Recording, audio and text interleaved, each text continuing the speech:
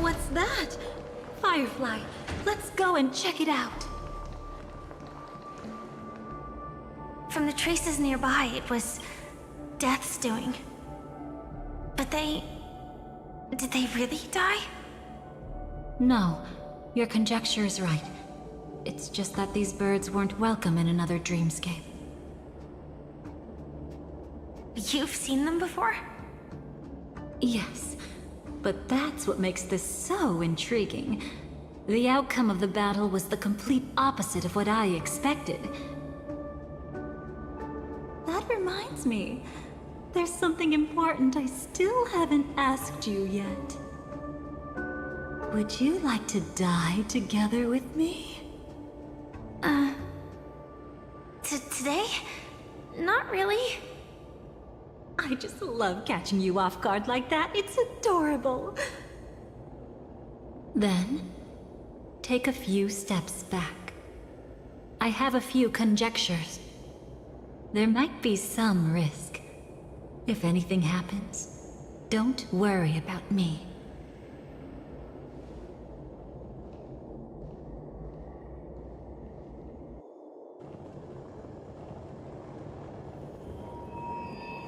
what are you... Just as I thought. So, what happened? These ravens are the incarnation of the Dream Master Gopher Wood, that omnipotent being in the sweet dream. In front of him, even death has no strength to resist. The power I just released should have been enough for him to notice and deliver a fatal blow. Yet here we are, completely unharmed.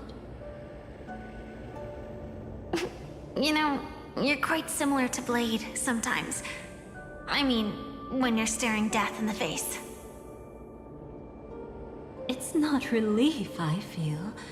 I'm savoring a once-in-a-lifetime thrill. If only it was just once for me too. But was it really him? If I remember correctly, the Dream Master's body was burned to ashes in a riot long ago. And he can now only sustain his life within the sweet dream. Not only that, over the long passage of time, he has merged himself with every inch of Penacony's land. The title Dream Master doesn't mean he merely controls the dreamscape. Rather, it means he has already turned the dreamscape itself into his second body. In extreme cases, he could probably burn all of Penacony to the ground, though hopefully he wouldn't have the heart to do it. We better act fast. Easy now. We're safe for the time being. Maybe it's not that he doesn't want to act against us, but rather that he can't. At least, not yet. Lately, Gopher Wood has been claiming to be ill, never appearing in the 12 hours.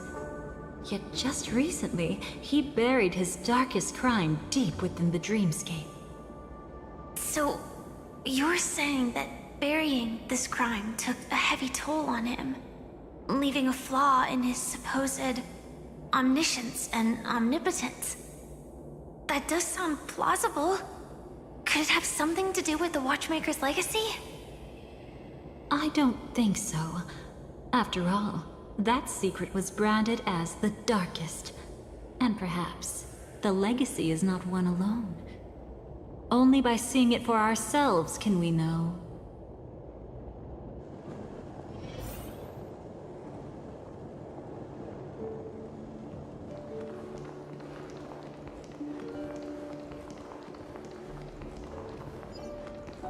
A mistake anyone could make. Setting up layer upon layer of security around a secret only ends up exposing its flaws. Why don't we give it a shot and build up some experience dealing with memes? There won't be any new experiences. I'll activate Firefly Type 4 and end this quickly. What a pity.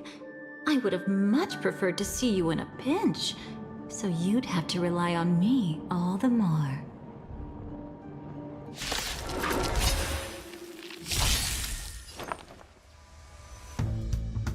It's lighting the west wind! Away we go! Harmony and unison. Tonight, stars echo!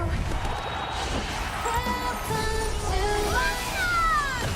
Guide with the Rainbow Bridge. Renew your definition. Tomorrow!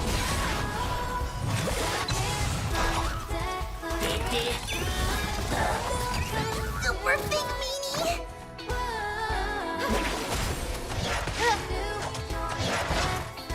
Existence is of no consequence. Future will come! Underestimating us will cost delivering warmth! I hope for an end to strife in the... The future is bright. I'm fine. Guide... No other When it comes to this, you're the expert. Yet I've always imagined that calling upon that power would make you profoundly melancholic. I'm not now. And never will be.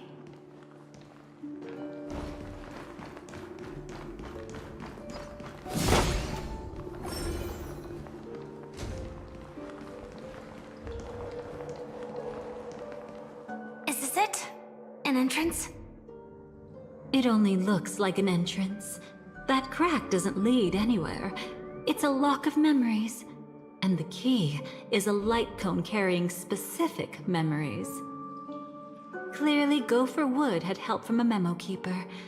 And since that light cone isn't in our hands, I fear we'll be returning empty-handed. Is there really no other way? We could try our luck. Perhaps the memo keeper helping Gopher Wood shares the same habits as me. I'll take a look, but don't get your hopes up.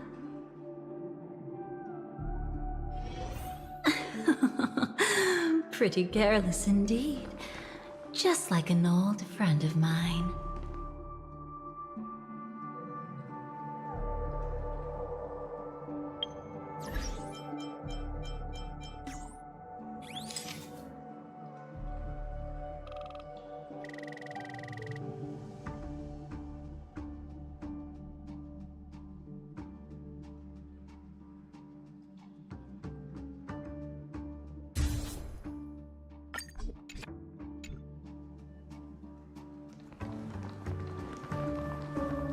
Looks like we're in luck. We found one of their contingencies. Do you have memories like that? A moment in time you never want to forget. One that you find yourself reliving over and over again. Of course. More than just one. What a shame. Huh? Don't take it to heart. I'm just imitating those annoying memo keepers. In their view, the more memories recalled, the more likely it is to become distorted beyond recognition. Each time you recall a memory, you risk distorting its true face. That's how they justify the necessity of light cones. How tragic. They never understood the truth. The more eternal a thing, the more it stirs the desire to destroy it. But they weren't wrong about the present situation. Even if Gopher Wood were to come in person, he'd need to bring a specific light cone. His own memories can no longer be trusted. That's exactly why we have a contingency plan right in front of us. But I haven't seen anything since just now. Oh, sorry.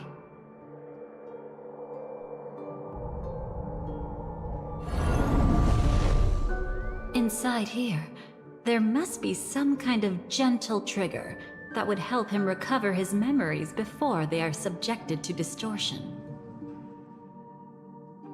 But for us, that's probably meaningless. Whatever triggers his memories would just seem bizarre and random to us. Still, let's go take a look inside.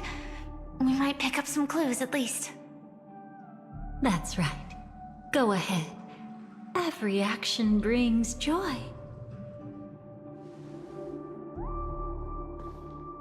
And a price to pay.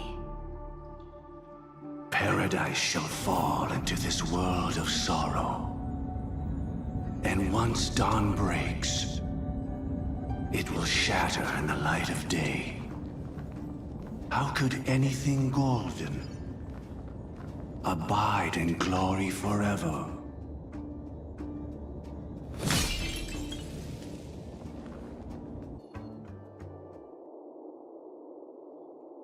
How can this be?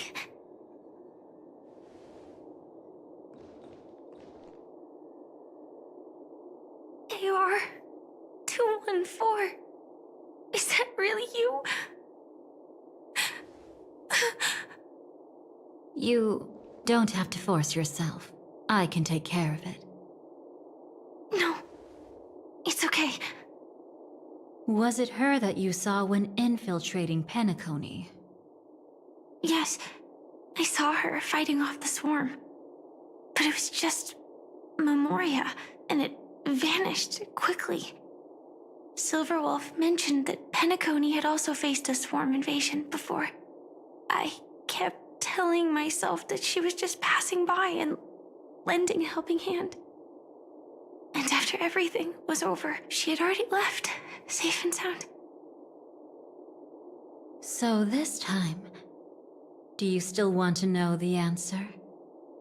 Would it be any different?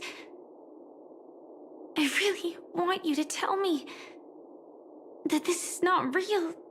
It's just Memoria. But thinking about it calmly, nothing can change it. A memory is ultimately something that's already happened. You're more composed than I expected. I wish I wasn't like this.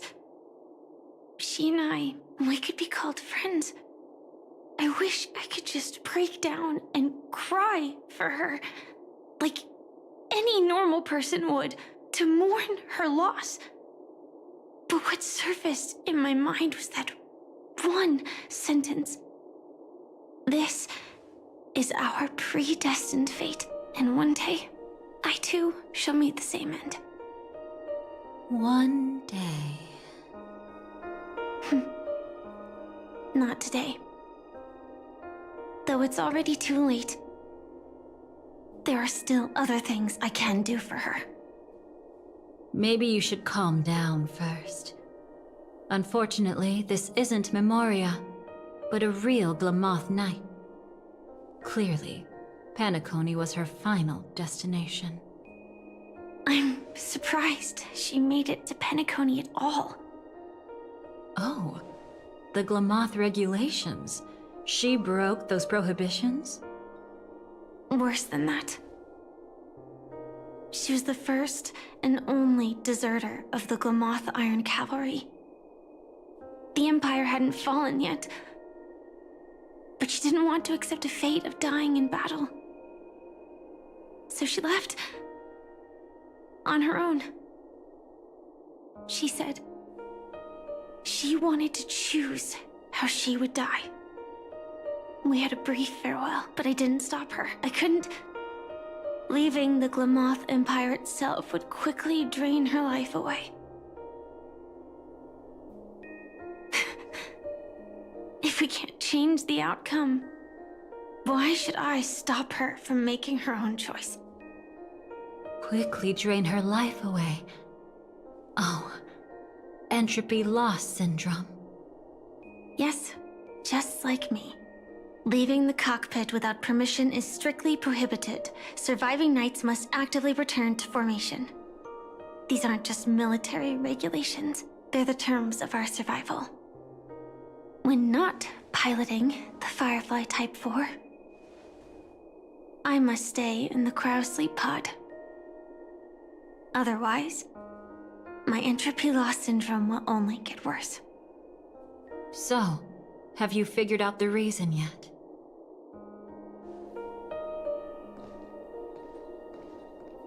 When she and Kafka found me, I had just finished my duties as a Glamoth Knight. My final battle as a Glamoth Knight. The Empire fell, and all restrictions vanished. For the first time, green flames ignited upon my body, and for the first time, I touched the true path power that the Glamoth Knights wield. That's when I realized entropy loss syndrome is a death called living. The propagation? That's the true source of the Glamoth Iron Cavalry's power? Yes, I've seen it happen. When the Swarm King dies, the Swarm completely loses its vitality and falls into silence. Just like Glamoth's Iron Cavalry, they weren't given a sense of self. The moment they stray from the hive, they're already dead. The same goes for entropy loss syndrome.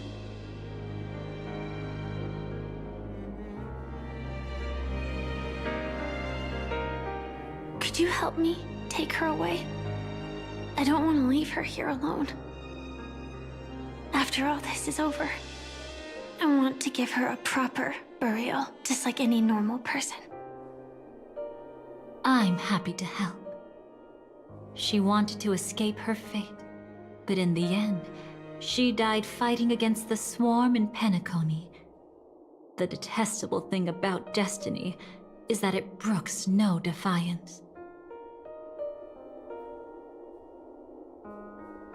Do you know her name? When we parted, she had no name, just like me.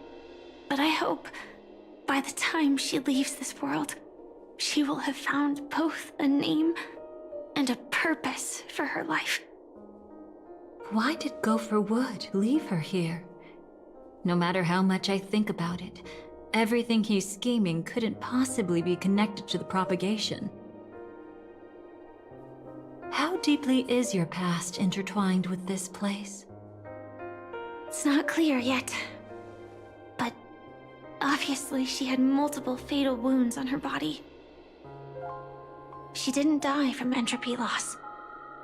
Before we left, Kafka told me, in her view, dreams are inherently a convergence of the past. It's the same for everyone, no matter how much you want to avoid it. No matter what you're seeking, you can't avoid it. Perhaps she was right. However, the Dream Master's weakness has also given us an opportunity. Good. Now then... Oh? Good news. It seems like we've got a few intruders in this dreamscape. Looks like Silver Wolf can still pick up signals from here after all. That was fast.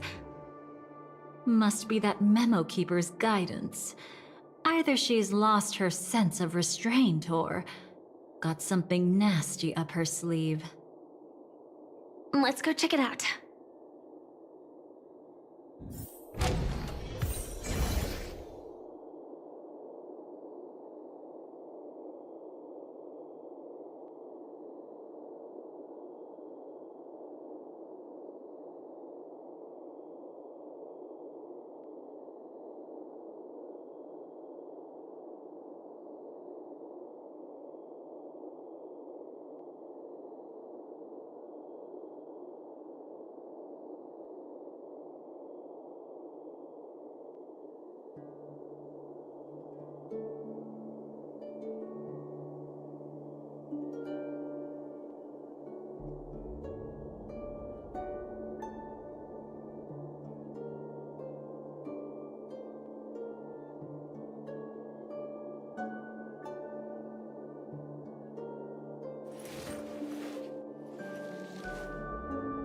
So this was my childhood dream, huh?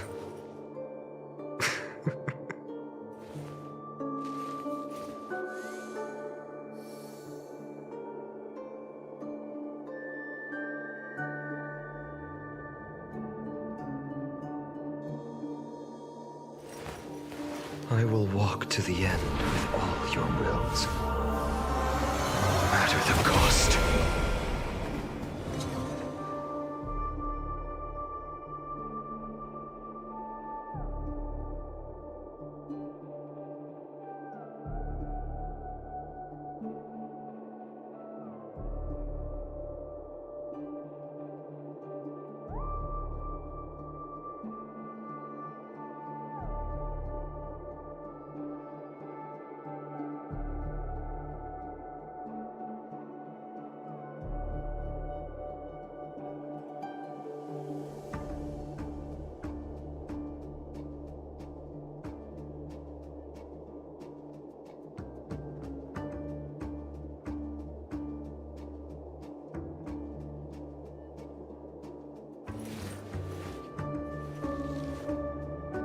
My childhood musings, huh?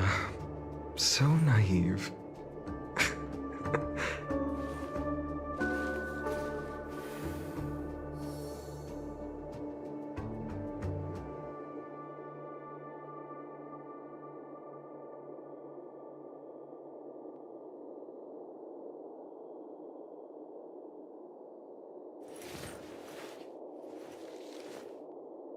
So this was my childhood dream, huh?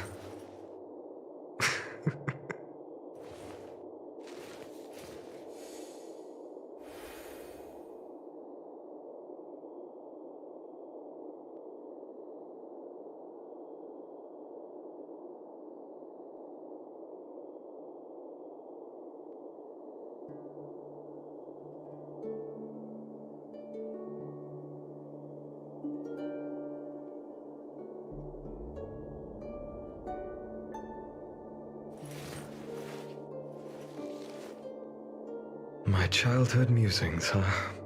So naive.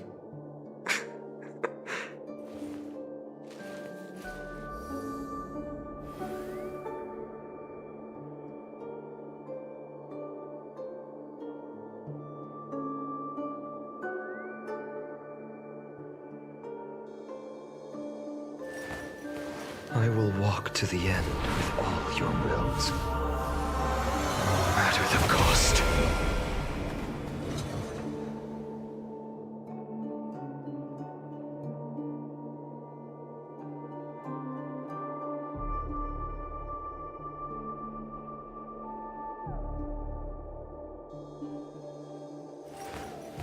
I will walk to the end with all your wills, no matter the cost.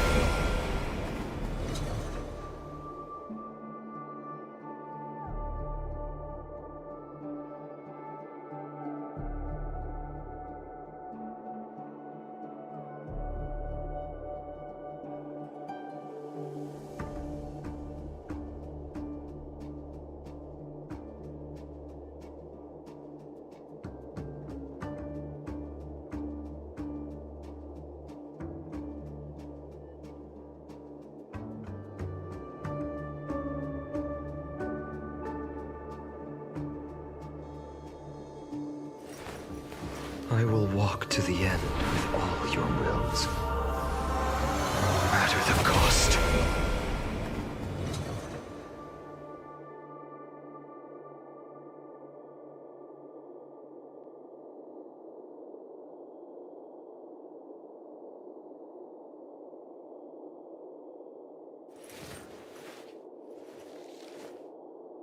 So this was my childhood dream, huh?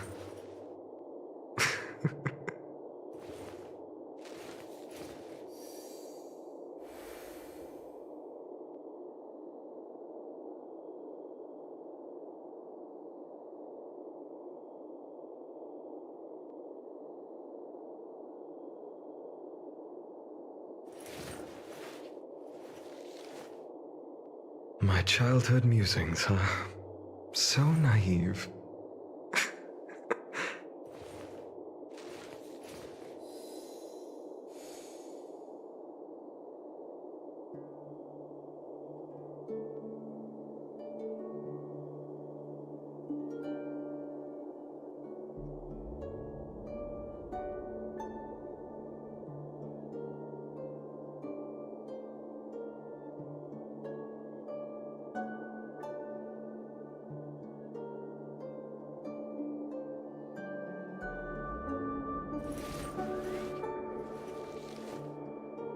So this was my childhood dream, huh?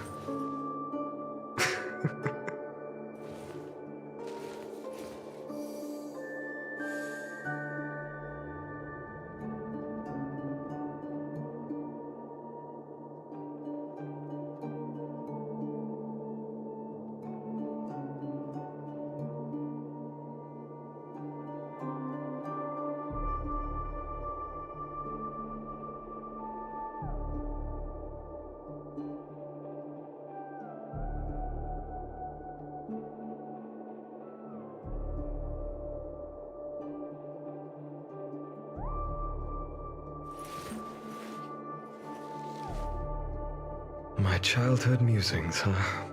So naive.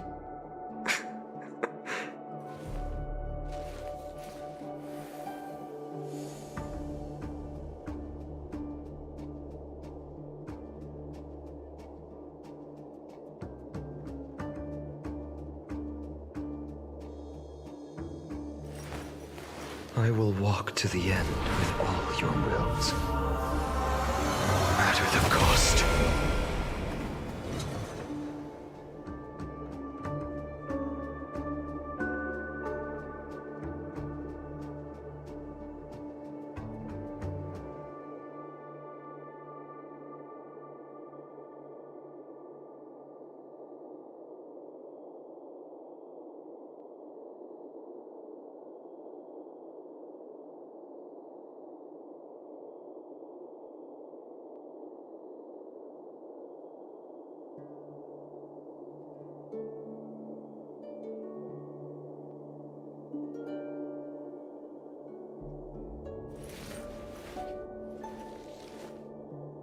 So this was my childhood dream, huh?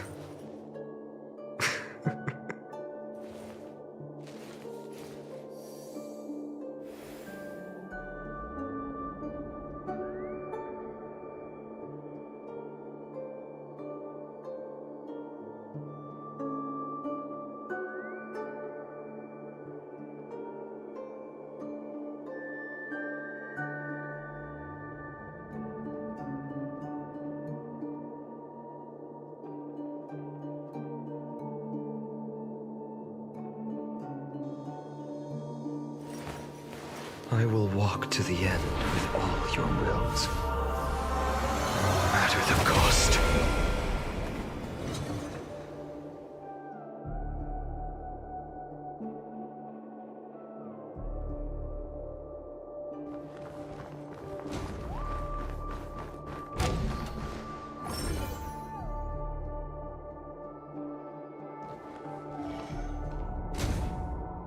You aren't hiding anything, are you? Great. She's okay too. Hold on. There's a troublesome stranger here. She looks familiar. She's... Oh? You don't know? Setting allegiances aside, she's much more dangerous than the Dream Master. When facing an emanator who walks in the nihility, we must always tread carefully, no matter when or where. An emanator of the nihility. Was she ever mentioned in the script? No. If it weren't for my father's death, I wouldn't have known about this either. Your arrival is timely. This dreamscape is fraught with danger. Since our destination is the same, how about we join forces? I can protect you from harm, but in the memory zone I'll need assistance from the Memo Keeper as well. And if we run into the family, it wouldn't hurt to have one more person to explain the situation. Absolutely not. We need to keep her away from her. Shh, be careful. What's wrong? Right now, their journeying together is actually saving us a lot of trouble. I can sense it. Death has cast its shadow once again. It's close, and unless things change, they'll cross its path before long. That Miss Stellaron is clearly unfamiliar with Memoria, and that arrogant swan, always mindful of appearances, is unwilling to show all her cards. Only with Acheron present can they cross beyond death. Then all the more reason I should find them right now and tell them the truth. There's no need for another conflict with death. But Black Swan is still here, with unknown intentions. If she chooses to twist the truth, you won't be able to convince the others. Here, a Memo Keeper's word carries more weight. No need to rush things. There's still time to reveal the truth later. Absolutely not. Have you forgotten? As a Stellaron hunter, I have a 0-point mission. One that must be completed at any cost. If there's even the slightest chance that Acheron might draw her blade, I cannot let her be there. Oh, I thought you wouldn't care. Haven't you had enough of sacrificing yourself for duty? My dream was destined to shatter from the start. But for them, it's still not time to wake up. Can I ask you for one more thing? There might be a way to have the best of both worlds, but I need to find death before them. That's not hard. It's still lingering in this domain, but... a win-win solution? I don't know for sure, but it's worth a shot. Maybe it's not always hostile. And even if it is, Once I activate Firefly Type 4, I can quickly subdue it. But if we're dealing with the worst case scenario, Elio once said that I would face death 3 times in Penacony, and for this first death, I want to decide how it comes. I just hope that reunion a moment ago didn't rattle you. Go on ahead. I've burned a hole through the Memoria that'll take you straight to the meme. Better hurry, though. It might not stick around in one place for long. Got it. Thank you. There's no sign of anything. Could it have already left?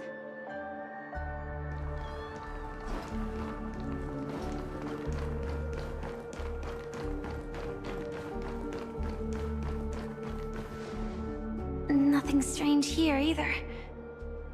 Wait, it's right here. I need to end this quickly. Watch out! A dangerous presence lurks nearby.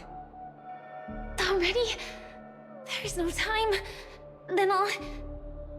It's fine, it's fine. At least I get to choose how to die.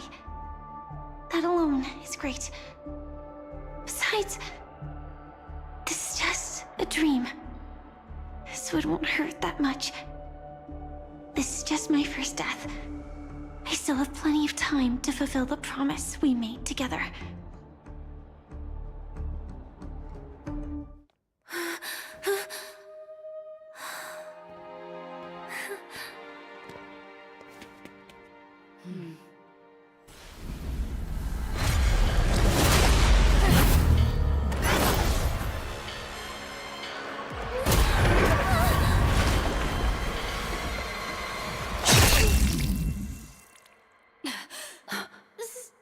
Sorry.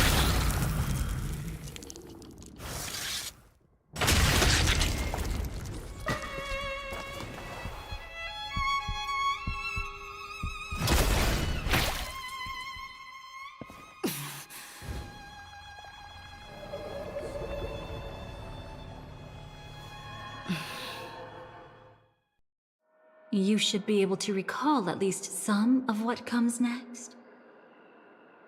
She hoped to reveal the truth of the dreamscape to you through her own death. At the moment she was impaled, even the emanator of the nihility would falter, blade wavering in hesitation. That was her way of securing the best of both worlds. Unfortunately, fate still played a cruel trick on her. The Memoria transformed so quickly that she didn't even have a chance to explain. After that, she arrived at Dreamflux Reef, land of the exiles, the true Penacony. The family went to great lengths to conceal its existence, using death as their justification. However, at that time she still couldn't venture deeper with peace of mind. Unable to reveal the truth, the situation that had worried her before continued to persist. She was burning with anxiety to return and get you away from the battlefield. Fortunately, a kind and caring lady was still watching over her. I reached out to help once again. Her worst fears didn't materialize. Death retreated on its own, allowing you all to escape unscathed. After that, guided by Black Swan, you tried to uncover the truth behind Firefly's death. However, as you must have noticed, be it losing contact with her companions, or the embarrassment of being unable to activate her mech, those Memoria illusions were clearly left behind when she infiltrated Penacony from the memory zone. But that hardly matters. Because of Black Swan's blunder, Firefly gained the precious time she needed. When she appeared before you again, she was already using a different identity. That encounter stirred the whirlpool of destiny, causing many paths to converge. And after you left... Do you still dream, Hunter? Of those slain by your hand? I still see them in my dreams. Hold it. Your time hasn't come yet. My time? I've seen many clever disguises that can conceal appearances, but they can never cover up who a person really is. And you're no different. You had no desire to kill the Trailblazer. You only did what you did to drive me and the Memo Keeper away, but why? Did Destiny's slave make you do it? You know, Elio. I thought this is just the kind of thing that'd get written into your script. My script has always been brief. Other than that, anything beyond that is unnecessary. Now it's my turn to ask. Who exactly are you? Why ask when you already know the answer? I tend to forget things. Which is why, rather than memories, I'm accustomed to using my emotions to capture what I normally wouldn't otherwise. So, I know who is inside that cold armor. Therefore, I can sense it. You know who I am. You know this blade, and the meaning that lies behind it. How about it? Ready to take off that armor and sit down for a talk? It's not yet time. You shouldn't know so much, lost self-annihilator. Like I said, my memory isn't great, so you needn't worry. What's next then? The Trailblazer's been taken by Black Swan.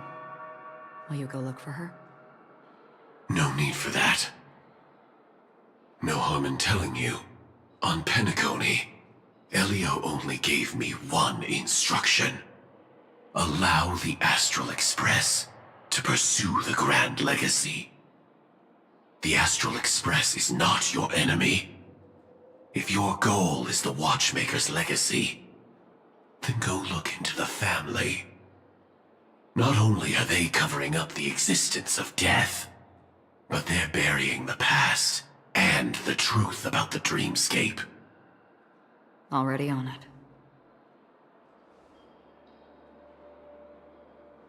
Before we part ways, let me give you a piece of advice. No matter which path you and I walk, death is the inevitable finale.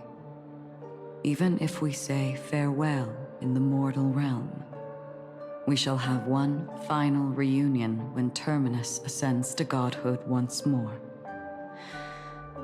And the same holds true on Penacony. I've already been to the Dreamflux Reef. It's not a secret that's hard to uncover. Well, I'm afraid you have yet to realize just how awake you truly are. It is precisely because life dares to slumber that they can awaken. Ascends to godhood once more. Even if she's an emanator, she shouldn't.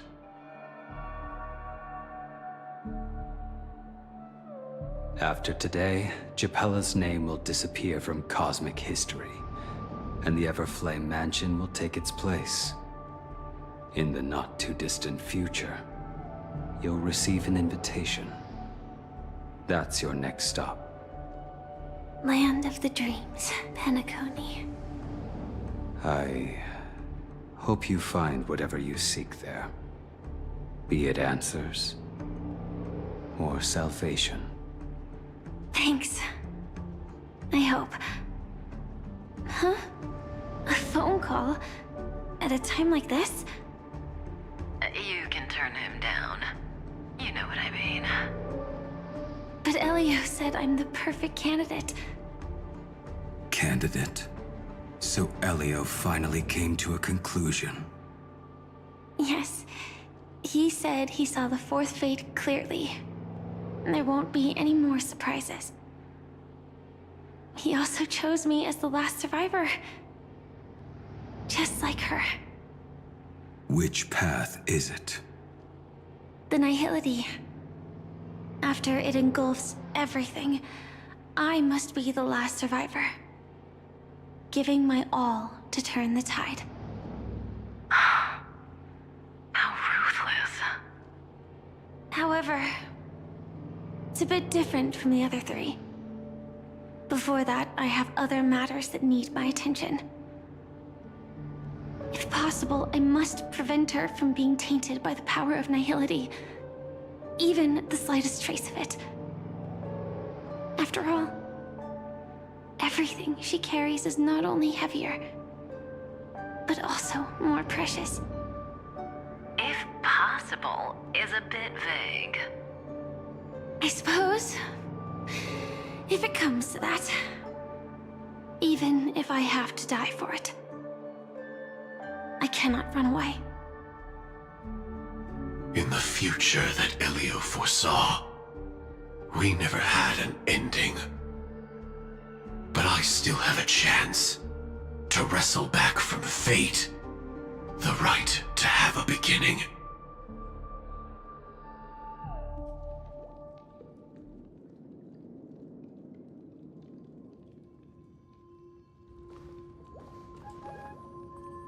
Your guest room in reality is surprisingly modest. An aesthetic you share, Miss Acheron. It's a cinch. This music box. The invitation received by the Annihilation Gang. There are latent memories that linger on it yet. You see, memories of you are not yours alone. They travel in other people, other things.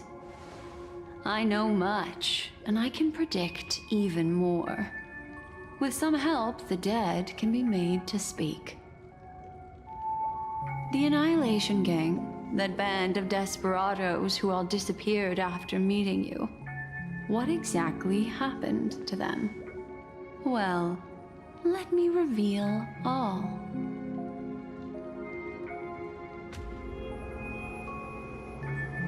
Gradation 12. Dreamscape 12. Father, I dedicate this to you.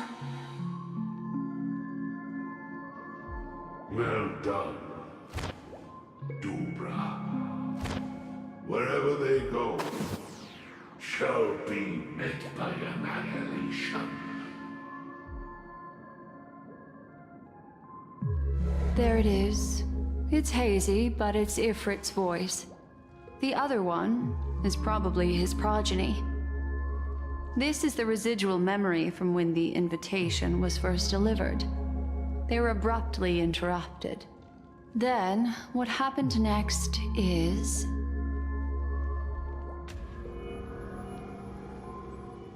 They sought refuge in a land of sleep, merely wishing for undisturbed rest, away from the storms. Children of the flame, this marks your rite of passage. She won't be necessary. I alone am enough.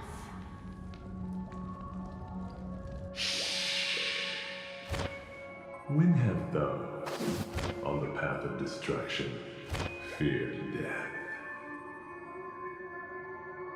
The Everflame Mansion has set out on a journey. Those poor people, they have no idea what lies in wait ahead of them. Memory recovery is going well, but slowly. She'll be here soon, and time is short. There's nobody else here, so there's no need to be delicate. In fact, I think I'd better go all out.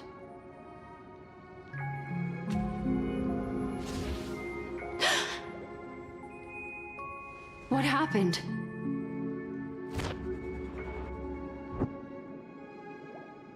The memory after that is blank. How is that possible? This music box fell into Acheron's hands, and she brought it to Penacony. That's a fact, and that's how it should have gone. But along the way...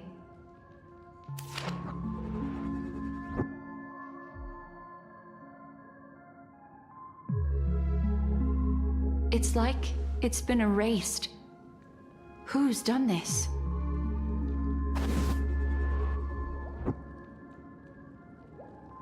Who are you? Who are you? It's... no. Is this not a memory? Oh, a memo keeper. Do you serve the Garden of Recollection? Or the Cremators? My name is Constance. A pleasure to meet you. We were supposed to meet in Penacony and spend an unforgettable time together. But that seems unrealistic. Dolly is not welcome on the Banquet Star, and I don't need a coming-of-age ceremony.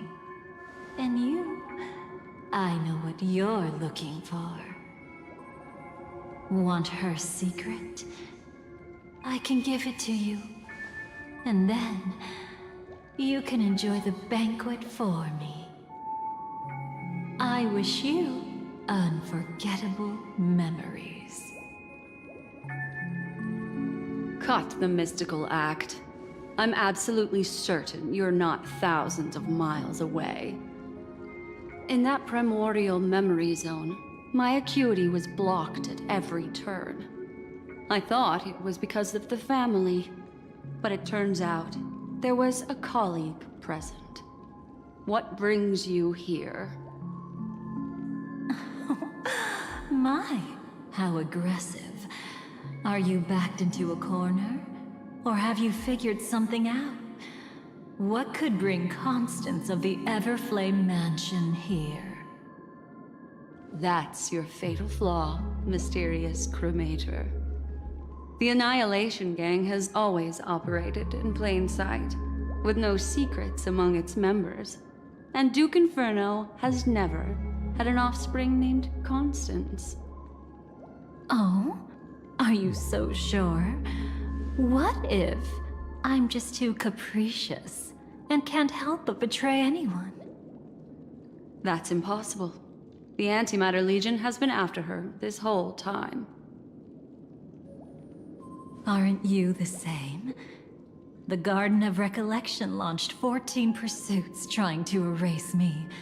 And in that final one, I died right in front of you, didn't I? It really is you.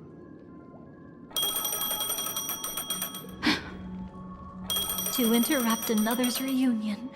Such a graceless act. But by all means. After this, we'll have ourselves a nice long talk about your ingratitude, my dear cellmate.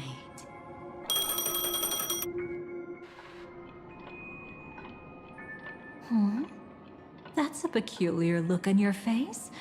Before this, I was always anxious about this moment. Always afraid you might find me frightening.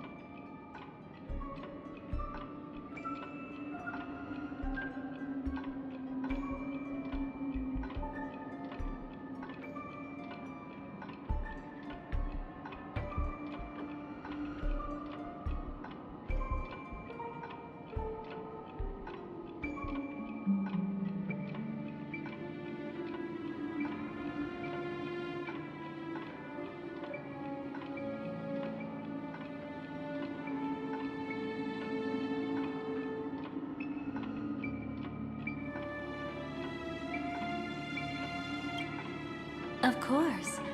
Everything about Penacony is more important than you think. To prevent other terrible outcomes, the Stellaron hunters were forced to use great power.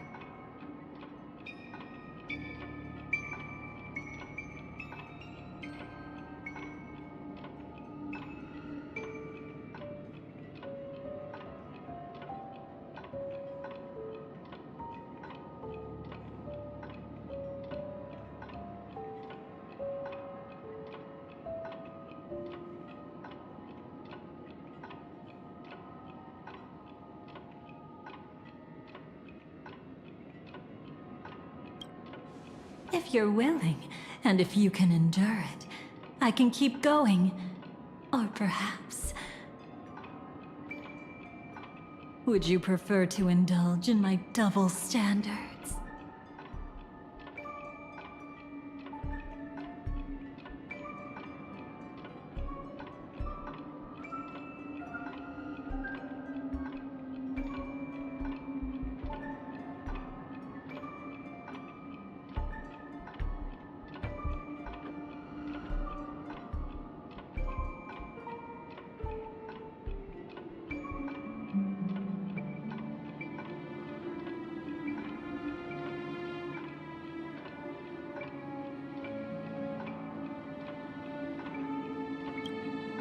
Yeah, we were quite close. Don't get the wrong idea from how I phrased it back then. I've always thought that when two people are locked in a knife fight, with their blades pressed to each other's throats, they become more intimate than any pair of dancers.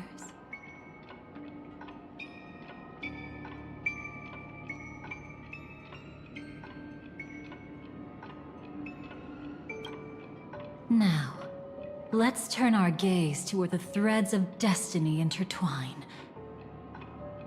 Soon after, you finally learn Black Swan's intentions. She made a deal with the IPC to bring you before Aventurine. In order to reclaim Penacony, the IPC had been seeking temporary allies. As a show of initial sincerity, he revealed his discovery to you. The crime scene of Robin's death that was staged by the Fool. From that moment on, Aventurine embarked upon his great gamble. Willing to shatter the cornerstone as precious as life itself, he deceived Sunday with his schemes, earning himself a chance to risk it all. With such a high-stakes gamble, he succeeded in provoking the Emanator's strike. The family's carefully guarded secret was exposed, and you, caught in the eye of the storm, were pulled into the chaos. But that's all about the living. In the same moment, what became of those within the world of the dead? Miss Robin arrived at Dreamflux Reef ahead of you. But what awaited her wasn't the uncertainty of a gamble, but rather a destined life and a destined death. Brother, I don't understand. For a bird, does flying also need a why? Since it falls to us to decide whether to release it back to the sky, we must take responsibility for that choice. That really sounds like Mr. Gopher would. But I've made up my mind. Let it soar free and wild. If I had feathers and wings like it does, I definitely want to fly. Even if just to try it once. Besides, Big Brother will help it, right? But... It's truly reassuring to hear such words before parting. Come, Sunday. Your little sister will be walking ahead of you now. Mr. Gopherwood, how did you...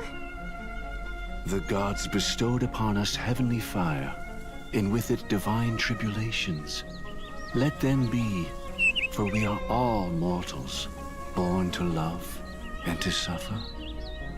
Today, more than one little bird will embark on their long journey. How could I miss the moment of your departure? Come here, child. I've prepared a farewell gift for you. What did she give you? Miss Robin? Sorry. Where was I?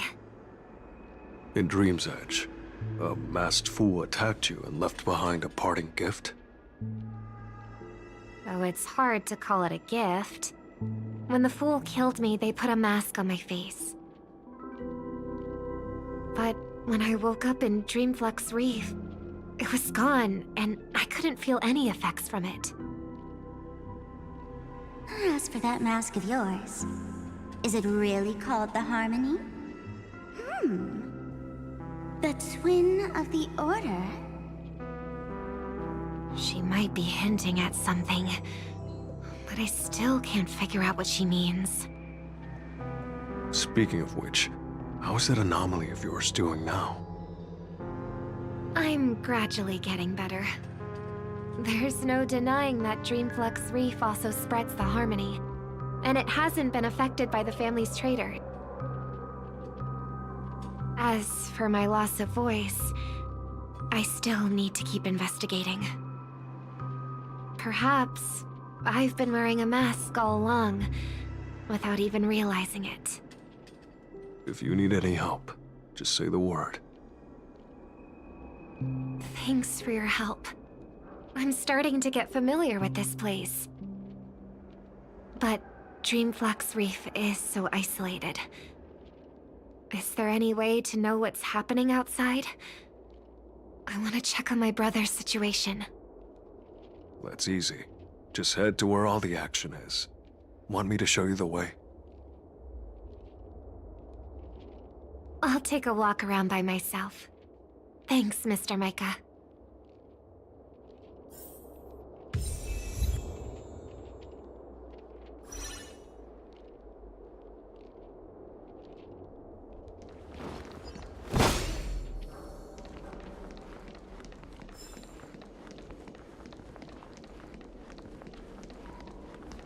Miss Robin, can you hear me? That voice. Over here.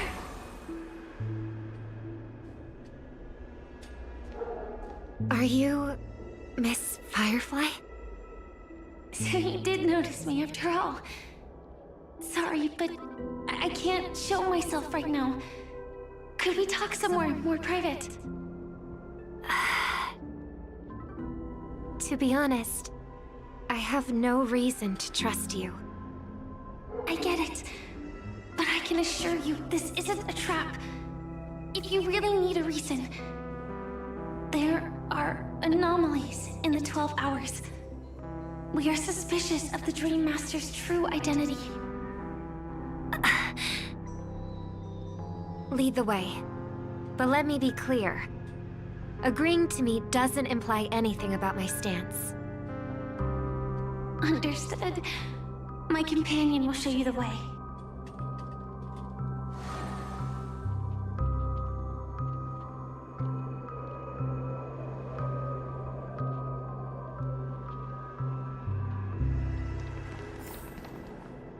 Blue flames.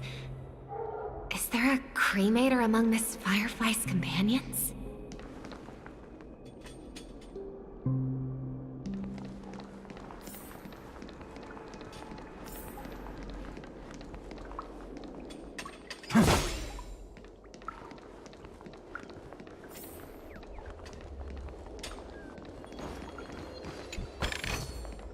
I've appraised it all. Miss Firefly? You can show yourself now. Sorry, just a moment. My companion will bring you this way shortly. This way?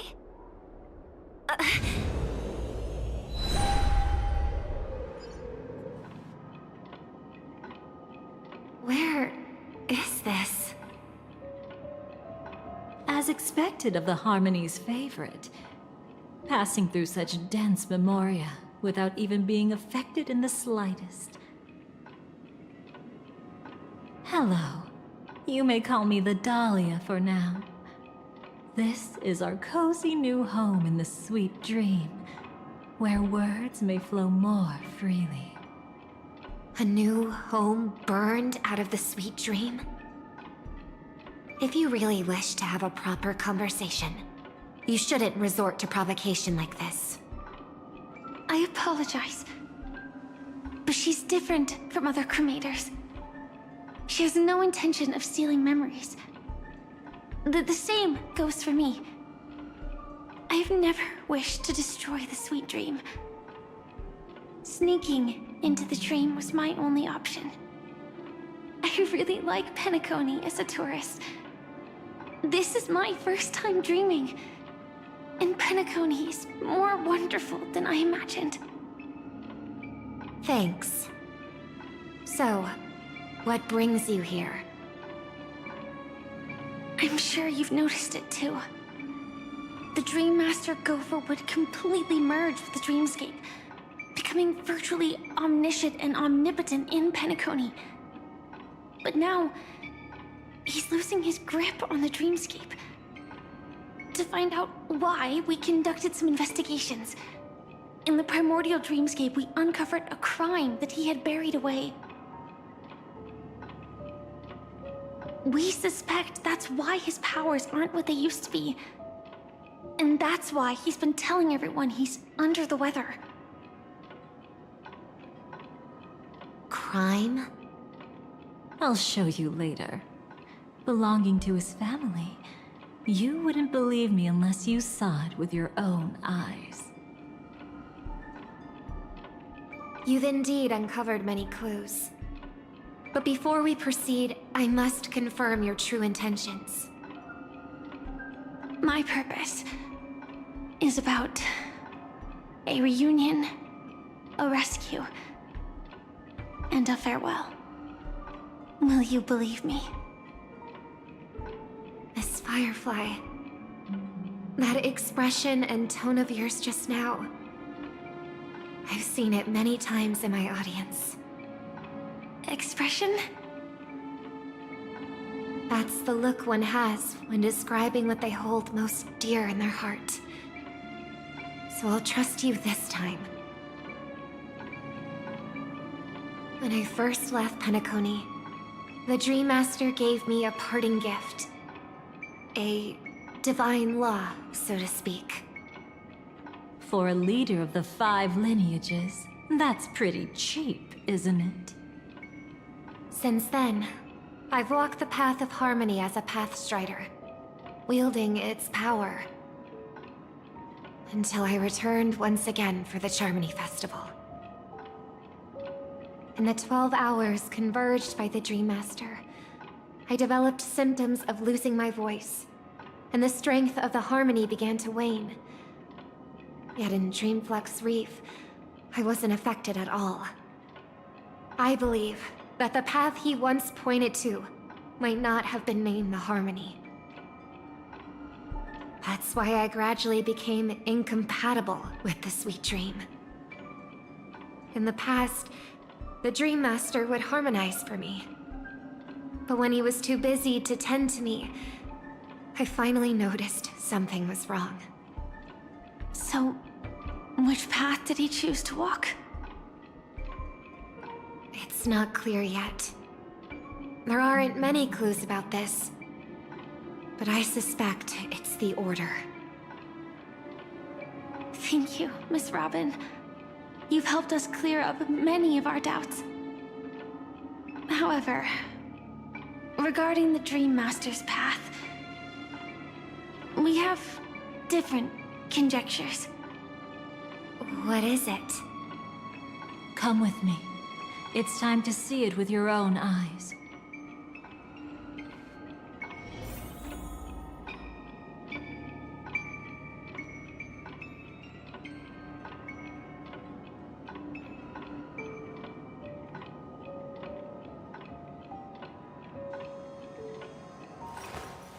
I will walk to the end with all your wills, no matter the cost.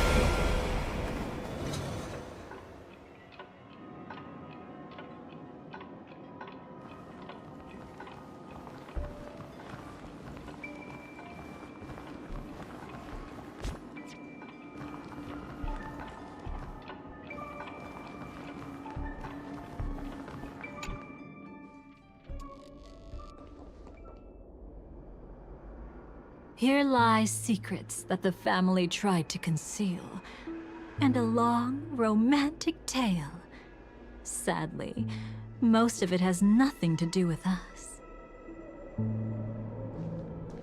Brooklyn Tiernan. I remember that name. A Galaxy Ranger, worthy of admiration. When Penacony was plagued by the swarm disaster in the past, he was the one who fearlessly protected our sweet dream.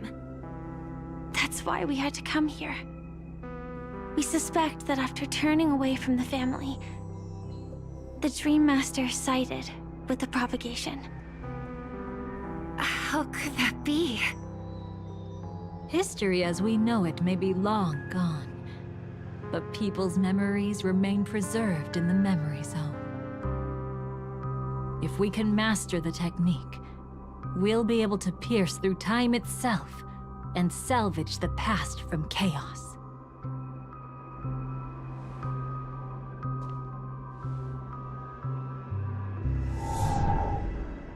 Is this Memoria? Every disaster brought by the swarm was accompanied by countless sacrifices. Some names were remembered, but others were not only forgotten, but betrayed. What are you doing? I am not your enemy.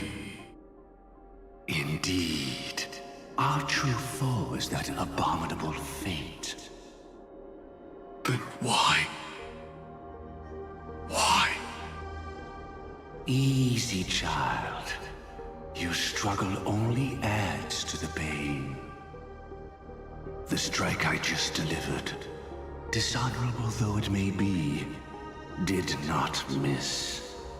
Here and now, your death is certain.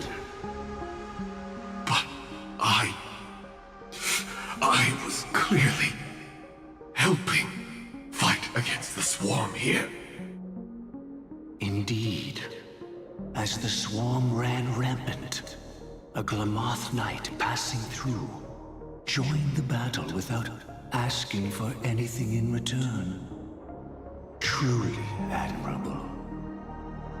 But have you ever wondered why, right after that, the infestation only grew worse?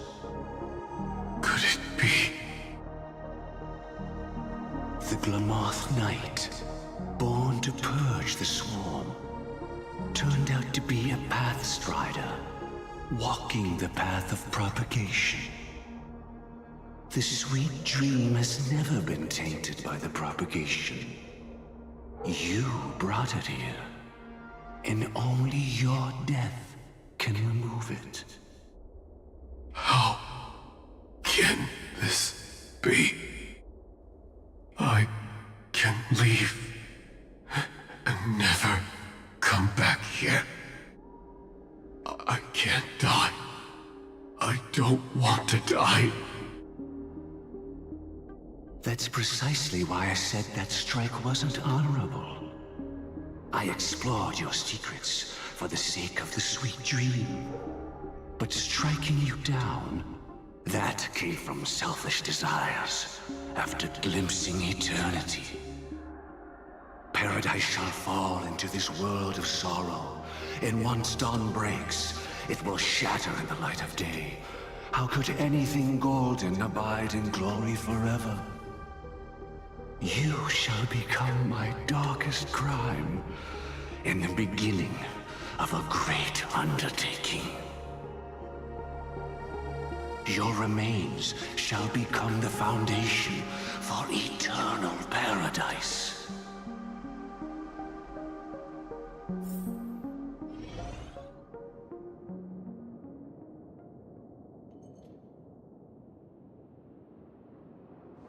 You're quite familiar with the Memoria, so you should be able to tell whether this memory is fabricated or not. Laying the foundation for eternal paradise? This... At that time, She was trying to escape her own destiny. But when the swarm was discovered on Penacony, she didn't just stand idly by. Even though she died while fighting against the swarm, it wasn't destiny catching up with her again. It was her own choice. Because, like any ordinary person, she had a conscience and knew compassion. Is she your friend? Yes. And in many moments, looking at her is like seeing myself. I know it won't undo what's been done, but I'm sorry. No matter what purpose the Dream Master has, it doesn't give him the right to sacrifice anyone. I promise you, when all of this is over, regardless of the outcome, I'll tell everyone about her deeds. She deserves to be remembered by the sweet dream. Thank you. But there's one thing I don't understand. Even if the Dream Master is after the power of the propagation, there are plenty of swarms left in the cosmos. Why resort to killing? That's exactly why we came to find you. With the Charmony Festival about to begin, it can't be a mere coincidence that the Dream Master is pushing forward with his various machinations now. And you were chosen to perform for the Harmony. Whether you're aware of it or not, you must be absolutely crucial to his plans. I see.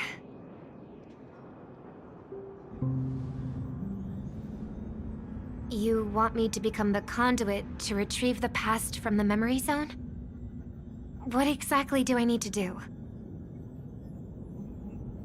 I'll need to temporarily take a piece of your memory.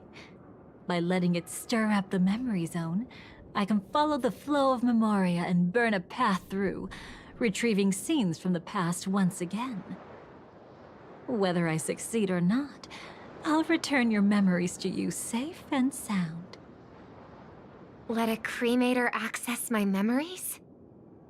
I also think it's too much to ask.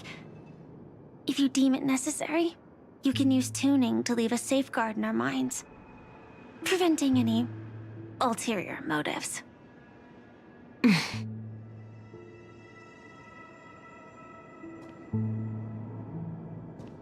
There's no need. Let's get started. May the harm that befalls you never lead to your downfall. This is a blessing that has been passed down through the family for generations. I don't want all trust to be built upon mutual threats. So this is what star power looks like. You've even made me a little starstruck.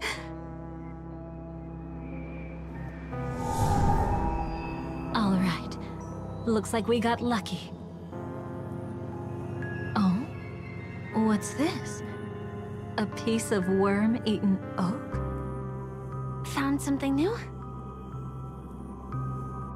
This time, I'm afraid we've uncovered quite a disaster. Let's go see it with our own eyes.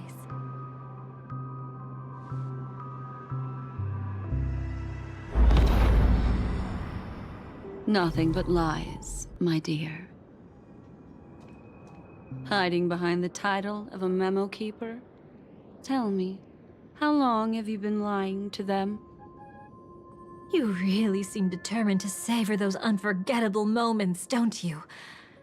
Be smart and take a hint. I don't have time to entertain you right now. Oh, because you're busy, pretending to be a Stellaron hunter? Who are you talking about? Quite the clever move there. Miss Firefly, if you're willing to take my advice, why not make a trip back to reality?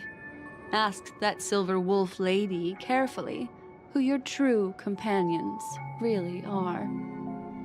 How did you... All right, you. Still can't help sticking your nose into everything, huh?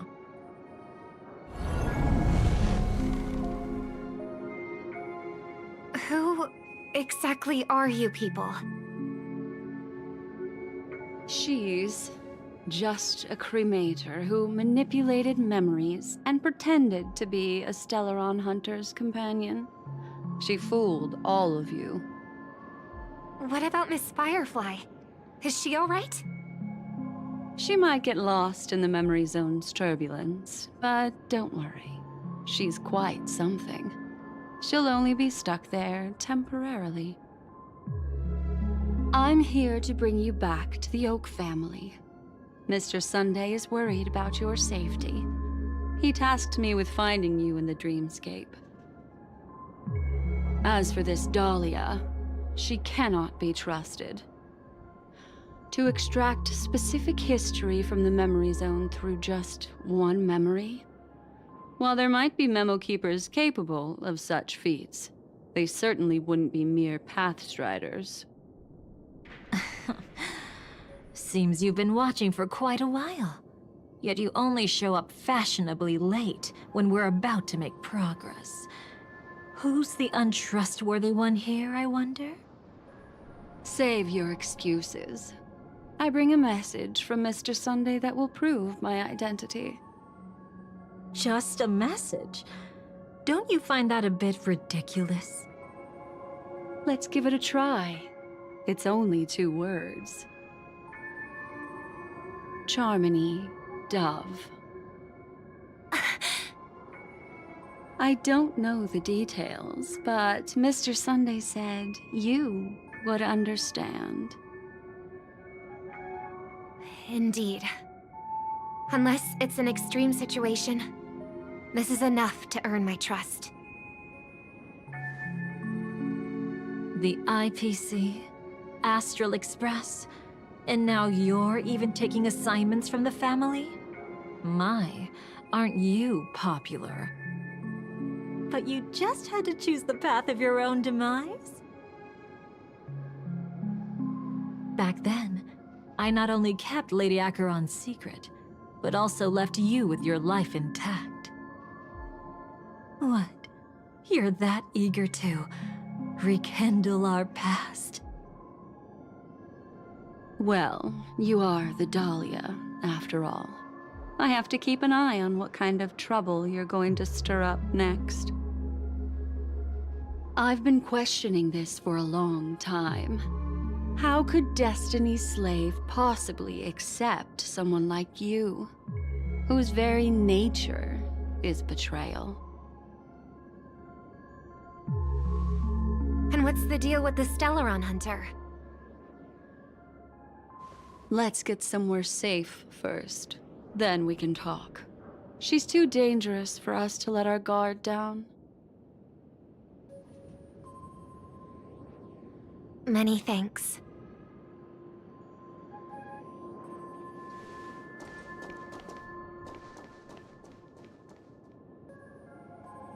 You've gotten more composed. Or have you just gotten slower? She's already left this area. There's no way you can catch up to her now. Catch? Why would I chase after her? Arrogant swan. If I didn't take her memories just now, then what exactly did I do to her? I might as well tell you. I planted a spark of the cremator's fire in her memories. It will spread silently, and in an instant, it will burn away all her memories of seeing me. She'll believe she was never here. The suspicions that have already taken root in her mind will also gradually fade away. No matter what she has discovered, the moment she attends the Charmony Festival, she'll revert back to that good child who was born to walk on the Order. You're the one who's run out of time. I see. Not a member of the Everflame Mansion, and definitely not a Stellaron hunter. Your true ally is the Dream Master? Oh, aren't you clever? How about a little reward for that? Cut the act. Even with your usual reckless methods, you can't handle me alone. You're right. I can't do it alone. But I rarely feel lonely anyway. Repent and return to righteousness. Though you soar like an eagle and make your nest among the stars, I will bring you down from there. Now, can you still keep your cool? He actually gave you strength through the divine law. The Dream Master would go this far for an ally? What can I say? I'm just that trustworthy. If he hadn't done that, how could my control over Memoria far exceed that of ordinary memo keepers? Let alone allow me to tamper with the Stellaron Hunter's memories. Unfortunately, you lost your composure in your euphoria. In the dreamscape, I might not be your match. But if I want to leave, you can't keep me here. Harsh words. Want to test that theory? It's easy to throw away a flower, but the fragrance lingering on your hands won't fade so easily. I can be quite persistent, you know. Even if we rekindle what once was, I remain unchanged.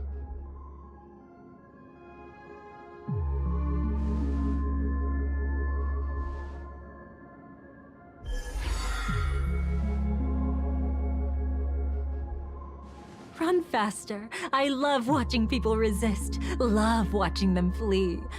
Let's savor this moment a bit longer. After all, for us, this will be an incredibly crucial moment.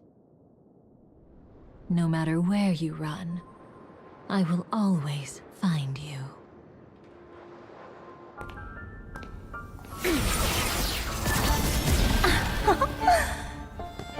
I have the numbers advantage.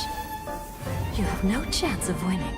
I don't want to use the cremator's tricks. Not that I can't. I knew it. Your ever-shifting morals. Never changed.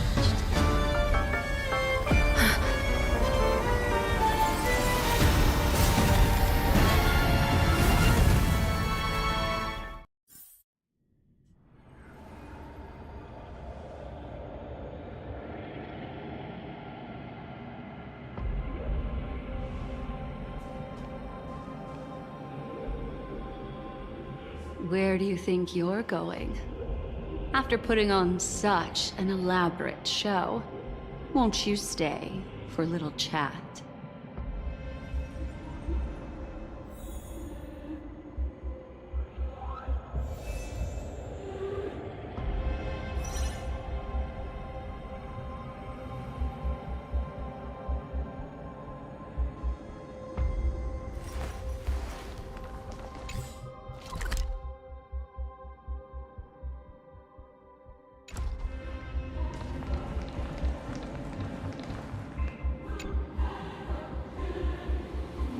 The most trustworthy thing about you is that you're never to be trusted, darling. And that's one thing that's never changed about you. When did you figure it out? That the divine law used to share power with me was also the shackles he placed upon me. The moment you admitted to being the Dream Master's ally, I began to suspect your true intentions. Until now, you've betrayed every single faction you've joined, without exception. Besides, after not seeing each other for so long, and now having such an overwhelming advantage over me, You'd do everything in your power to stop me, even if I had the slightest chance to escape. The openings you deliberately left during our clash weren't exactly subtle. Rather than toying with me, you were leaving gaps everywhere for me to cremate Memoria. Oh, really? I'd love to drop the act and give you a proper taste of torment. But alas, as long as the constraints on me remain, I'm not my own master. I can't do anything that would harm Gopher Wood, nor can I reveal his secrets. Good thing we've always had this kind of tacit understanding, always trusting in each other's capriciousness. I wish that wasn't the case. I'd rather not draw the Garden's attention because of my association with you. Aw, back to your old tricks again? It's an epiphany, dear. Something you'll never understand. Let's talk about what's really important here. What are you hoping to get from the Dream Master that made you willing to submit to his control?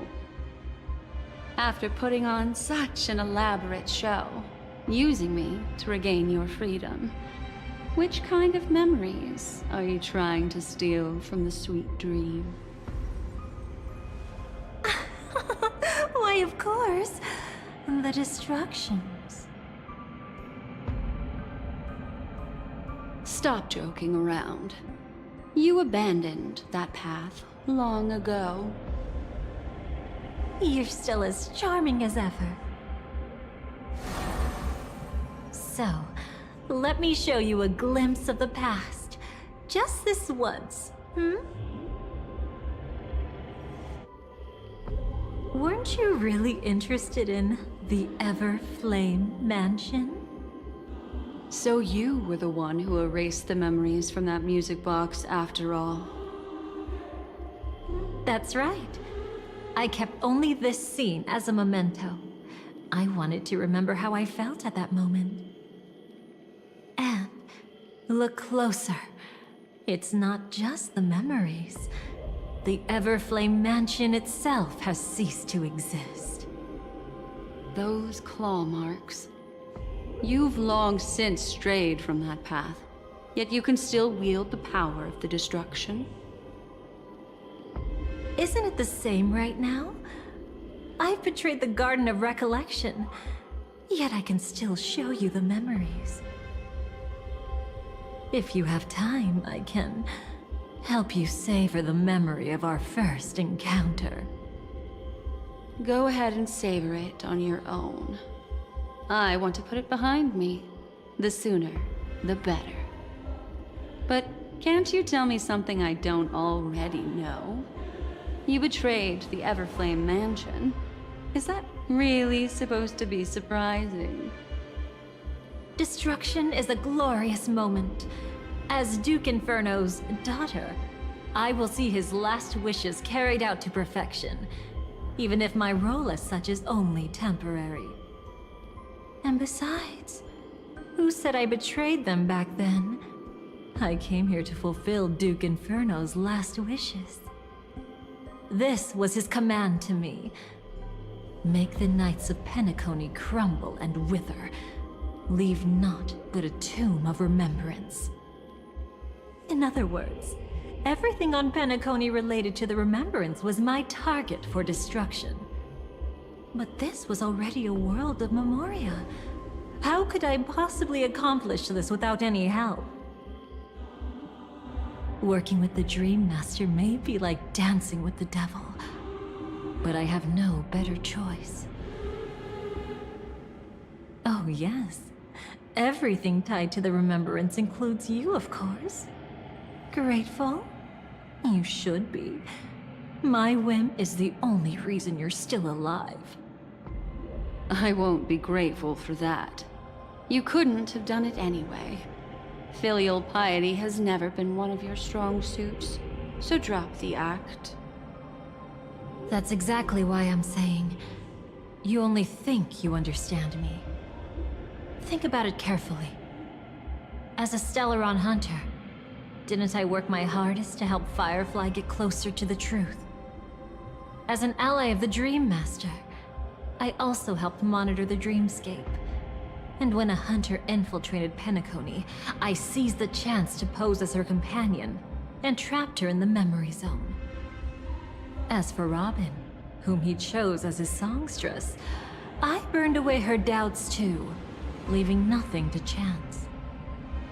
Like the destruction, betrayal is but a fleeting moment. And before it came, whether with Duke Inferno, Gopher Wood, or Firefly, I wasn't pretending. I truly, wholeheartedly became their companion.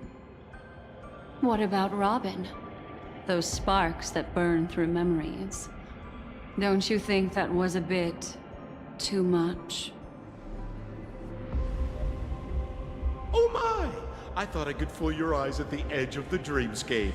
But I guess there's no hiding from you on your home turf. What? You want to settle the score with me for messing with your people? Why don't we sit down and have a chat? You seem like a patient one to me. So tell me, what exactly do you want to take from me? Don't worry, I only went with the flow, suppressing her power a little to make it easier for you. I trust you're someone who knows how to return a favor, right? There's this thing called the script. Now that I find quite intriguing. Stellaron Hunter collaborator. Soon, Robin will understand the true purpose of those sparks, and thank me for it. I can hardly wait. Even though I'm not a Stellaron hunter, this time, I might have a chance to betray destiny too. So stop thinking you've figured me out.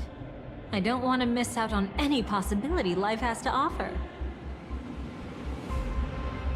Betrayal isn't in my nature. Greed is. Darling, are you fatally wounded or terminally ill? Unless you're on your deathbed, I don't believe you're actually being this honest. I can make an exception for you, but most people, I certainly don't want them to remember.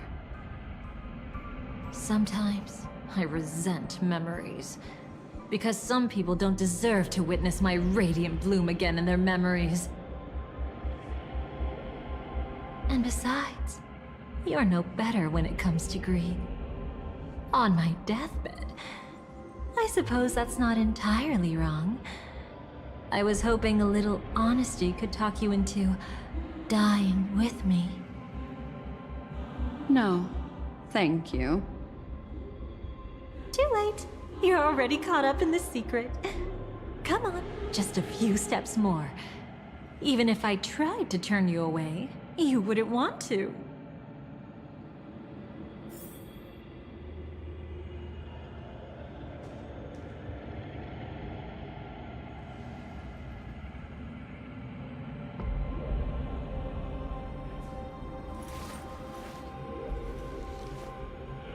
So this was my childhood dream, huh?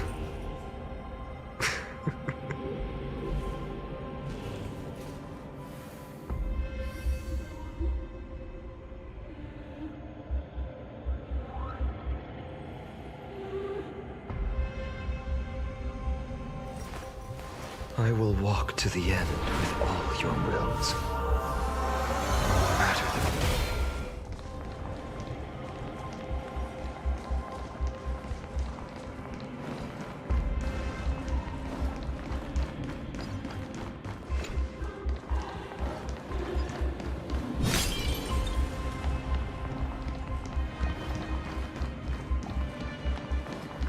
I see now.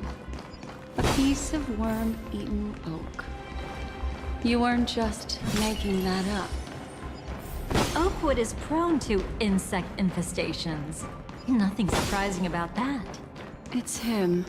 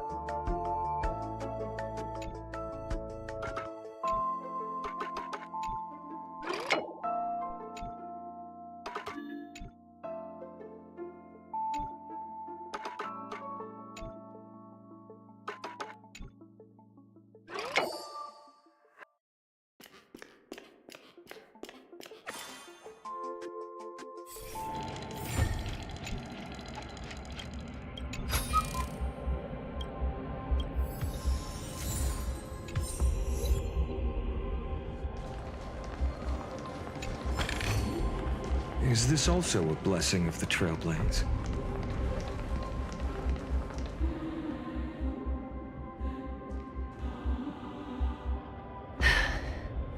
Just look at this place. Shouldn't be this lively here. Ladies, which one of us would you say is the uninvited guest? Mr. Aventurine, what are you doing here? Well, the game's over. And I scored a big win. Oh, what did you get out of it?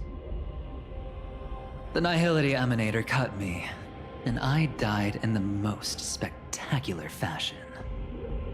Oh, speaking of which, you must know exactly how that feels. My dear lady who loves to dance. Still better than having no invites at all, my dear helpful lady.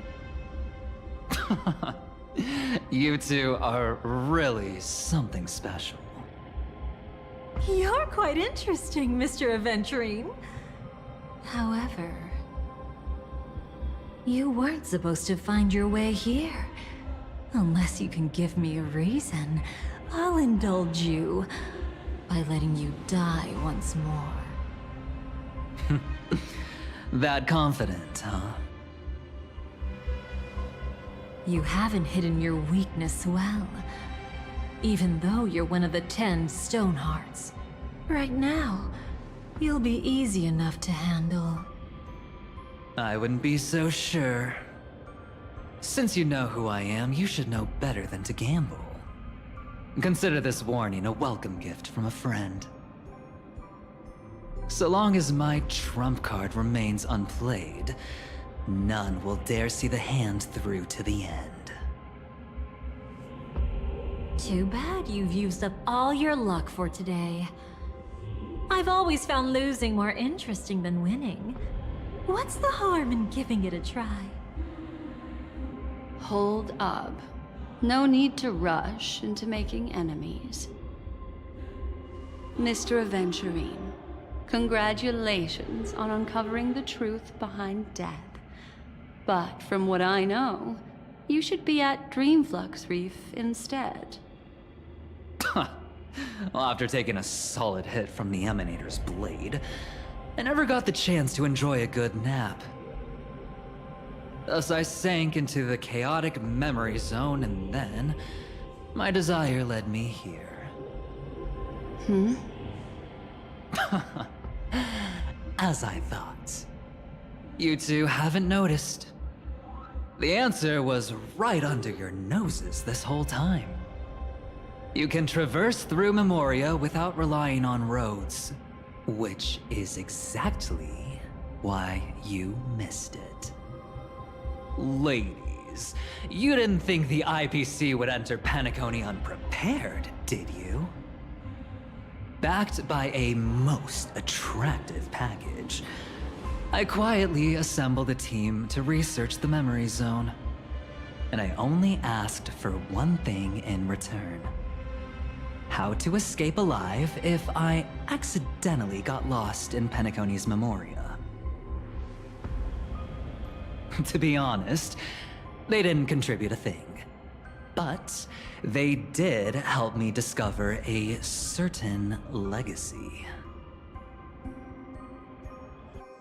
Rosalina Jane Estella, the former undertaking once belonging to this nameless. She once boarded the Astral Express as an outstanding surveyor. Years ago, in pursuit of the primordial dreamscape secrets, she ventured alone into the memory zone and was never seen again. Everyone believed she had perished, taking the mysteries of the dreamscape to her grave. But that wasn't the truth. Before departing from this world, she single-handedly forged the pathway of Memoria. Mr. Aventurine, do you even realize what you're saying? Look, I didn't believe it at first either. But the Nameless, as it happens, had quite a unique background that led her to devise a brilliant solution.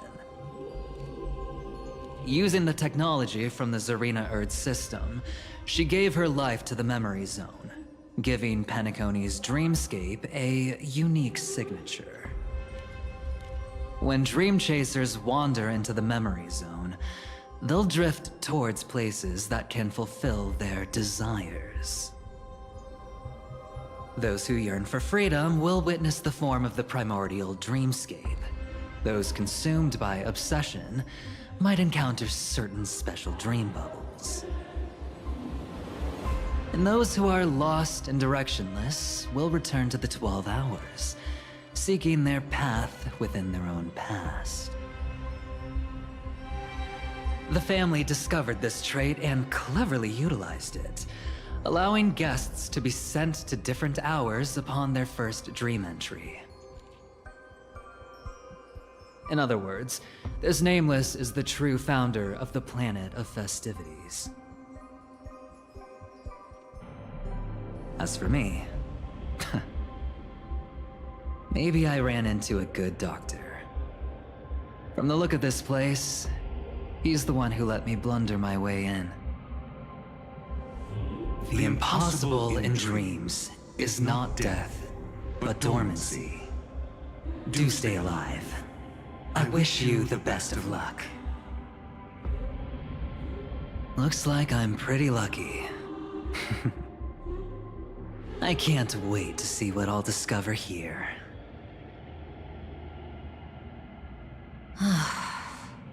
It would seem luck favors you still, Mr. Aventurine. Fate is truly fascinating, yet cruel. Remember Miss Robin's question? If the Dream Master was after the propagation, why did he have to harm the Glamoth Knight? Years ago, he had already completed this plan, waiting for a Glamoth Knight to enter the dream. Unfortunately, with the sudden fall of his empire, his hopes seemed to have been dashed. Yet just as the Charmony Festival was about to begin, a descendant of the Glamoth Knights appeared uninvited, and everything began to turn once again. The Dream Master was never afraid of Firefly investigating the propagation. That was exactly the truth he wanted her to see. Wait, is that why you trapped her in the memory zone? Correct. This place is where the Dream Master wanted her to be. And he wanted her to think she'd figured something out, only to make the wrong decision at the most critical moment. So, what exactly is the Dream Master plotting?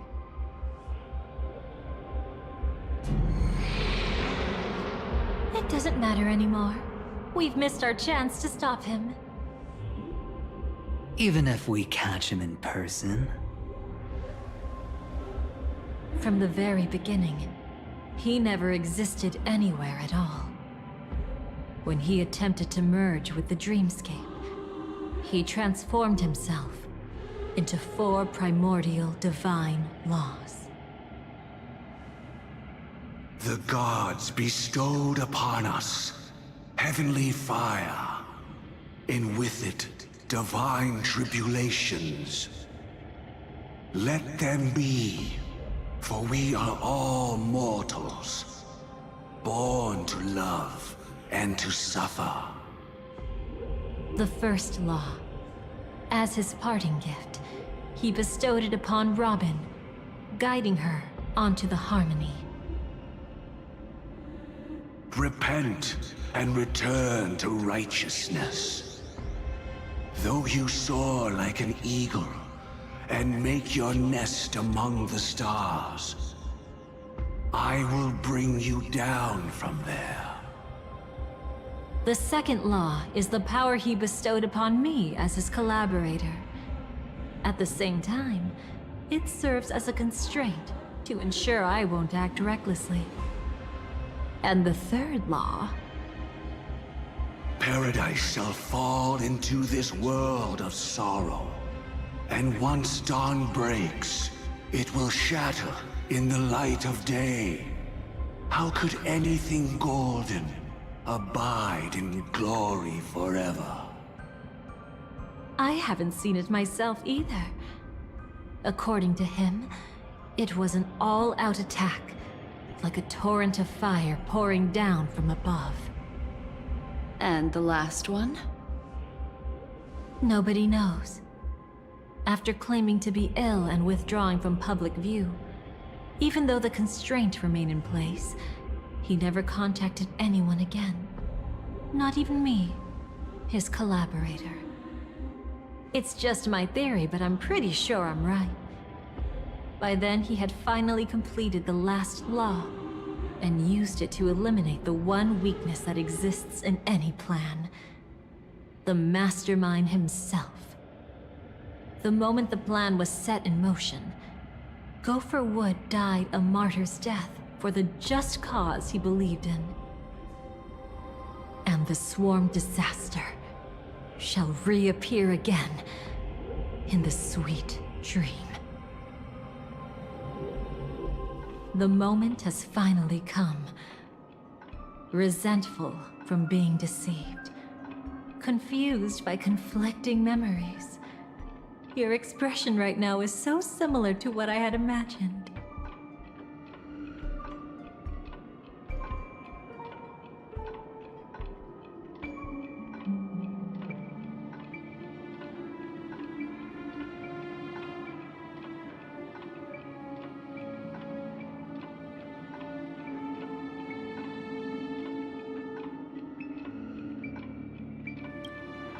Every sigh. I'll try to fulfill Duke Inferno's last wishes. Advance Gopher Wood's plans, and yes, indeed, I've helped the Stellaron Hunters uncover the truth.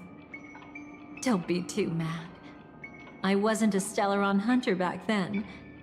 But wasn't everything that happened in Penacony the perfect opportunity to join?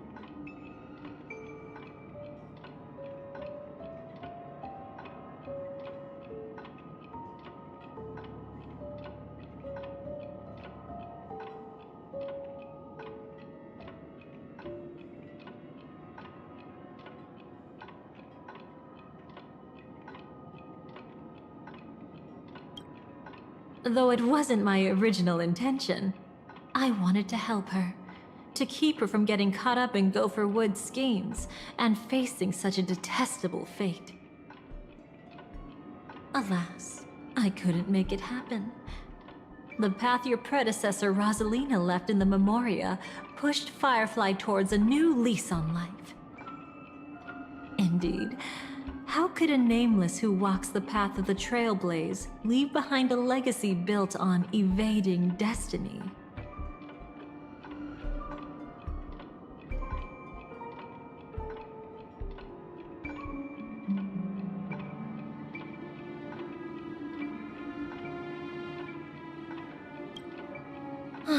As you can see, he became a martyr, leaving all his power in the 12 hours.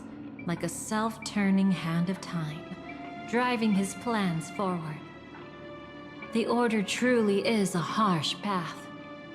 Enna, Gopher Wood, and Sunday, the one you know even better. They all chose to sacrifice themselves for it. But then, something interesting happened. You turned out to be that variable.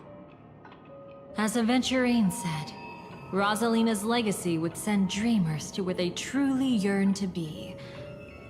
For Firefly, that place turned out to be by your side. She revealed her true self to you, reuniting with you as a Stellaron Hunter. Then, guided by a history fictionologist, you witnessed the life of the watchmaker Mikhail. It was truly a life worth remembering, worth giving everything for. I would have loved to raise a glass of hello and goodbye to him, just like the one who saw things through to the end, Mr. Gallagher. What a shame I can't do it properly here. Sunday also came here, feigning cooperation, to reveal to you the truth about Penacony, the foundation of the sweet dream. Hidden behind the Grand Theater's curtain, was actually a Stellaron. And the true mastermind behind everything was none other than the Dream Master Gopher Wood. But you know now that his words weren't entirely true.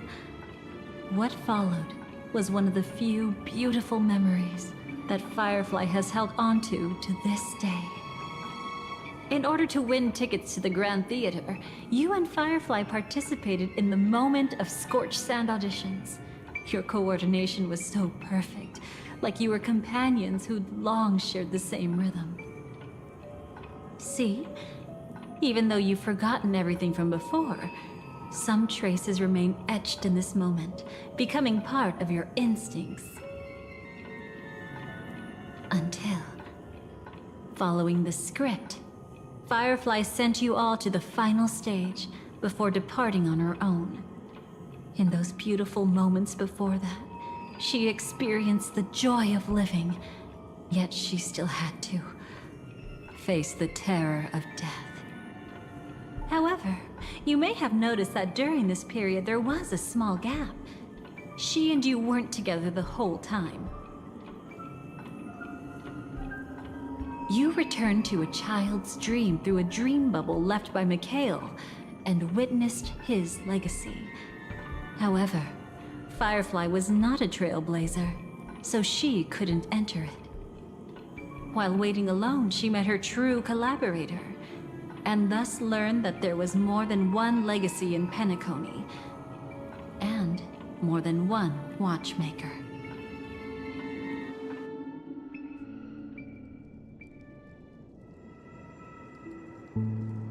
Did they enter that dream bubble? That's right. Unfortunately, you won't be able to follow them in so easily, even if you've traveled together as companions. That old man can be so stubborn sometimes.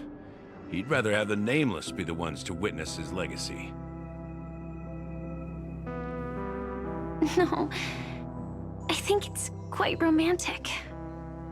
A legacy left in the past will give them the courage to continue walking towards the future. Even if I can't walk alongside them, I'm content in knowing this. Huh. You're quite like the Nameless. Awkward, but admirably so. Maybe we can't walk the same path, but... Passphrase, respond at once. Why does life slumber? Huh? Ignore that. Must be some meme. How did it end up here? Sorry, I want to go check that out real quick. Be right back. Oh, so you're into fluffies too. You've got taste. Better not wander too far though.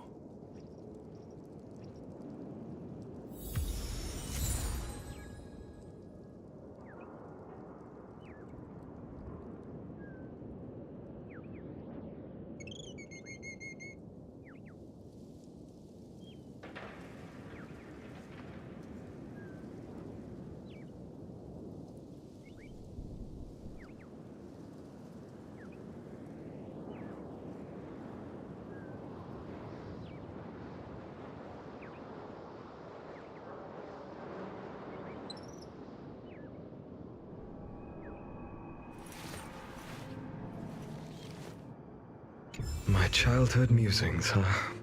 So naive.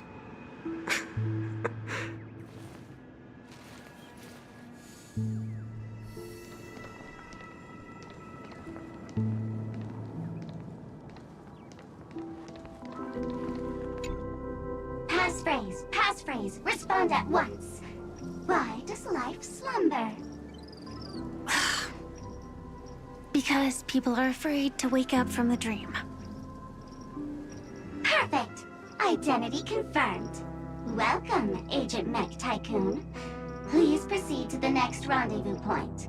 Our people will be waiting for you there. Is this really necessary? Gotta stay in character. Follow the instructions, Mech Tycoon.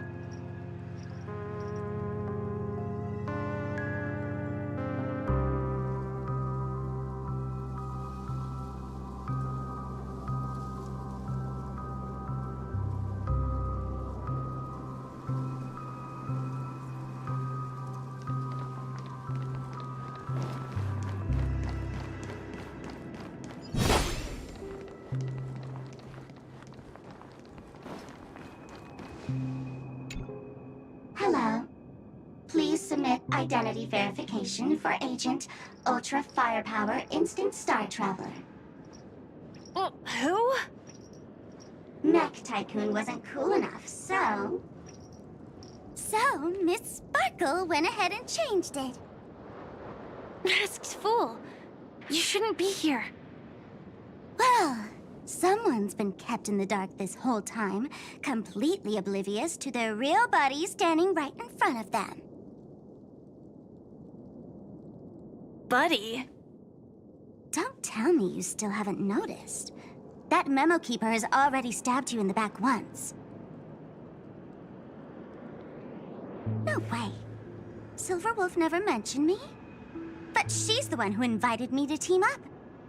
The family's omnipotence in this sweet dream, that was my intel. Now you all are going back on your word? Your intel? With Kafka's spirit whisper, my cognition shouldn't be susceptible to distortion. Could things be different now that I'm in a dream? Before heading to Penacony, Silverwolf did tell me to keep an eye out for anyone asking, why does life slumber? But as evidence, that's not enough. Oh, really? Then what if you were to die 3 times in the sweet dream? Then, why is this the first time we're comparing notes? What else could I do? As a fool, how could I ever catch up to a memo keeper in a dream? Every single time, just when I was about to reach you, poof, she'd vanish with you. Who exactly is Constance? She works for the Dream Master, but she definitely has her own agendas. She secretly made a deal with me.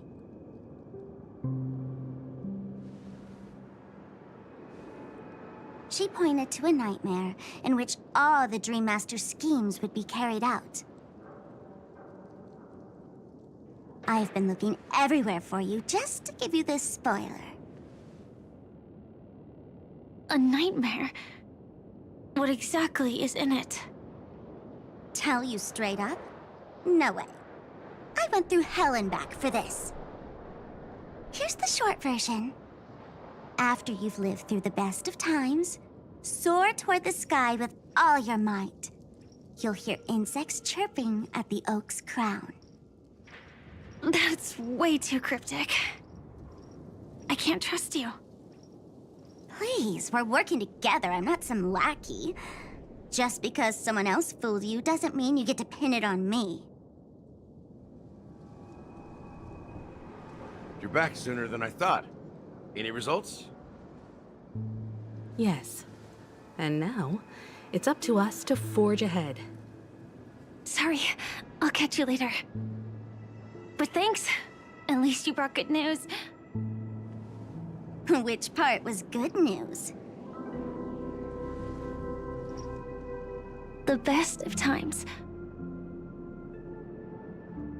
And now, the Dream Master's plan begins to turn like clockwork. And so too does destiny. What does the Dream Master gain from recreating the swarm disaster? Oh, reminds me of the good old days during the War of Gods. Oh, silly me. I almost forgot. I need to retrieve a certain lost item. Otherwise, there's a lady who won't be too pleased. Sorry, but I need to get going. Sorry, but you're not going anywhere. This is the land chosen by Gopher Wood to meet disaster. But he doesn't want the swarm to truly surge forth and devour the world. The swarm disaster will be trapped here, and so will you in your weakened state. Unless a kind memo keeper lends a helping hand, right? But I can't find a reason. So far, there hasn't been a single case of one of the 10 Stonehearts being killed. It's driving me crazy with curiosity.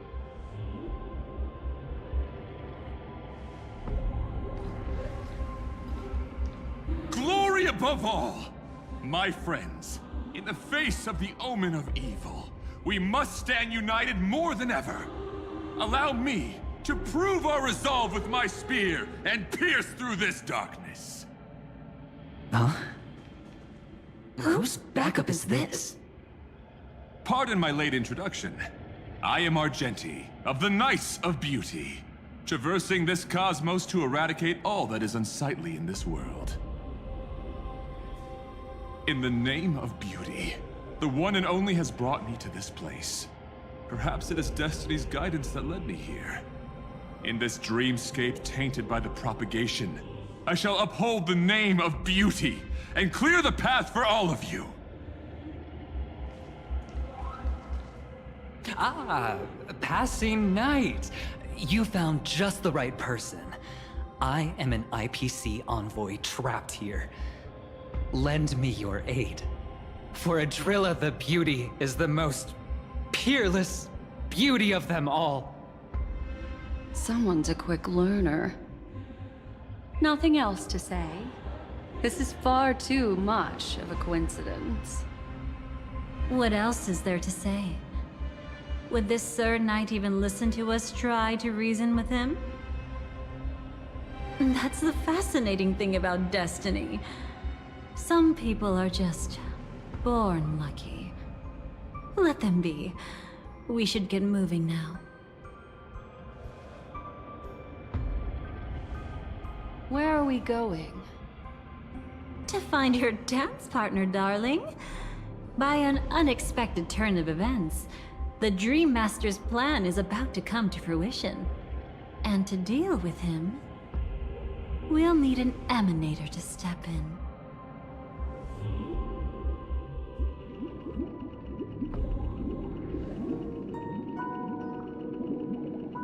Since the future of the Stellaron, Penacony, and even the entire cosmos is at stake, let's draw a conclusion there, in all fairness. Does that mean he wants to fight us during the Charmony Festival? I'm afraid so. Anyway, we can't leave the Stellaron unchecked. This is about trailblazing a bright future for Penacony, and fulfilling the long-cherished wishes of Mikhail and our other predecessors. After you've lived through the best of times, soar toward the sky with all your might. You'll hear insects chirping at the oak's crown. It's all over now. So that's how it is. Well then, it's time for me to depart. They've harnessed the will of an entire planet to create an Eon. This confrontation is far more complicated than a simple power struggle. To secure Penacony's future, fighting on the stage alone is not enough. What do you mean? Are you not coming with us? I believe Firefly is trying to say that she's heading off to another battle.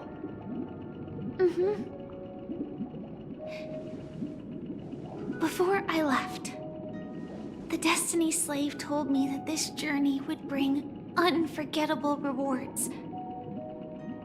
Even though the script he gave me only had a few lines, I couldn't ignore them.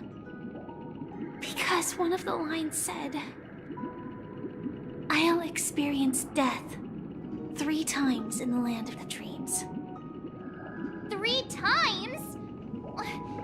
This can't be serious, right? The first time was a painful death when I was stabbed by the Blade of Dormancy, which led to all subsequent events. The script will always come true, but in a way that will only be revealed when that page is turned. But the death granted to me by the planet of festivities was merciful enough. For my first death, I chose how it would come and what it would change. For the next 2, I want to try my best to achieve the same outcome.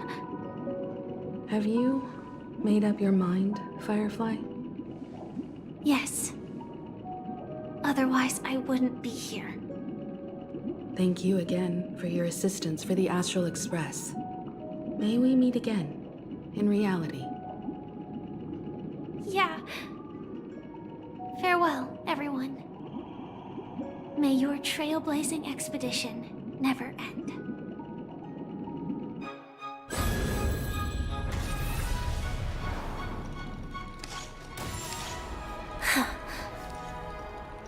I dreamed of a scorched earth. Everyone, are you ready? A new shoot sprouted from the earth. It bloomed in the morning sun and whispered to me. Like fireflies to a flame, life begets death. May we meet again in reality.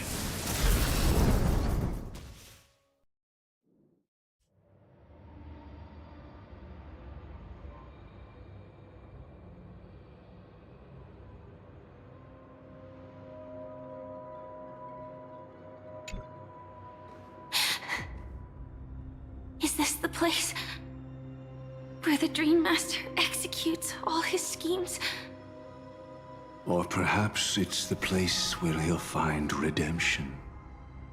Dream Master? No. Just one of his divine laws. Don't think I'll let my guard down. I know your true nature. Whatever your goal is, I will stop you. No need to be so tense, Miss Firefly.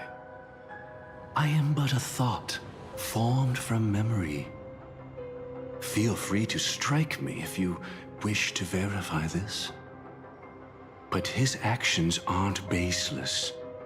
There's a reason for my presence here. Please continue. Thank you for your openness. I'm equally unaware of the Dream Master's malicious plans. But he's been waiting for your arrival.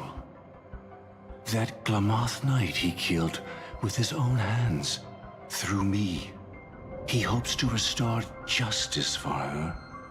And you, her friend, are meant to witness it. Justice?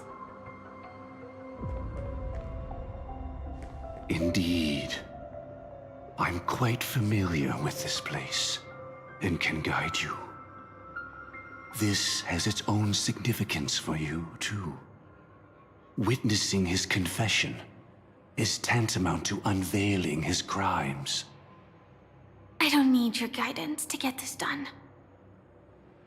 But you need someone to decipher the truth. Force alone won't solve anything. It's not like you'll stop here if I refuse. Lead the way. But I'll be keeping my eye on you.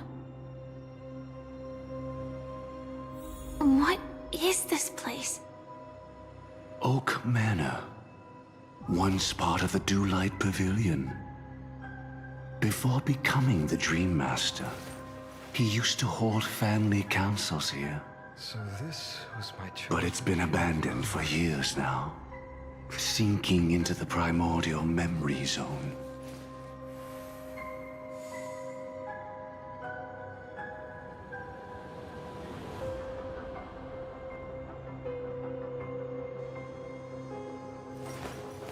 I will walk to the end with all your wills, no matter the cost.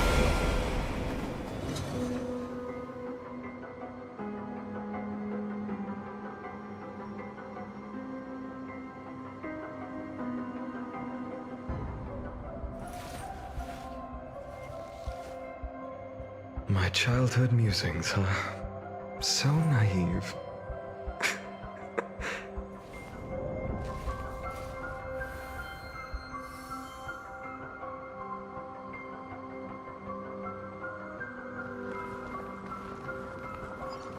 Light up the dawn.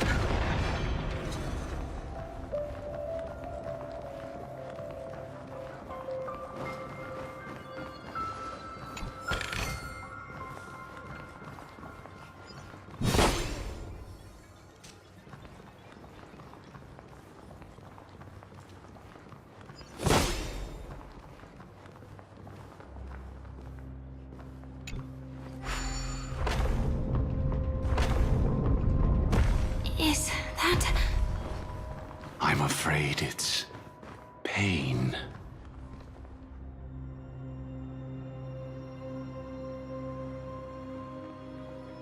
Did Oak Manor always have decor like this?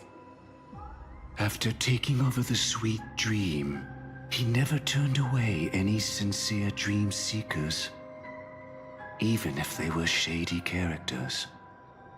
Walking along the harmony, he firmly believed that even villains could be transformed by Shippei's benevolence to show mercy, act with justice, and walk with humility. It seems his wishes didn't come true. Indeed, those villains never learned their lesson.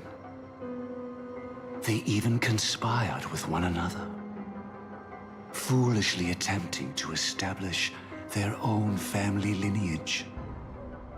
Such arrogance. They went as far as sending a messenger across the vast cosmos to seek permission from the main family. In the end, they only brought shame upon themselves.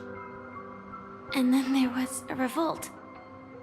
Fortunately, his heart was already aligned with the Oak family, allowing him to survive by sheer luck. Though he could never leave the sweet dream again. Soon after, the manor was decorated this way. Was he trying to warn himself? If your beliefs lead you down a path of plight, why stubbornly cling to them? That's exactly what I'm getting at. At least now, I can understand those feelings. And I think I've come to understand why I exist here. At that moment, Gopher Wood stood at a crossroads, pondering whether the harmony was still the right path. But my fragmented memories have not yet revealed where this would ultimately lead. Since he was about to commit a great evil, perhaps the Dream Master who left behind these laws was hoping I would choose a different path. But it's too late to change anything now. Not necessarily. We might as well keep moving forward. Good intentions are always the final creation of evil deeds, for they know they must be stopped. And his past choices will reveal his schemes to us. In your opinion, which path would the Dream Master choose? Probably the path of force. But Miss Firefly, feel free to do as you please. I have no other thoughts today.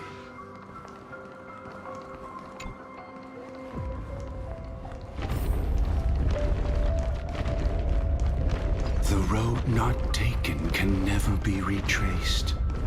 Even in dreams, this truth remains.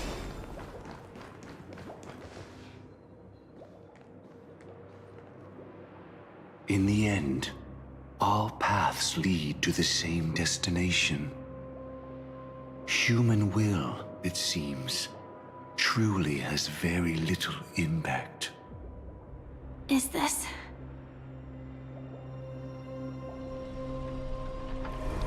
The manifestation of Nanook and the fall of the Eternal Centurion.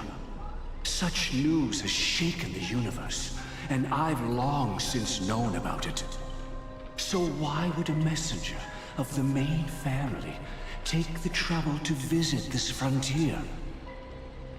Just so you know, I'm here to deliver punishment, and you're the guilty one. I barely escaped death, and I still can't reveal my true form. Tell me, why have I been branded a criminal upon returning to this place? You've already confessed to your crimes. The family doesn't tolerate incompetence. even from a branch leader on the frontier. Not only did this one fail to quell the situation, he was even murdered.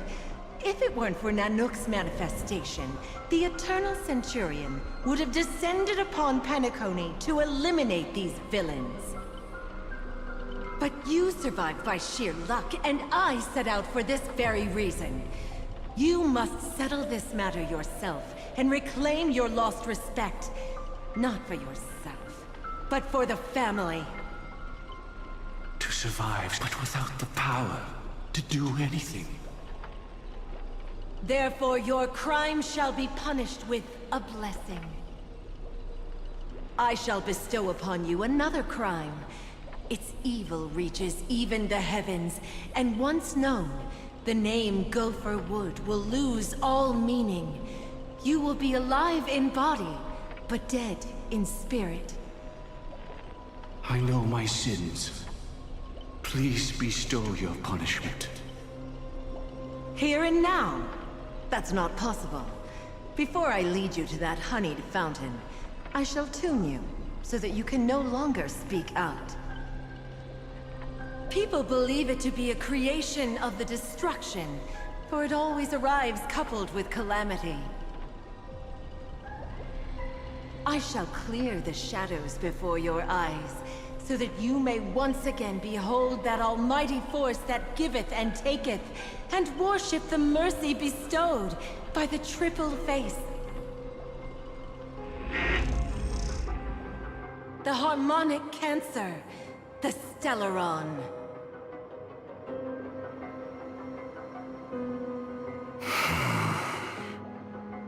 Did the Dream Master already know back then that the Stellaron was actually a creation of the Path of Harmony? Was he forced to manipulate the Stellaron under the family's orders? I'd like to defend him, but calling it forced would be self-deception. He claimed he was powerless, not that Xipe taught us we shouldn't do this. Whatever the family's true face may be, right now, Gopher Wood is no longer a follower of the Harmony. What if you were the one standing there? Perhaps I too would betray the Harmony. But in any case, that would only mean I found the family unworthy of obedience. It doesn't justify the Dream Master's heinous acts. Miss Firefly, have you ever pondered over destiny? I often wonder if we could face our past decisions again, would we really make different choices?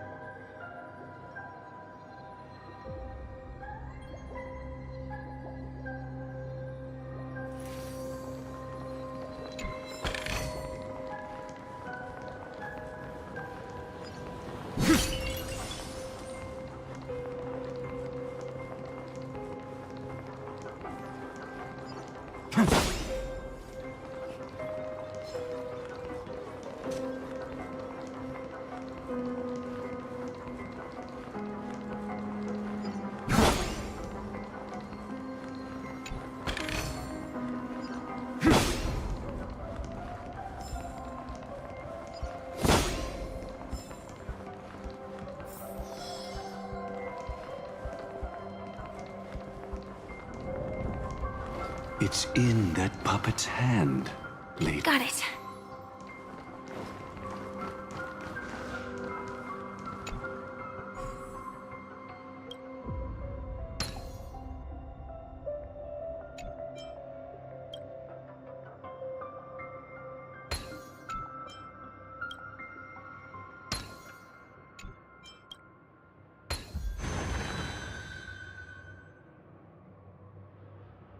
Rest in peace now, old friend.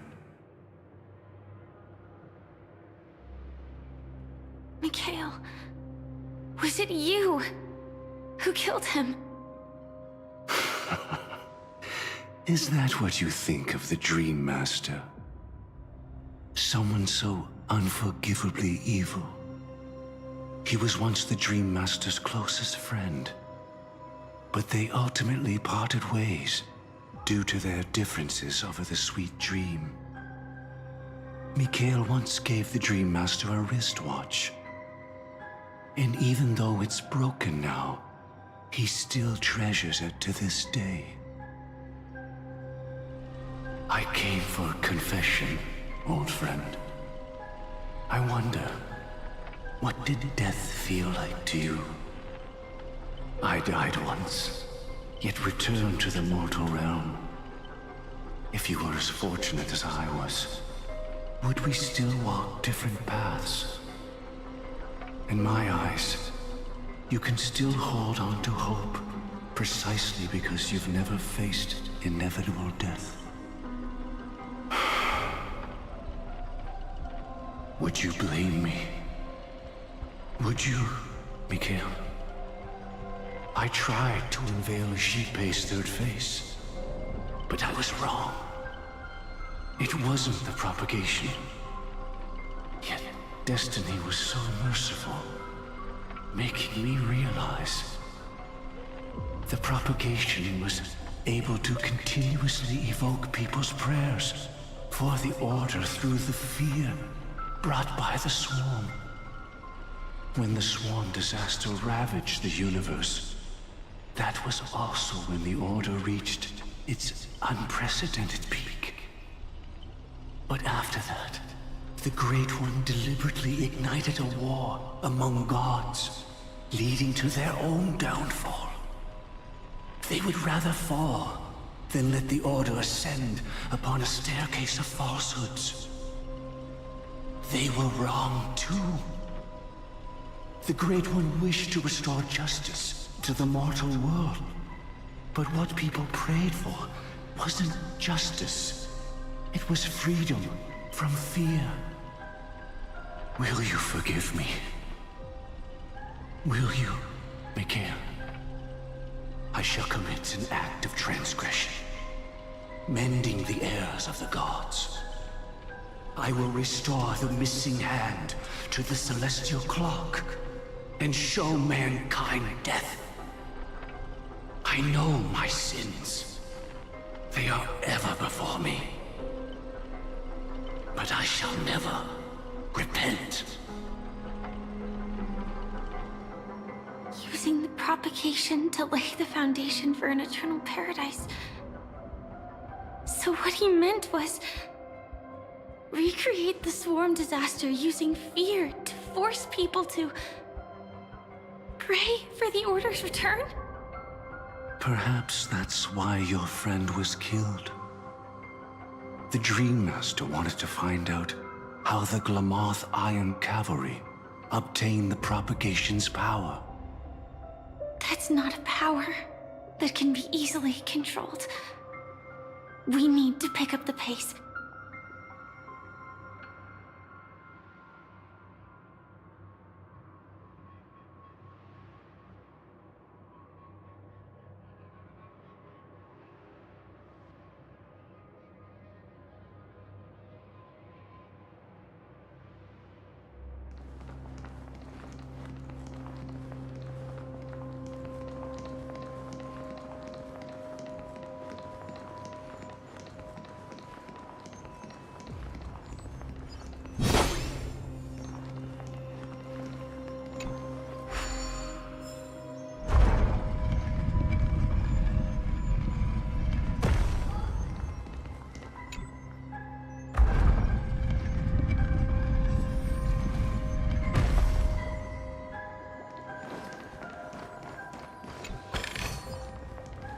Light up the dawn.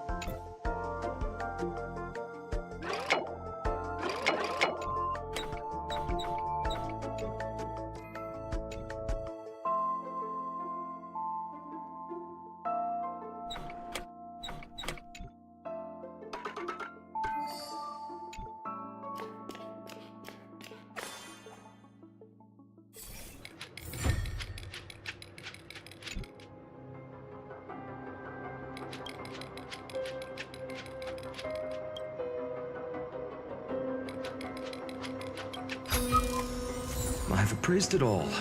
No fakes.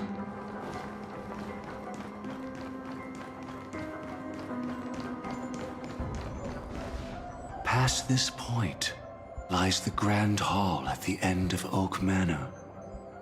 And before us lies his final decision. Where to go after turning away from the Harmony. Since he wants you to choose again, which side will you take?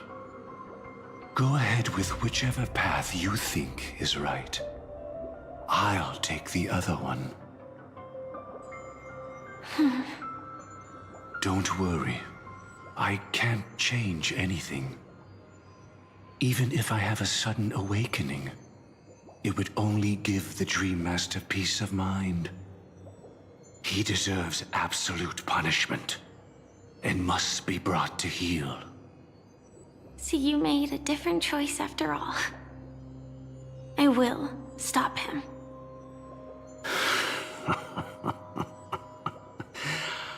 I hope everything goes well. This is goodbye, then.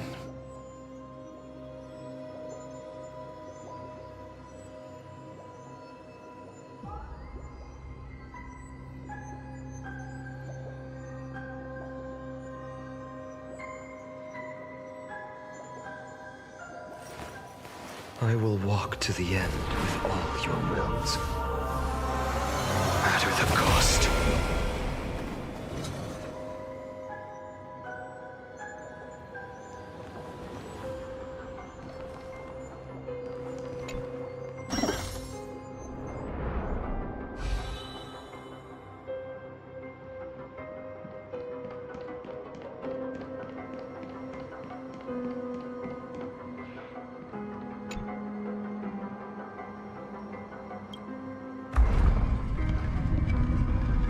Let the propagation rain down heavenly fire once more.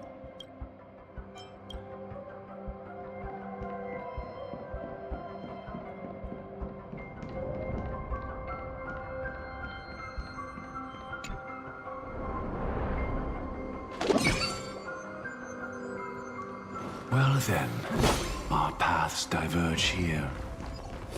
You go towards life. So many could go for what's plan already be in motion. No, impossible. Is this also a blessing of the trailblaze?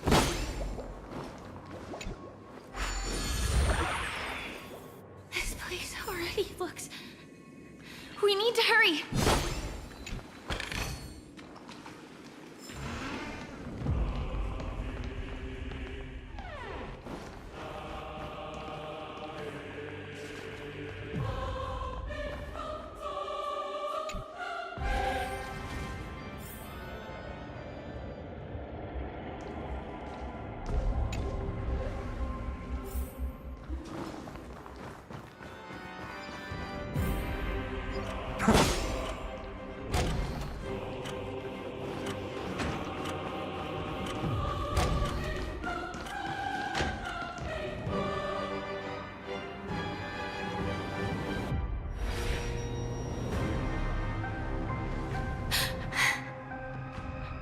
No doubt about it. This is the place. My apologies for keeping you waiting, Lady Firefly.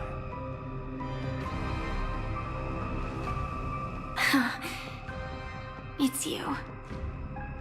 It seems the other path leads here too.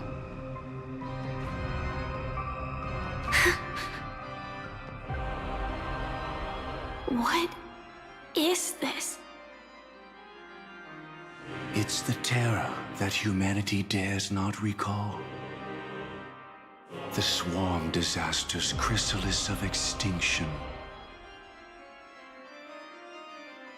The Dream Master's devastating strike, like a torrent of fire, lies hidden behind the stained glass, waiting to shatter it and unleash the swarm disaster once again.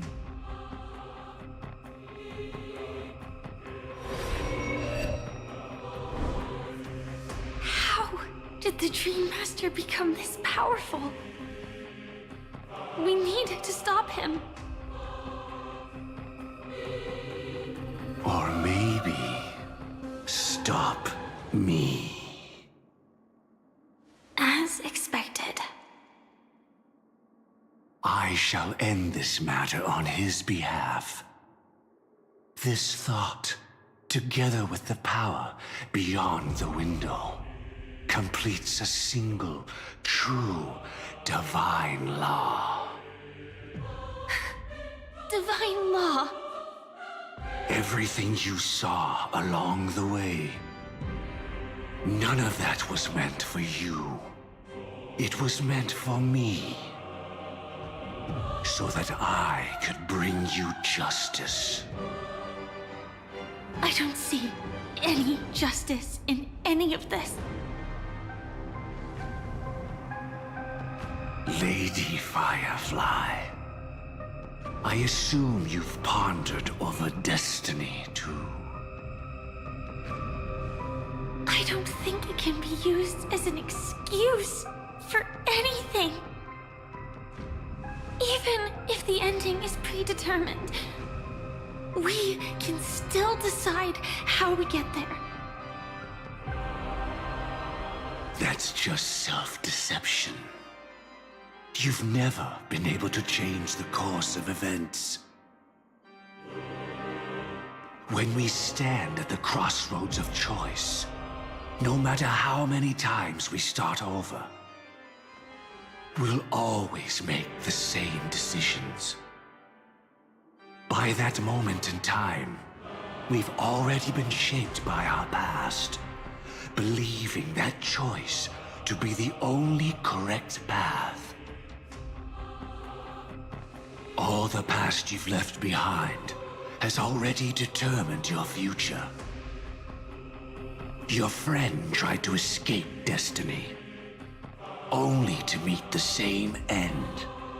And now, here you are, no different.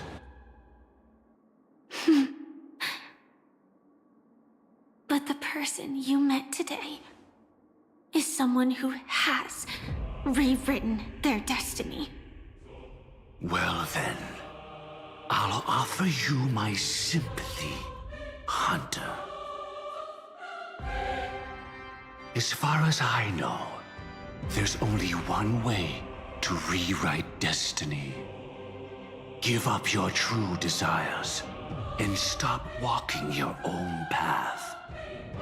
In doing so, your destiny will indeed change, and you may even sway the course of the world. But from that moment on, you will have killed yourself. Alive in body, but dead in spirit. This is the price we're willing to pay to defy destiny. Not everyone chooses to surrender with their hands up. Everyone has the power to see the world as it is, and to bear that weight. This is the true meaning of sacrifice. I admire your resolve, since you don't mind sacrifice. That's enough talk. Stand down, Hunter. You can't stop that strike. I won't let you get away with this. Oh, really? How did the Harmony succeed in spreading its cancer across the universe, then?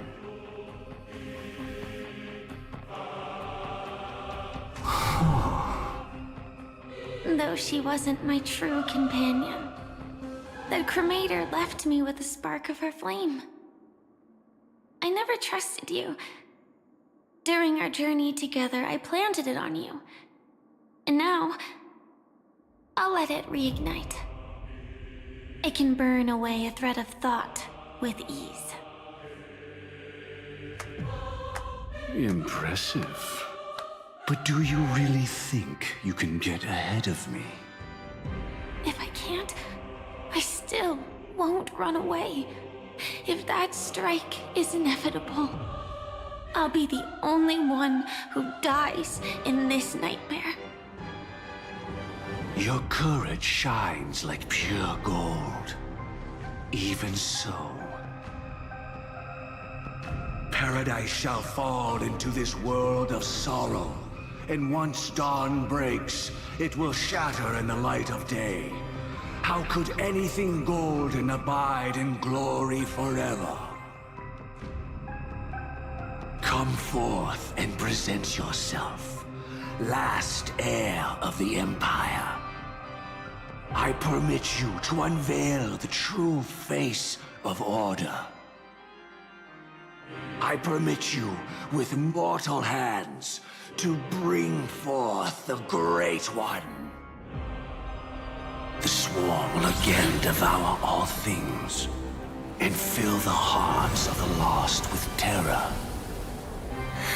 Someone must cast down rage in their stead. All that lives will one day die. Even so, I will still do as I've always done, and pray that I can stay alive. I can do it. Right? But death will come because you, out of all people, are the foremost in seeking life.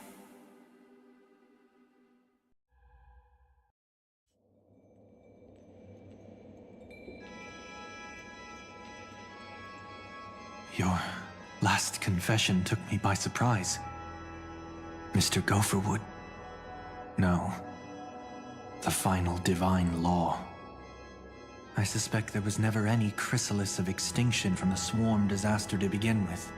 Was there? What exists in Oak Manor is nothing but a disguise. The only thing hidden within is a Stellaron. True. I never unraveled the secrets of the propagation. Now, split into 4 parts. A single strike of mine cannot harm that hunter. But if a Pathstrider of the same origin as the Swarm were to be deceived by tuning, mistaking what lies before them as certain death, if they were to make a wish to live before the Stellaron, the outcome would twist into a catastrophe that brings death. The Swarm disaster. Her life shall beget death, and that death shall beget life unto this world. But why are you so certain that nothing will go wrong? I've already glimpsed the secrets of the Stellaron, and I have no need for certainty here. Even if she never entered the game, that strike would still fall at the appointed time, causing the Stellaron to shatter.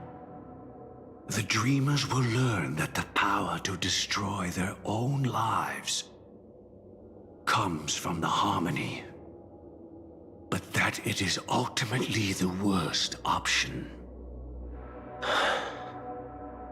You should know that I won't agree with this. Too late, child. The hands of time have struck midnight. Look up at the stars. Do you know why they are so cruel? That reason shall be the final divine law. And with this, we entrust everything into your hands. Because the stars belong to everyone, they have never belonged to anyone. If you love everyone, then you love no one.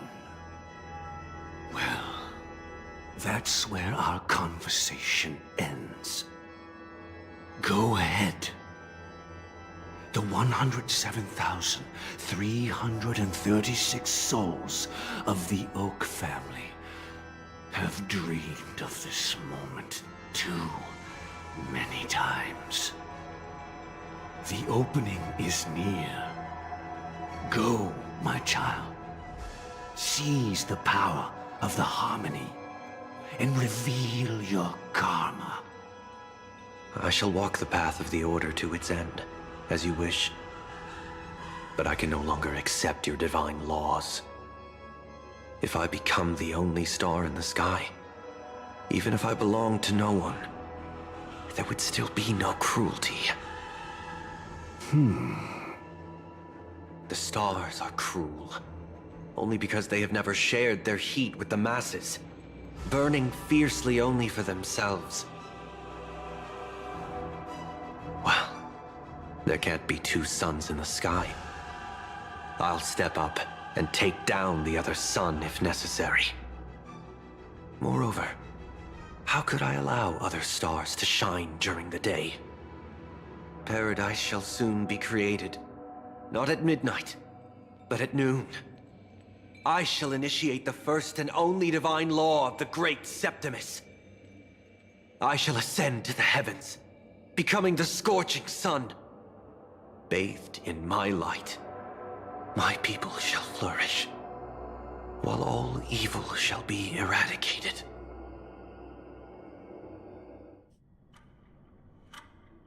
Very well, child. Do what you must.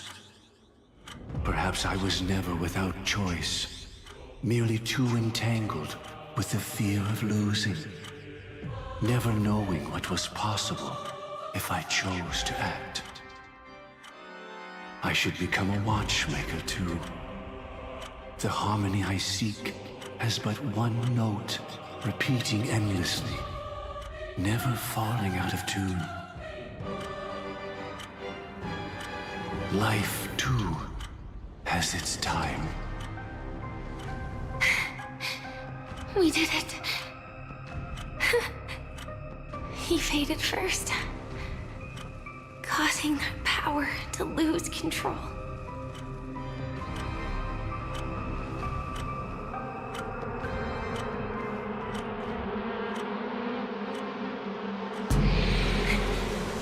Is that...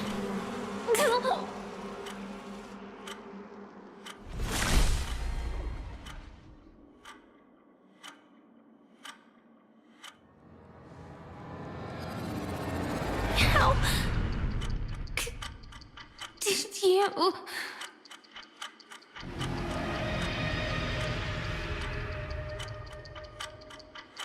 Death comes for us all, eventually.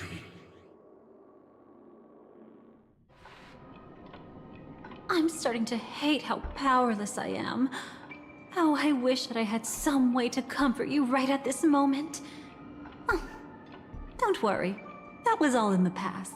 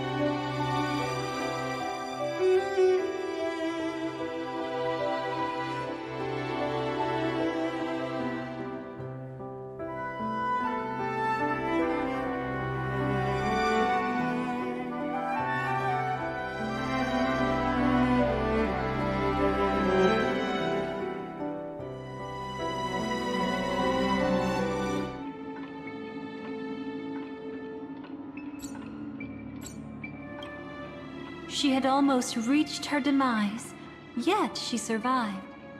Her second death hadn't come yet. It would be upon her soon.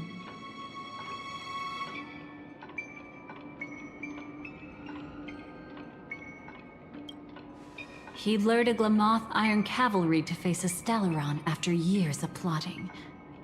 Though everything Firefly had learned since entering the dream was true, they were only truths that the Dream Master wanted her to see. And that is often regarded as the highest form of deception. The Stellaron answered Firefly's desire to keep living. In response, it recreated within the sweet dream the Swarm disaster and the Eon Enna.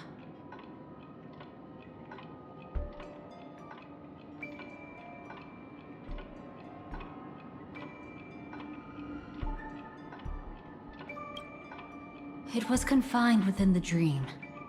Even a Stellaron could not truly revive the Swarm disaster. The Dream Master's actions could only evoke fear in those already dreaming. Yet this swarm was frighteningly real when you consider the next steps of his plan. Enna's dream had enveloped the entire star system, which meant the swarm disaster would gradually become indistinguishable from reality. The propagation would awaken the most primal fears in all dreamers. Through their cries, the path of order would be sustained, until the entire cosmos drowned in a singular dream. You engaged in a decisive battle with Sunday at the Penacony Grand Theater afterward. He had, without question, become an emanator at that time after usurping the Harmonious Choir. But you showed no fear, and gave it your all in your fight against him. And you emerged victorious with the help of your allies. Yet that battle, the setbacks, the victory, was just an illusion woven by Sunday. Enna's dream had already enveloped the entire Asdana system. It was impossible for you to beat Sunday at that time. Enna's dream was so terrifying that even Memo Keepers could not act freely in it. Fortunately, we sought out Acheron first, and she lent us a helping hand. That allowed us to take action and try waking people one by one. Indeed, don't forget that, even within the sweet dream, there were still many people yearning, striving, and pushing forward with all their might. At that moment, you too would face a similar deathmatch. Being woken up by Black Swan was a watershed moment. Due to the existence of Enna's dream, your memories from that point onward can no longer be viewed from the same perspective as before.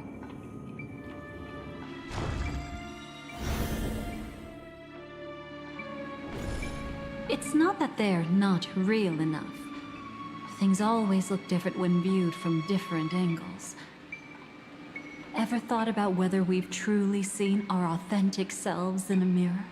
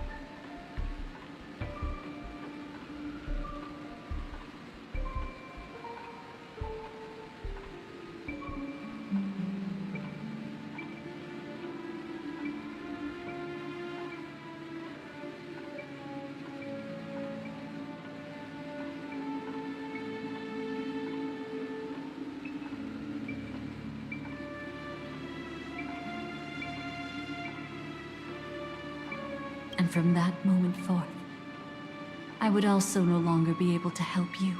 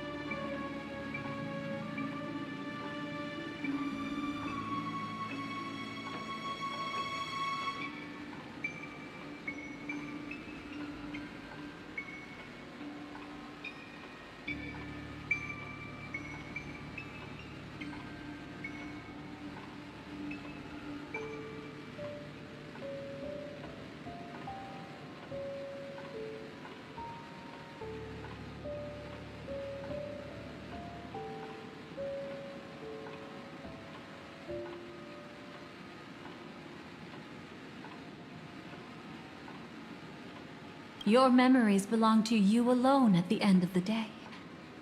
Destiny only allows me to intervene this far. However, you must remember this.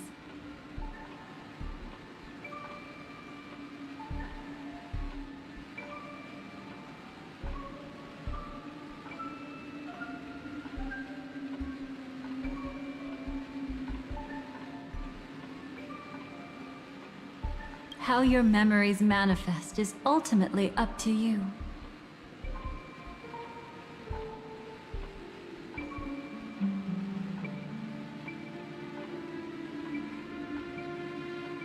People can't dream of things they've never seen before. They're afraid to wake up because the sweet dream is woven from their own past. A past they still can't let go of.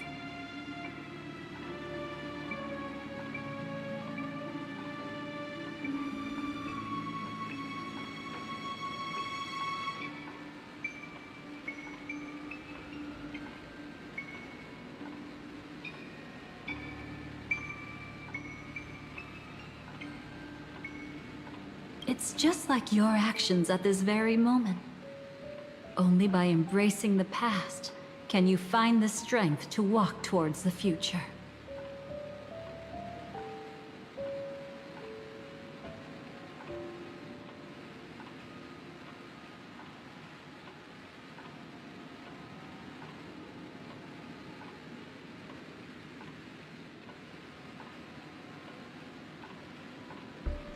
Firefly, me, the Stellaron Hunters, this entire world. We're all waiting for you to reach that moment.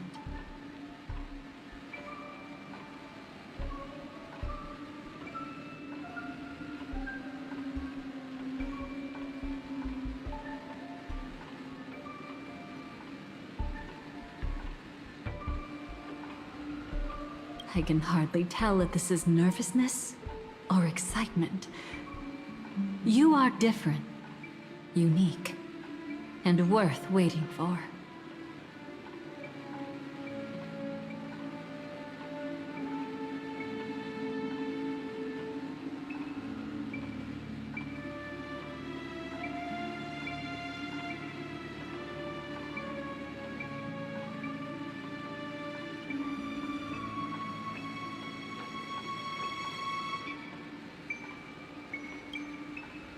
go and write a prelude to memories once more.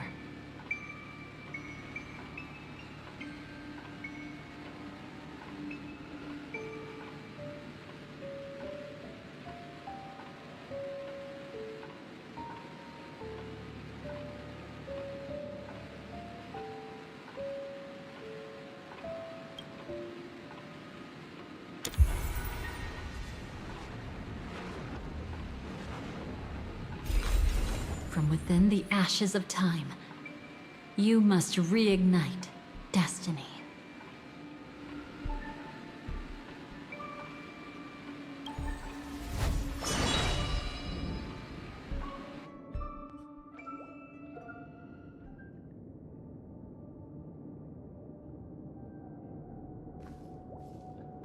This way, darling.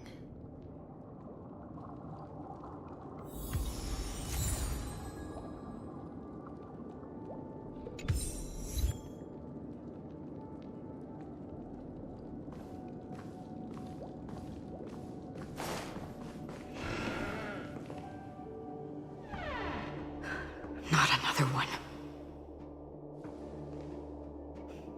Thank you so much, Black Swan. Finally, I can breathe a sigh of relief.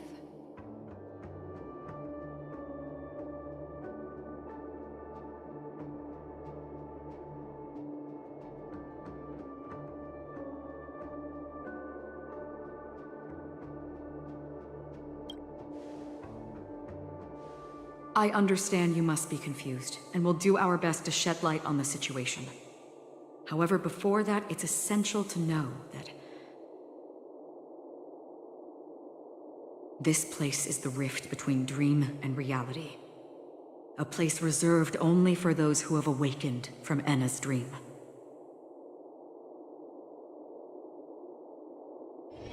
Do you remember Sunday's ambitious plan?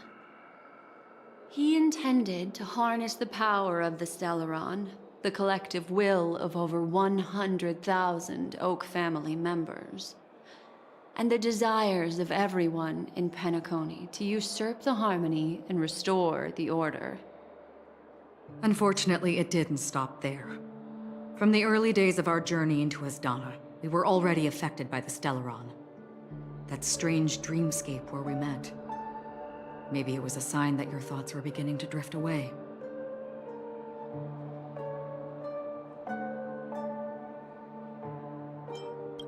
I don't think the goal of the Order was to put everyone into a deep sleep. Quite the contrary. They used the Stellaron to catalyze the leakage of Asdana's memoria into the material world, allowing the dreamscape to blend with reality. People think they are awake, but their spirits have long since stepped into the Temple of Order. This is what makes Enna's dream so powerful. In this paradise governed by the Order, everyone indulges in their delightful dreams and lives happily ever after. I believe what you experienced in the sweet dream, except for that flaw, was real. Only in this way could you reach the destination, lifting the crisis in Penacony and embarking on your next trailblazing expedition. If it wasn't for Acheron's plan, we might have been trapped in this dream forever. Well, I'm not as fortunate as she is. Even if I'm a memo keeper, I was still influenced by the power of the Order and fell into hallucinations. However, thanks to your memories, now we still have a chance to turn the tide. We still have a chance, though. To make it happen, please, Black Swan, guide us to those with a strong will. The truth of the dreamscape runs deeper. We must notify anyone willing to wake up, so we can end the long night together. All right, please come with me.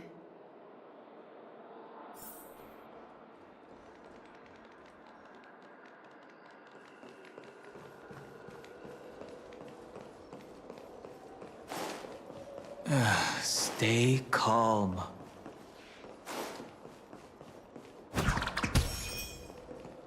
I bet that even if I don't resist, you'd still...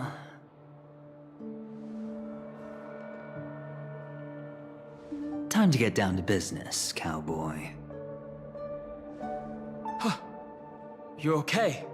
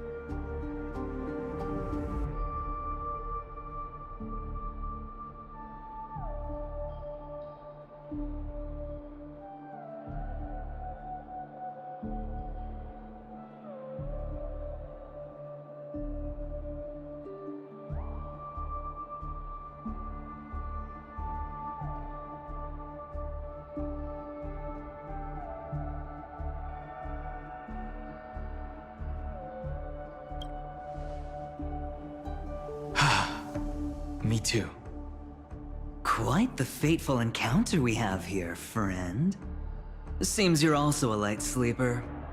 I'll send you some of the IPC's sleep aids one of these days. Unfortunately, we need to stay awake right now rather than sleep. We're still nowhere near capable of breaking free from Enna's dream. Let me break the bad news first. The enemy we're up against isn't just Sunday anymore, nor is it the harmonious choir that he's usurped. The Dream Master has awakened the swarm disaster within the sweet dream, and cast shadows into the hearts of all dreamers through Enna's dream. The primal fear taking root in people's hearts had led them to call out to the Order for protection. The path of order is gradually being restored, and this has transformed Sunday into Enna. Specifically, he's just one step away from becoming an Eon. The IPC starships converged here at an opportune moment, and the power of the preservation seeped into the sweet dream to prevent him from completely ascending. However, that is only temporary. With the IPC around, the cosmos doesn't need a second order. But it doesn't make much of a difference for us. Sunday's true form has broken free from the dreamscape, becoming as vast as an Eon. The Asdana system is no more than a plaything in the palm of his hand. Indeed. Forget about stopping him. We can't even manage to face him again.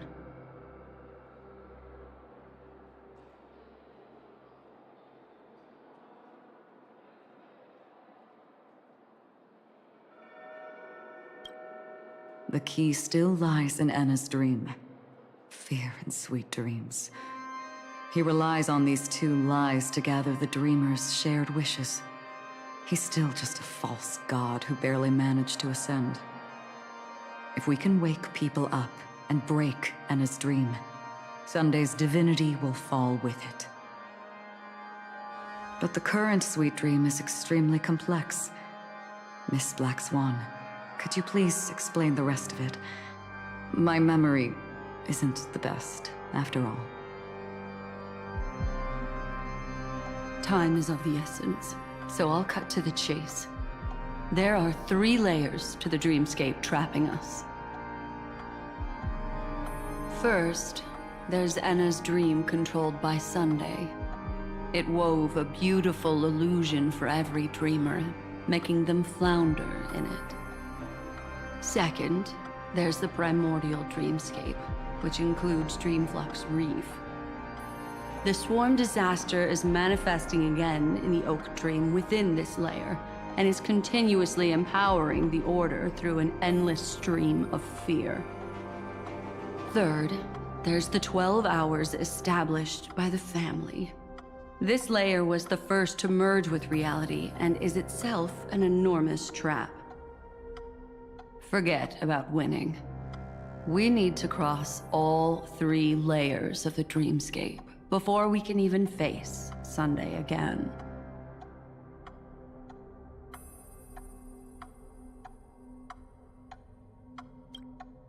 Unfortunately, we're still in the first layer, which is Enna's dream. Although we've regained our sense of self, we're still dreaming.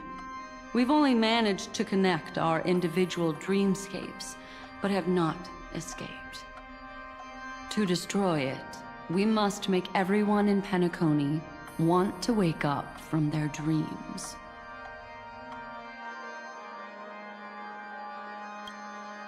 Humans yearning for sweet illusions borders on obsession, leading them to subconsciously resist the harsh reality. Therefore, I carefully selected a moment where she was completely unguarded, guiding her to uncover the truth herself to make her regain her consciousness.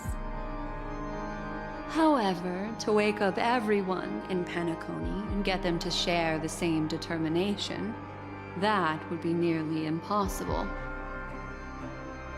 But we can't just stay here and do nothing. This is the first step of our plan. With the assistance from the Garden of Recollection, those who possess a strong will, like you, will gradually awaken from the dream. These free wills are the discord that will sway Enna's dream. However, awakening a mere handful of individuals is insignificant compared to the vast number of people immersed in the dream. We must find other ways to awaken the free will of millions of people within a short period of time. Looks like the Jade Abacus of Allying Oath will be the only solution. No. No need for that. Keep your once-in-a-lifetime treasure. We don't need to bother the Cienjo Alliance for such a tiny request. You want thousands of people with unwavering free will? That's easy. Just leave it to us Galaxy Rangers. Do you know what it is, Acheron? It's the relic I returned to you. Exactly. Its owner must have told you that it's meaningless to anyone other than a Galaxy Ranger, and that it can only fulfill its purpose when returned to its rightful owner.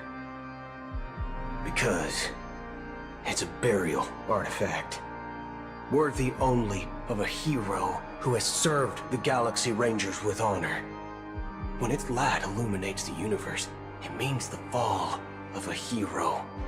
And in the direction it falls, countless meteors will streak across the sky.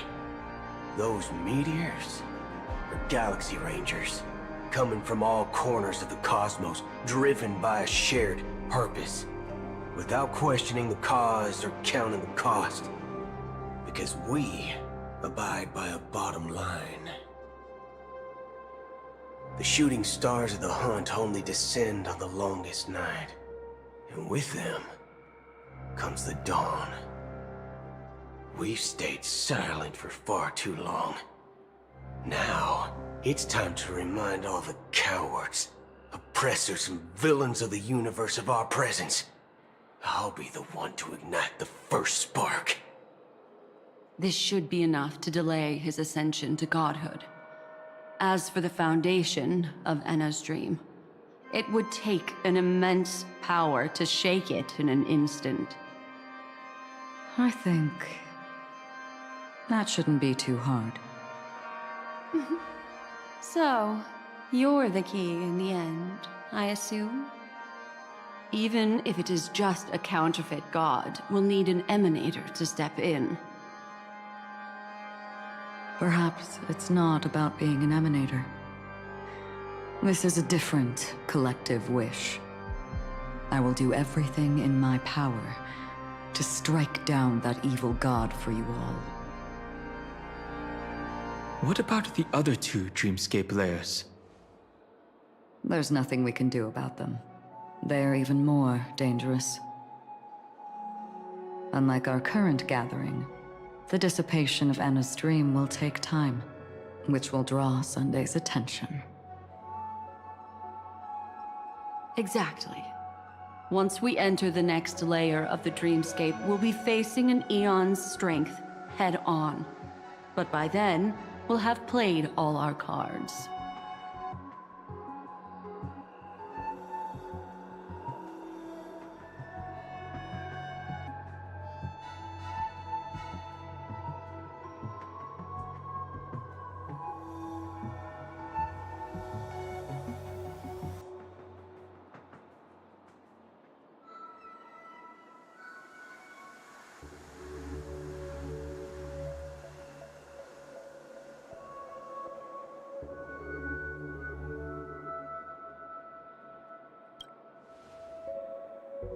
Enna's dream is no ordinary matter. Even with Constance and me giving it our all, we can only reach the few of you here. It's impossible to find more help. As for beyond the sweet dream, our only hope lies in intervention from other eons. But that would be tantamount to igniting a cosmic war among gods. The Order is one of Xipe's aspects. Yet, the Harmony stands idle at this moment as Enna is being reborn, without any further intervention. There must be some deeper reason behind this. But time is of the essence. We must take our fate into our own hands. In other words, those who only want to survive by playing it safe will die. All those who dare to face death head-on will live. I like that. Just these few people? Oh well, that'll do.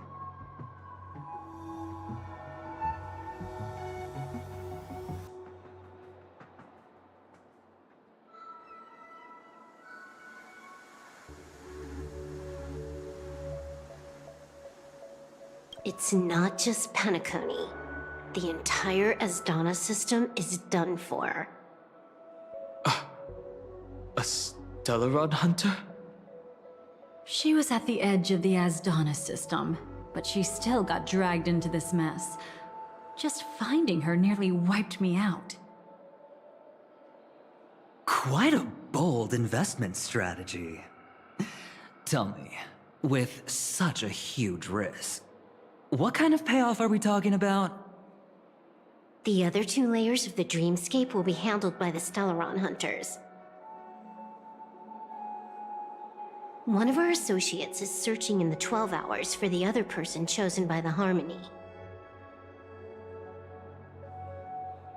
Oh? Miss Robin? She broke free from Enna's dream through her own strength, and left behind a song for those in slumber.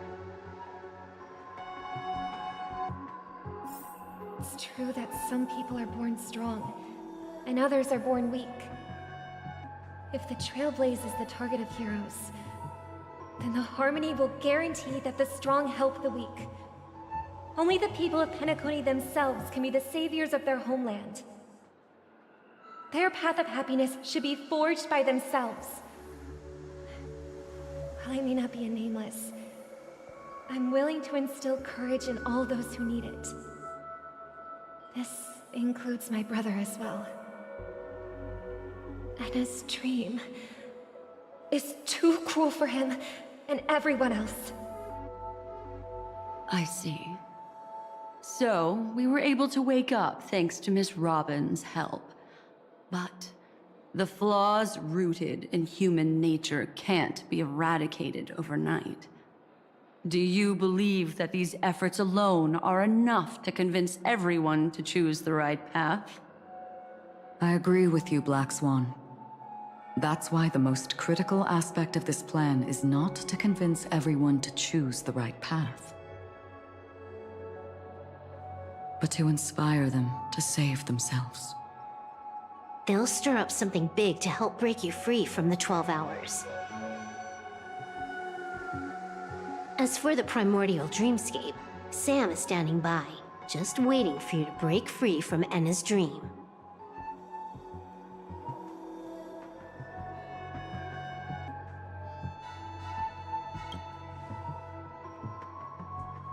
Now, I'll tell you, but don't panic. She will die. She will die a second time, facing everything she wants to run away from. But her fate will be determined by you. She will help you break through the second layer of the dreamscape. Then, she'll fall into Enna's dream, which hasn't fully dissipated yet. If you defeat Sunday and wake her from that dream, then her second death, too, will become nothing but an illusion.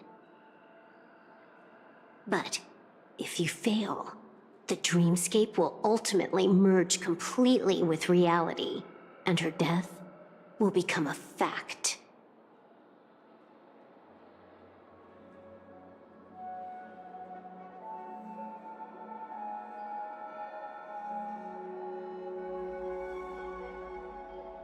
But that still doesn't solve the fundamental problem.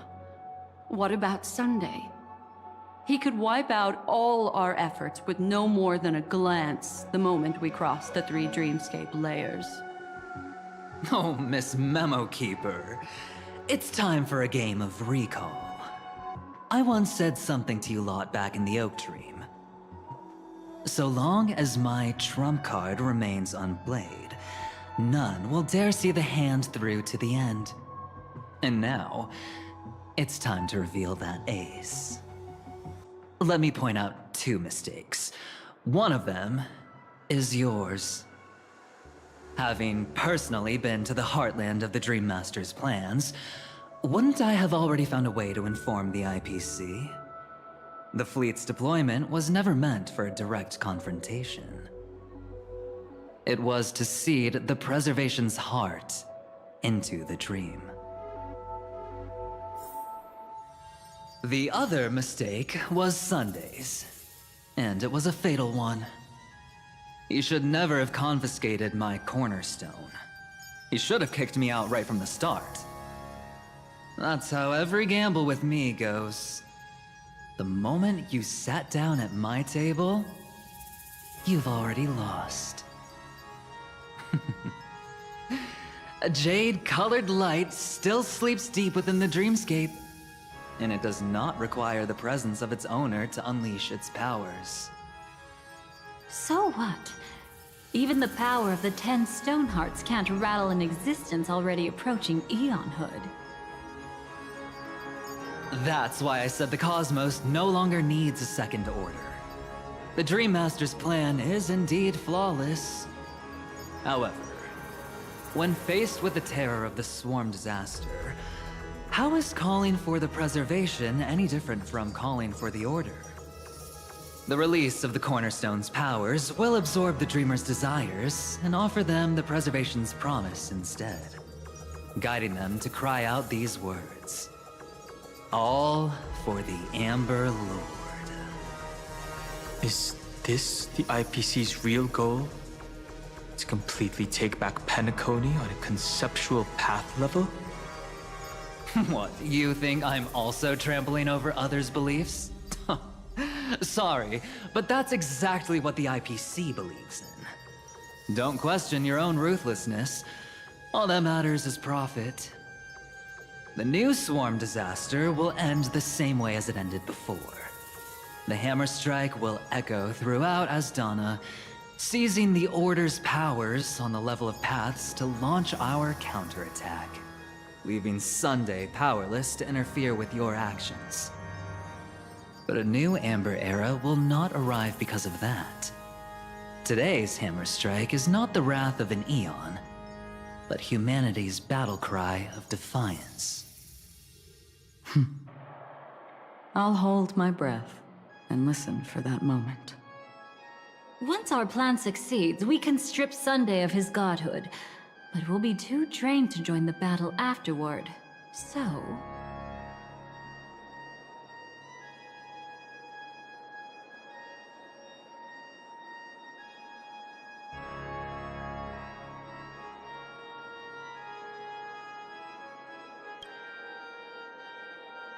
Take your time to prepare. Before you head out, may I have a moment alone with you? There's one more thing I need to explain to you.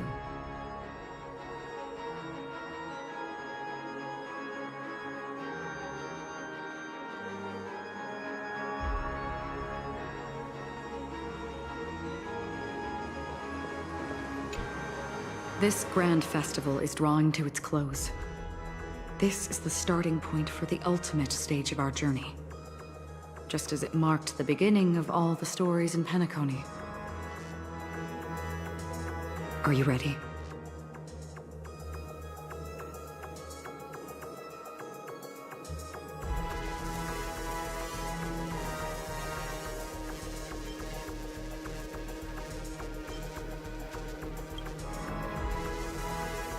Very well.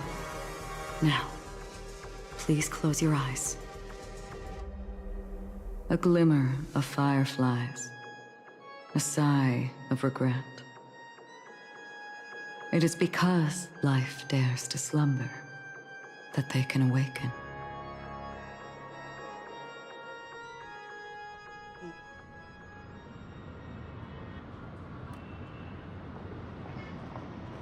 Am I awake? Sorry, Robin. It's just you. I did not wish for you to know this. It's a pity that things have turned out this way. Within the foundation of law, humanity establishes civilization, and through harmony, we obtain order.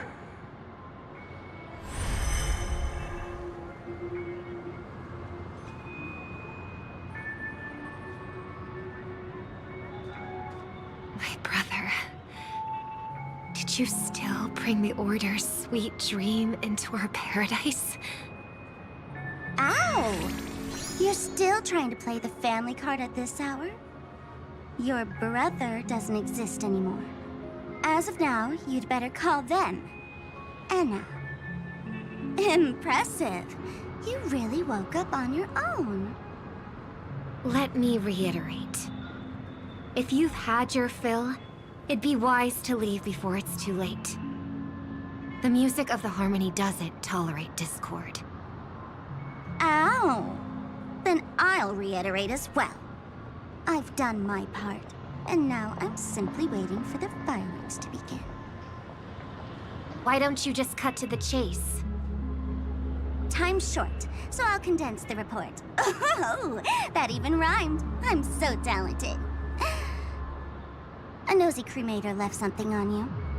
She wanted to use it to burn down the illusions you received from the sweet dream, allowing you to wake up from Anna's dream.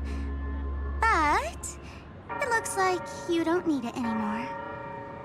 Then, how were you able to reach this place? Well, a fool has thousands of faces. It's gonna take a lot to create a sweet dream that can satisfy me. Both you and I can still stay awake for just a little bit longer. Just a little bit? Honestly, I don't even need to find you. But I am just so kind. I've already killed you once to give you a chance to regain your home field advantage. You're the last festival host awake in Penacony. So, do you want to play a round of roulette? The wager will be the entire planet of festivities. Stay where you are. What are you trying to do by showing up in front of me? I want you to watch me blow up all of Penacony. Only then can everyone else launch a counterattack and wake up together. Think about it. Your brother's already a god beyond the heavens. You're not even gonna see him unless you rip open the sky. Ever heard of the trolley problem? Make your choice. Do you want everyone to go down together?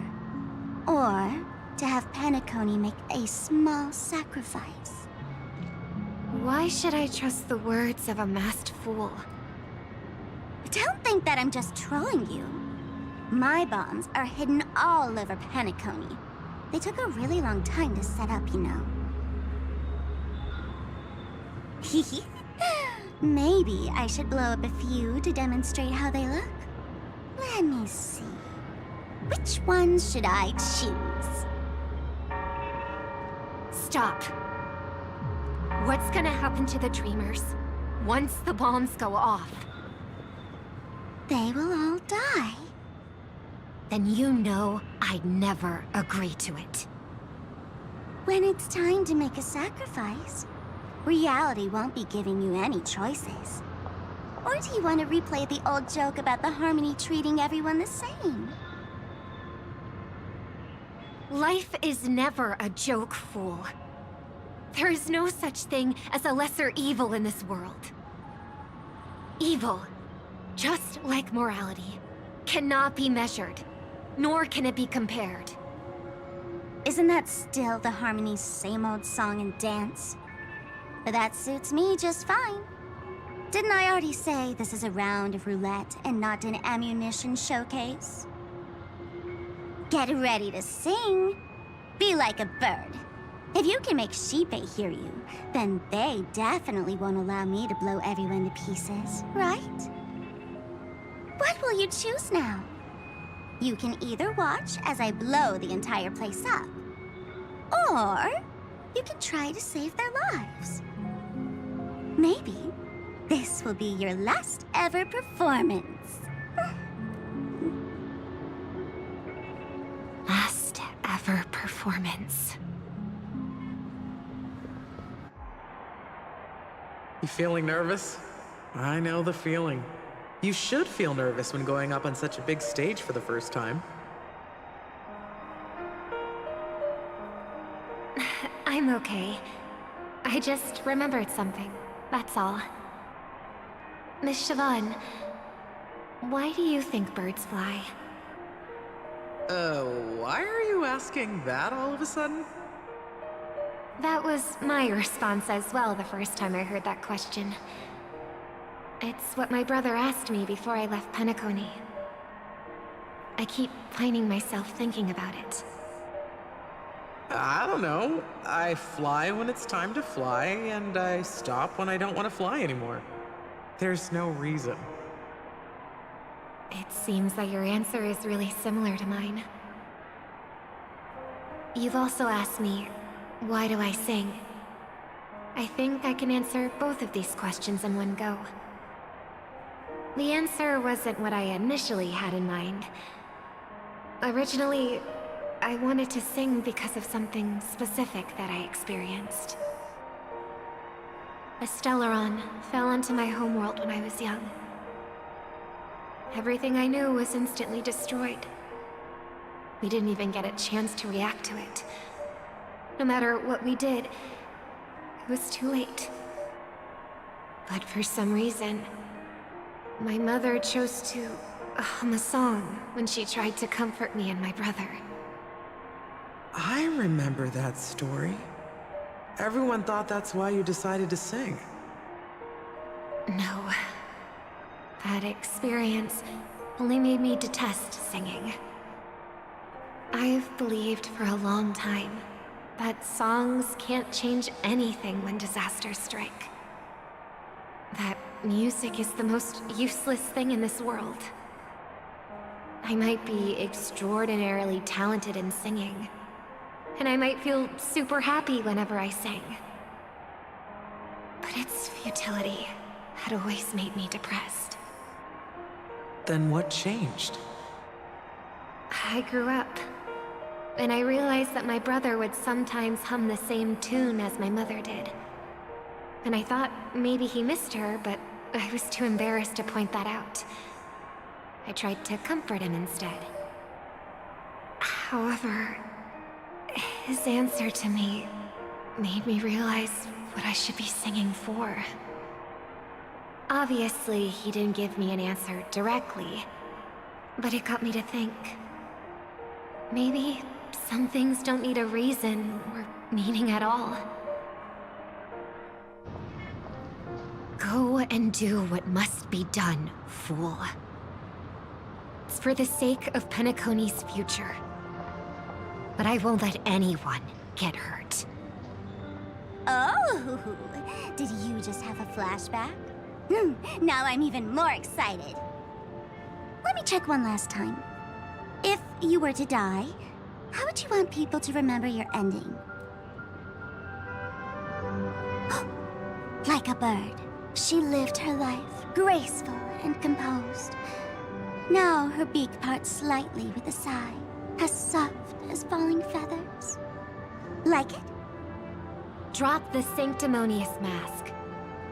Singing only needs one thing, and that's sincerity.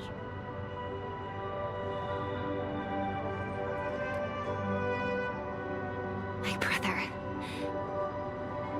Birds born with wings need no reason to soar into the sky. And those forced to fall back to Earth don't need anyone's condescending sympathy. The sky and Earth are each other's proof and aspiration. When a soaring bird looks down below, it discovers that even after falling, life still holds hope to continue. And when a fallen bird looks up to the sky, it discovers that the possibility of soaring once again still exists in this world. Perhaps they'll never truly understand each other. But what people need isn't understanding. It's showing a little more compassion for the way others choose to live.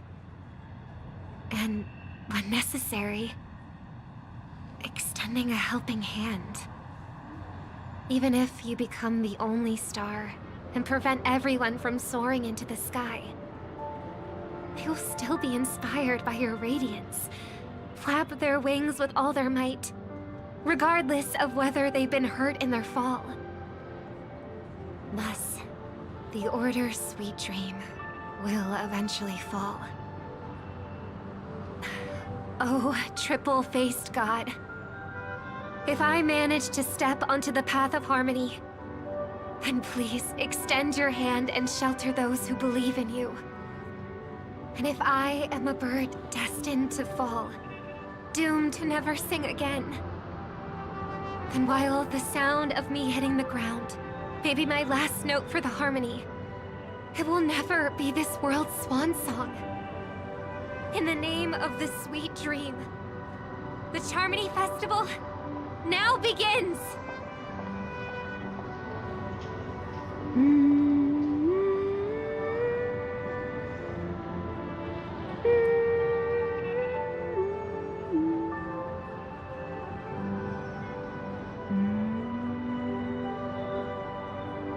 Brother, do you miss home? Even if I do, it's too late.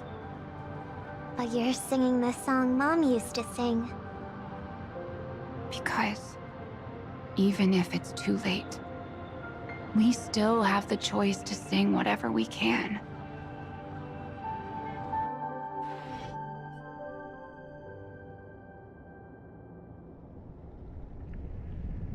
Welcome to the horizon of existence. This place is one of the thousands of manifestations belonging to the sleeping and shapeless. And it's also an exit out of the nihility for the awake ones. Let's bid our final farewells here. Remember your name. I'll be waiting for you at the end.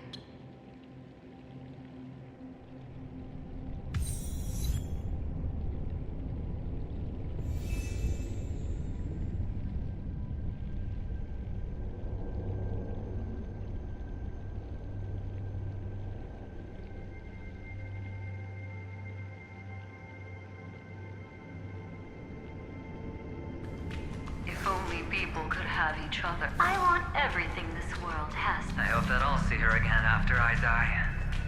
Then she'll know that I hope everyone can always reunite with their family, enjoy home-cooked stew, and keep on laughing. One day, those who live will all come to understand how they need to think to create their own happiness.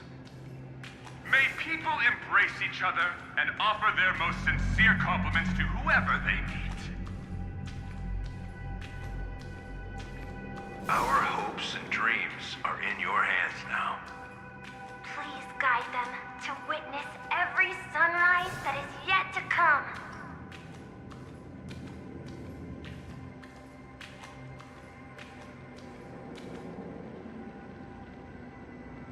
Hey, I've read the script. Why are you asking me?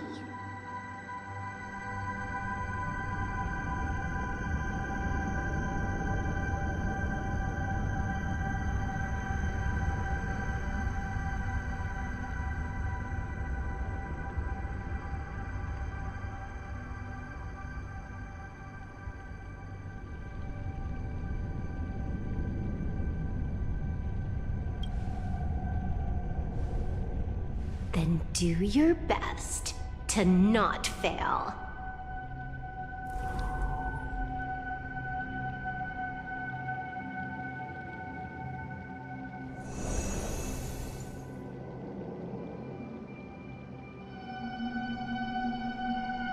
It's not the time to leave your final words yet. We all believe in you. You need to believe in us too.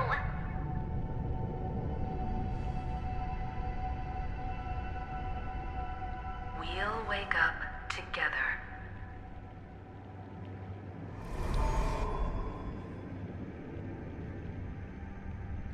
Why does life slumber? We don't know the answer yet, but we're about to awaken from this dream. Or perhaps such is the answer itself.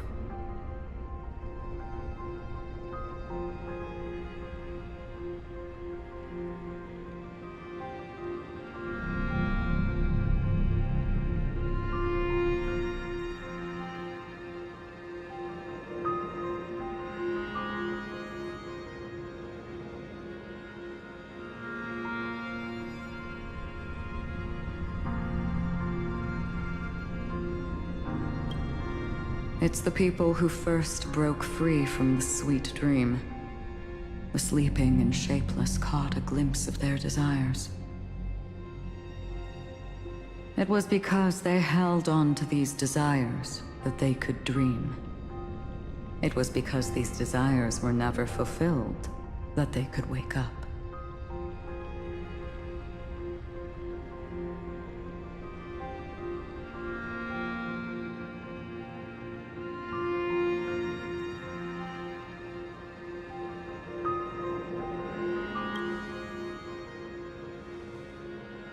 I think that's not entirely true. I wish people could find happiness, but I've been tainted by too much nihilism. Sometimes I can't help but think that the nihility is a proud and terrifying dream.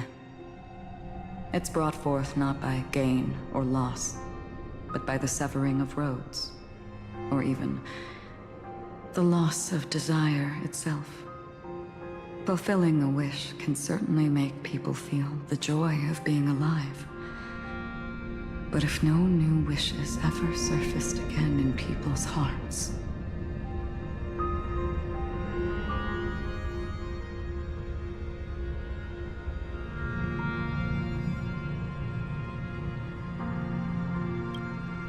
indeed, behind the shadow of the nihility, there must exist the most blazing source of light in the world. Just as every life that edges closer to death fervently approaches the end of the nihility, we must pursue that primordial light. Before you go, would you tell me your wish?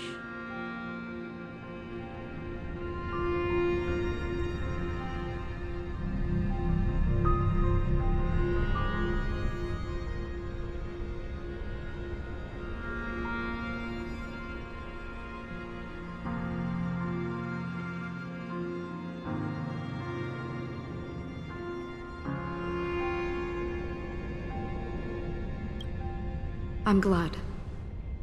The answer itself doesn't matter. What matters is that you've made a decision.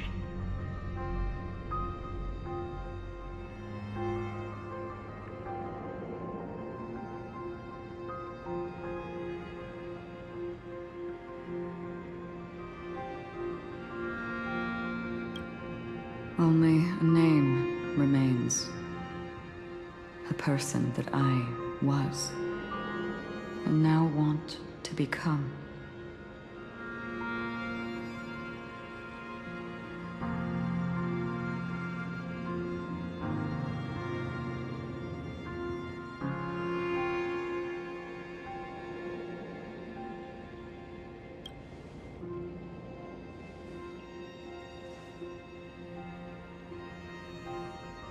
You're looking right at it. She is a hunter who treads upon the finality, destined to sacrifice her own wishes to defy destiny.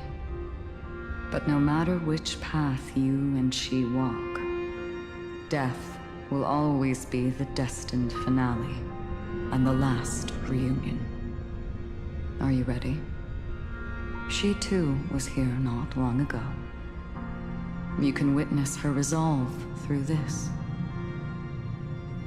Witness how that tiny spark of bug light broke free from the pull of the nihility.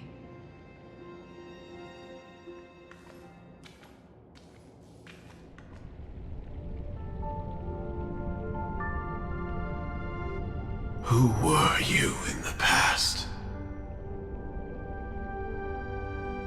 The scenery. Am I dead? Really dead? Death is one step away from here. Step over this place, and you will truly embrace death. Or you can turn back. Tell me, who were you in the past? The Moth's Iron Cavalry. And who are you now? A Stellaron hunter. Then who will you become in the future? Just an ordinary girl. Well then, keep walking forward. Death would suit you better. Never. I fought tooth and nail to get where I am today, and this isn't over yet. Even if everything burns to ashes, I won't give up. You should know that's a wish that can never come true. You couldn't become an ordinary girl, even in the last sweet dream. Why do you think that? Entangled in the family's conspiracy, facing the mimetic entity's blades head-on, while challenging the resurrected swarm disaster alone, armed only with the script that can peer into the future. That's more than enough cards stacked against you. Do you really think that the time you spent with her proved anything? For an ordinary girl, simple happiness shouldn't just be a matter of chance. I used to say, all of this isn't what an ordinary girl would do. What? Perhaps the Dream Master was right. All the past we've left behind has already determined our future. All my experiences so far will still make me choose to step into danger when I face it in the future. But you misunderstood my answer. I guess it's my fault too. Always talking about wanting a normal life, as if the past that shaped me is some heavy burden weighing me down. Being a Glamoth's Iron Cavalry and having entropy loss syndrome are more than just scars. They are a past that taught me to cherish, urged me to seek, and showed me how to love. All the things you listed are quite extraordinary indeed, but I believe any ordinary girl would make the same choice I did. When faced with everything I have faced. In the darkest moments, ordinary people never need to feel small. After all, they always discover that they've already become something noble and bright. Indeed, I can't change the outcome or even the process. But I can decide how to view my destiny. This is just an even deeper form of self-deception, compared to actually changing the outcome. Free will is mere self-deception for most people anyway. But as long as I'm not asking others to do the same, there's no shame in it for me. Everyone has their own answers as to why life slumbers. Some will never find their answer. But no one can take away their chance to keep looking for the answer. I won't give up, nor will I blame those who do. All I need to do is return their right to make that choice, and return that right to myself as well. So, I will leave this place together with you.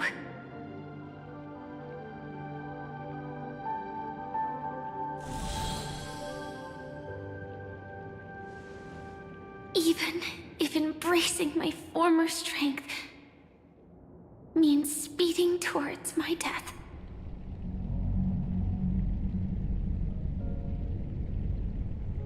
The name I gave myself is Firefly. I used to think I was similar to a firefly, just a fleeting glimmer of light. But later, I realized no one would give themselves an unlucky name. It was also because I thought fireflies were beautiful.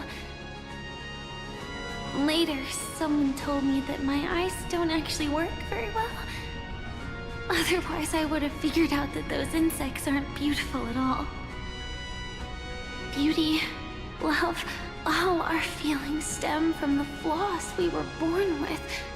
And that's what makes each of us unique. Yet, I can't help but love these little things. Even though I'm sensitive to cold and can't stand the night wind, I still go stargazing. Even though baking cakes is really troublesome, I'll still keep trying. Because I love giving them to people who matter to me and seeing those people smile. I love going around looking for cute dresses, not to show off to others, but because it makes me feel good. So, I won't mind any flaws anymore. I won't fear any new scars. I'll give it my all to find what I love, and I won't let destiny take them away. So...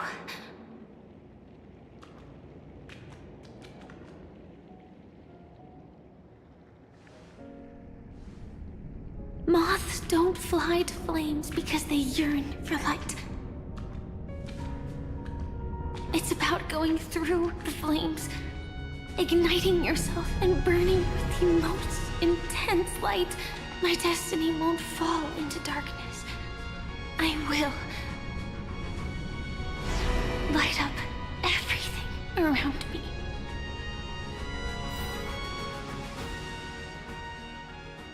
As long as the clock clock keeps ticking, death comes for us all eventually. And life has its time, too. If my world always ends up being burned to ashes, then let it burn!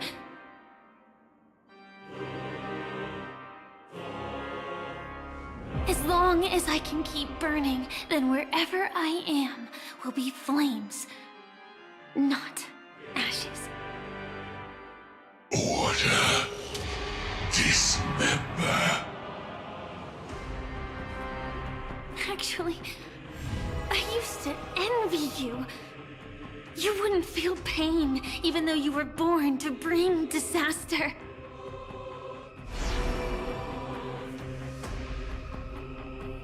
But you should be envious of me now. I'm unwilling to face death, nor do I want to keep fighting. But when faced with destiny,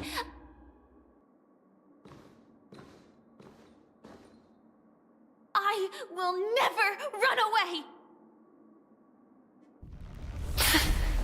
My dreams were always of scorched earth, where even a single new bud could never bloom. But I will still burn, and keep on burning, until new life rises from the ashes!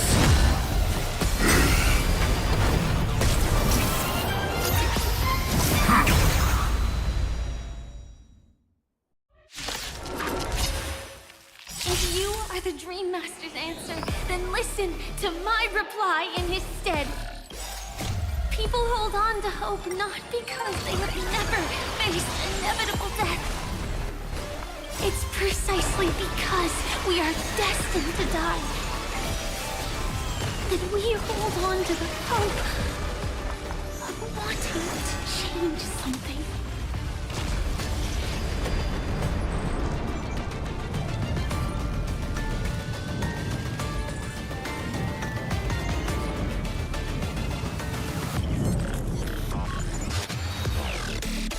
Existence is for tomorrow.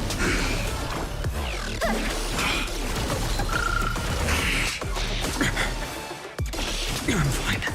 Execute. Devour. Underestimating us will cost you. Delivering warmth. Night. Stars echo. No more time. Guide with the rainbow brim. Mavis. Dispel the gloom.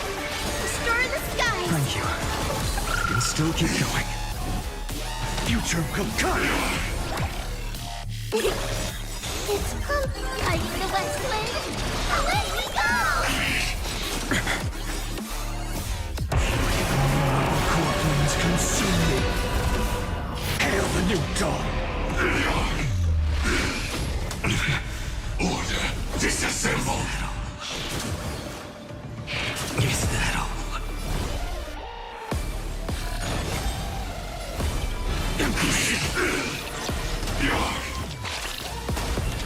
I'll never yield to fate. So without substance. Adjusting organic biomass. Feel the sun tear the sky. Quench the flames with blood. Order replicate. Strike. The flames are not empty shell.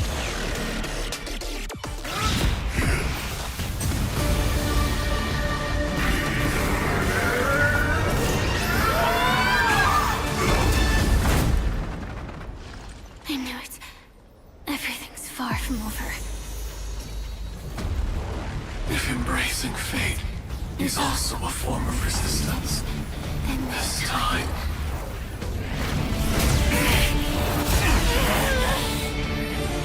I shall embrace death!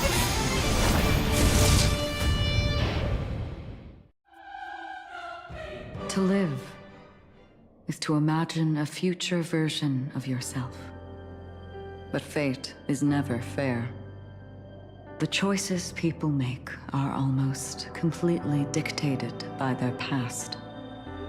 No matter how much they try to move forward, there's no guarantee they'll see the future they've imagined. It's the same for every path. The nihility already exists, whether you admit it or not.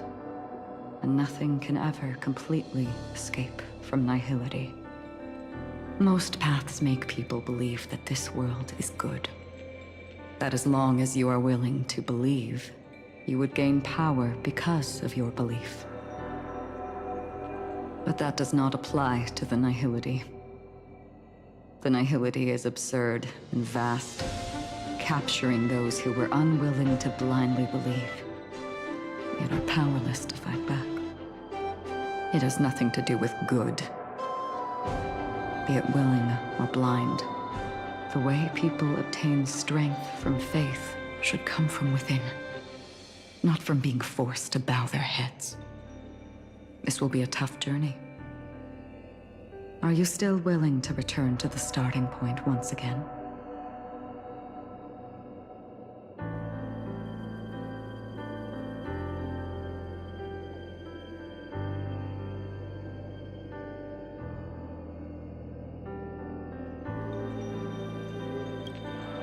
In this way,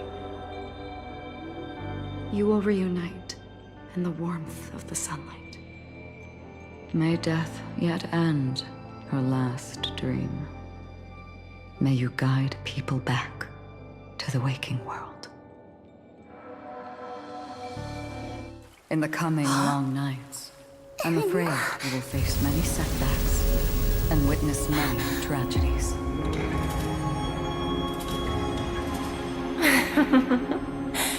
I come to greet, I come to whine, I come to claim. I grant poison for nectar, sow in spring to reap in fall. Await wizened fruit to fill livened boughs. All for the Amber Lord. But when you make a choice, there will be a fleeting red that reappears before you once more in that monochrome world.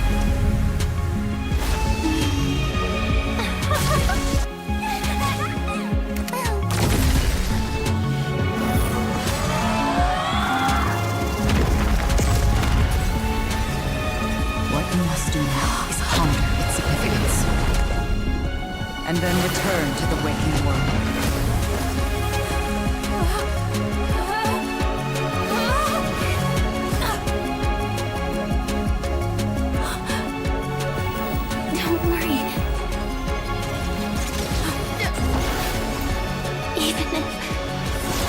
Doomed to fade at dawn. I won't fear waking up from this dream. Go. Take back the right to trailblaze. For them and for me. That's where we will all find our answers.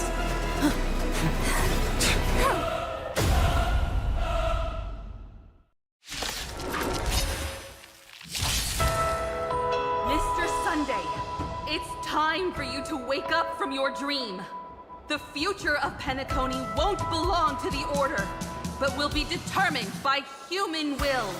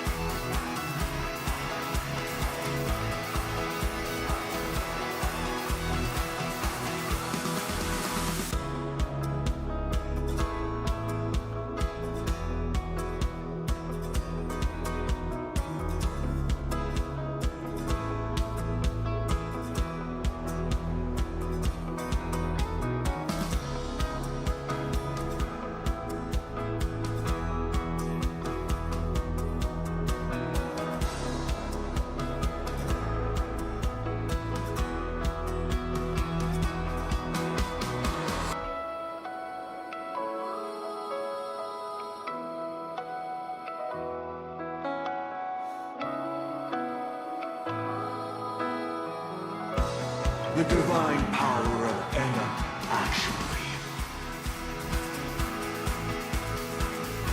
So be it. It wasn't my intention anyway.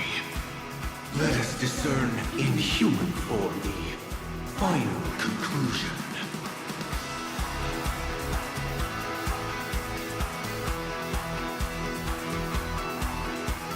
Did the gods create this world?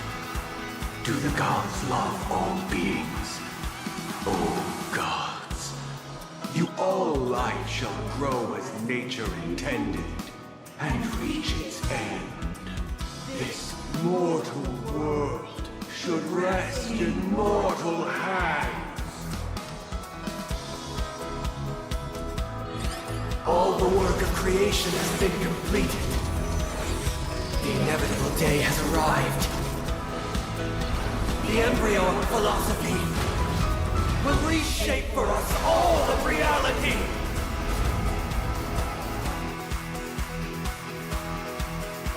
No more gods will ever stand here again.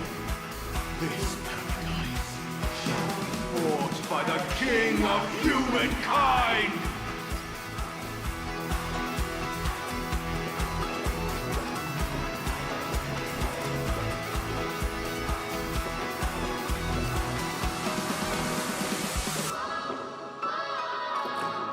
Don't hesitate.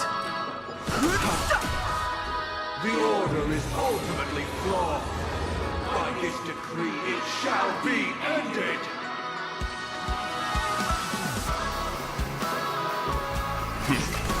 The remembrance is fleeting and impermanent. By this decree, it shall be ended. No way! Rosalina gave her life to protect the Sweet Dreams path. Here! The hunt brings only futile misery. By this decree, it shall be ended. Fusion bullets still protect the Sweet Dreams present! I have something for you. The nihility leaves no light unextinguished. By this decree, it shall be ended.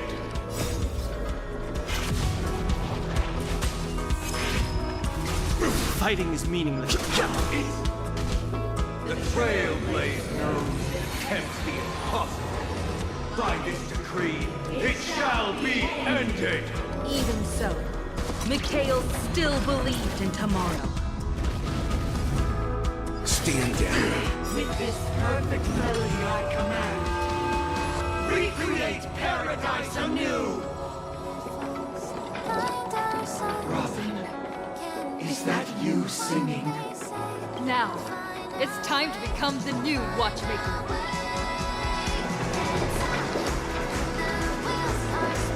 Only by blazing a trail forward can we set time in motion and give it meaning.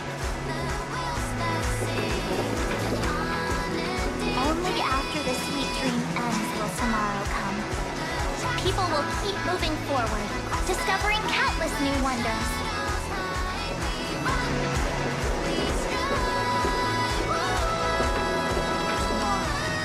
People will know that the world will still welcome countless marvels worth fighting for.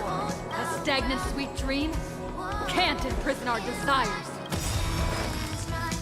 May this journey lead us starward!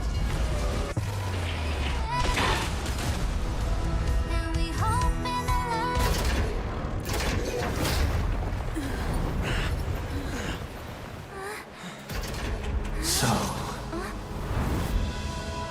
why does life slumber?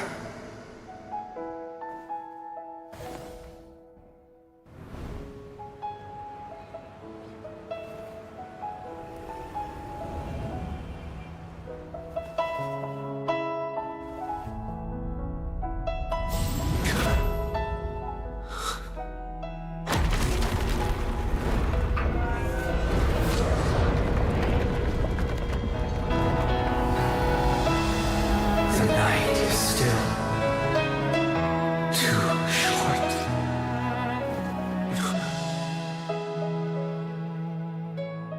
Brother, the dream is over.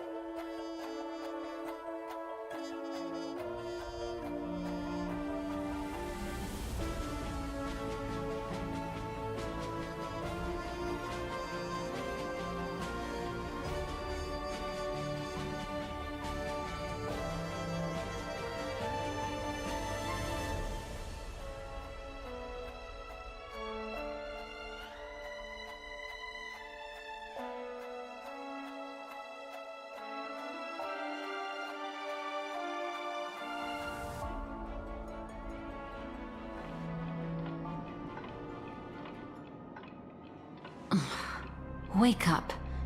It's time for this dream to end. Destiny won't let me give you the answer, and the true ending is too sad.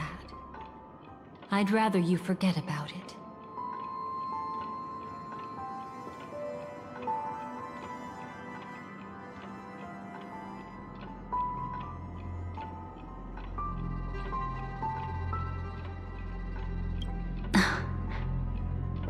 Well then, I must come clean about my final lie. I never showed you anyone's memories, not even my own. All you've seen is a script I came across by chance. It recorded everything that had happened, and using its stimulation, you actually managed to enter the memories from your own perspective and remember everything anew.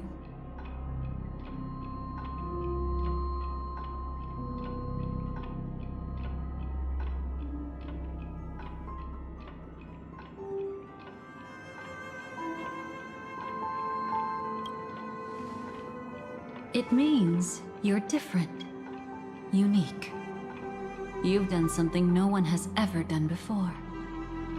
Even though your memories were cremated to ashes, you were able to recall them once more, treasuring them once again in your heart. The Stellaron Hunters say you are the one who can turn the wheels of time and give it meaning.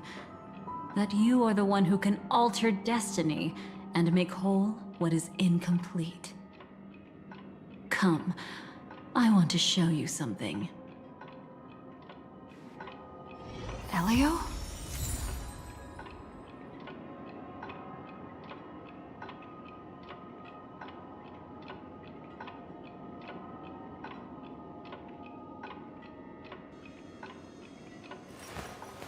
I will walk to the end with all your wills. No matter the cost.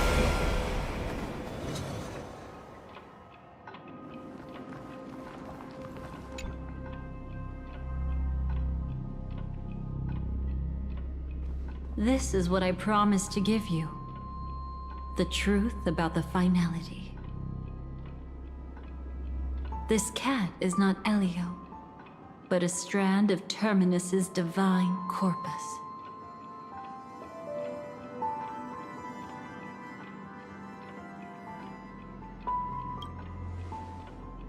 The Stellaron Hunters described this scene to me. Something I've never seen myself. When Terminus ascends to godhood once more, they will manifest their 1,000-armed divine form and proclaim, "Now I am become finality, lifting the wheel of time, the destroyer of worlds." Then, Terminus turned into a pack of black cats, distributing every ounce of their divine power between those creatures. The cats shall depart from the end of the world, going against the river of time till the moment of the universe's birth. What you see is one of those cats. As for Elio, he is an even more special existence. Only the Stellaron Hunters know his true identity.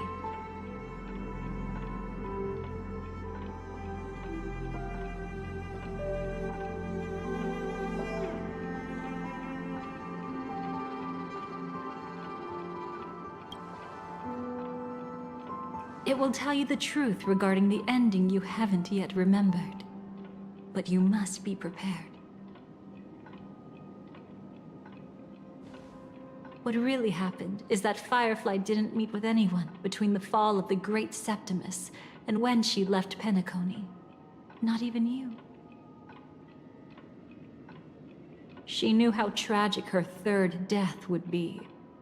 So she only dared to watch you from afar and hid on her lonesome when she was about to fade away.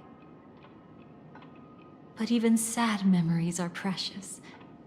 If you can accept farewells with grace, then you'll gain the strength to create reunions. When you bid farewell to loved ones, you should cry while they can still hear you. That's the only way they'll know just how many people love them.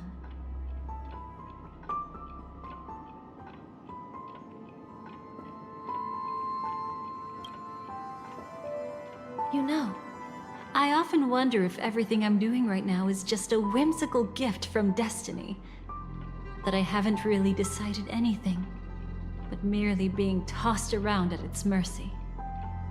But right now, I don't care. Because my joy is real. My sorrow is real. And you will be the same. Remember, if you have regrets that must be mended, then shout with all your might from the depths of your heart.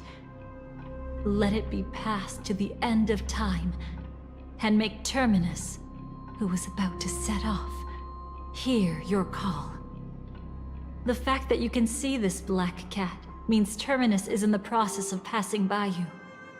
The power of only one black cat cannot change much, but your past is Terminus's future. If it remembers your voice and decides to change something in its own future, your past will change accordingly. Perhaps it is because the world is destined to shatter that an ordinary girl can obtain the bouquet she yearns for.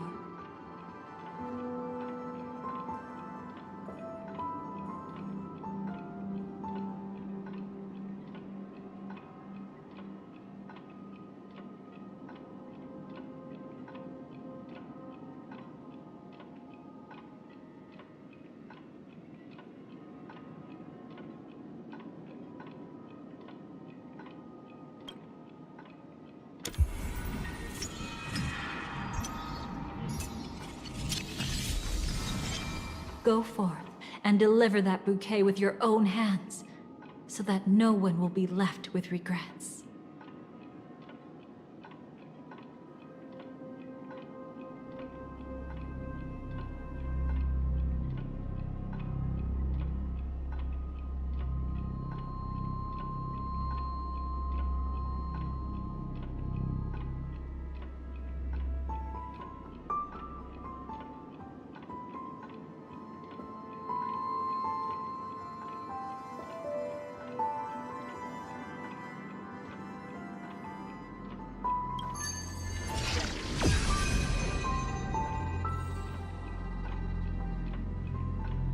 I hope we'll meet again. The only one who could ever please me. Father, destruction is not just a single glorious moment, and the same applies to destiny and memories.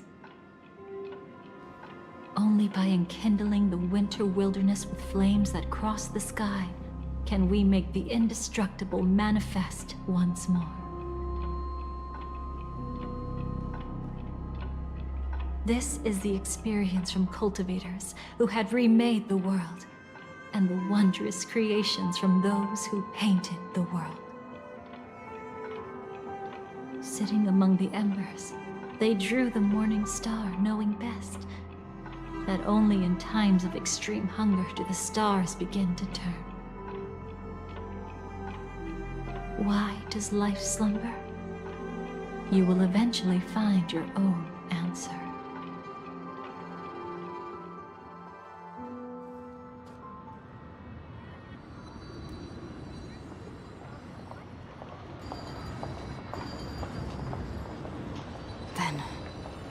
Let's go reclaim everything that was forgotten.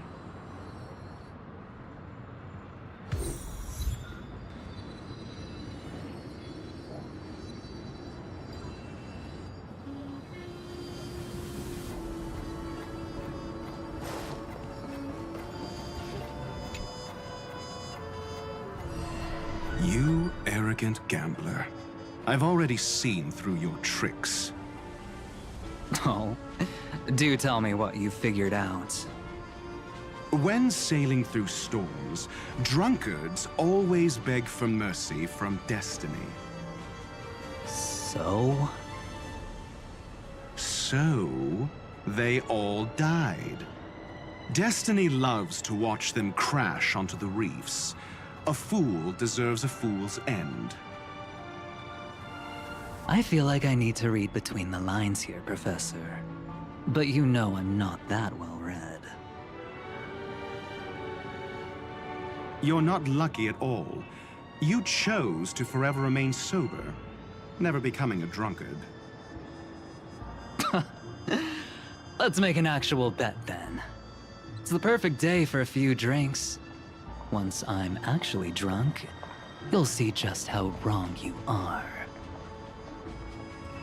But I don't even care about the outcome. In this world, what could be more precious than possibilities?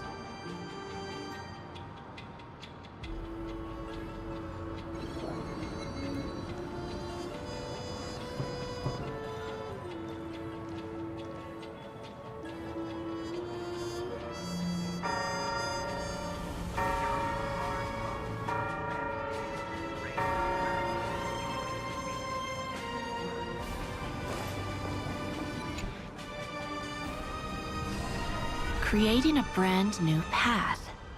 That's truly astonishing. You must have some ideas as his sister, right? If he really managed to do it, what kind of path would that be? I think it must have been a battle between different kinds of the trailblaze. However, my brother came to the wrong conclusion. His original aspiration was similar to the trailblaze, yet the road he walked was one named the domination, or the conquest. Even if someone wishes for everyone's happiness, that's still a selfish wish. There will always be those who don't want to be saved, who want to save themselves.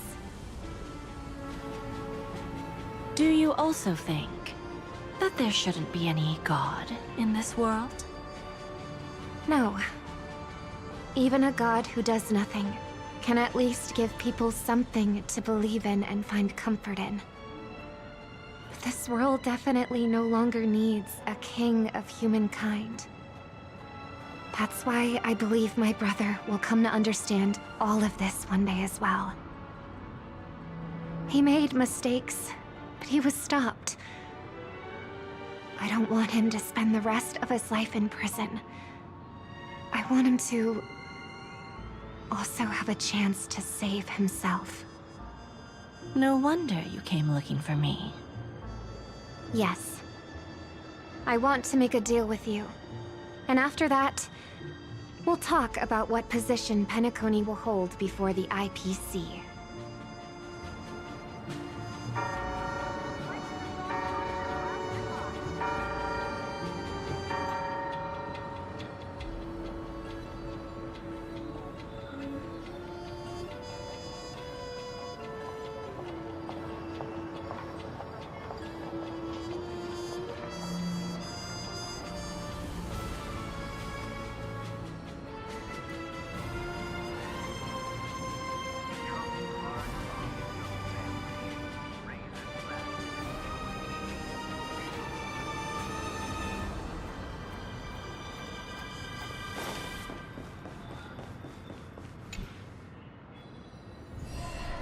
Burnt.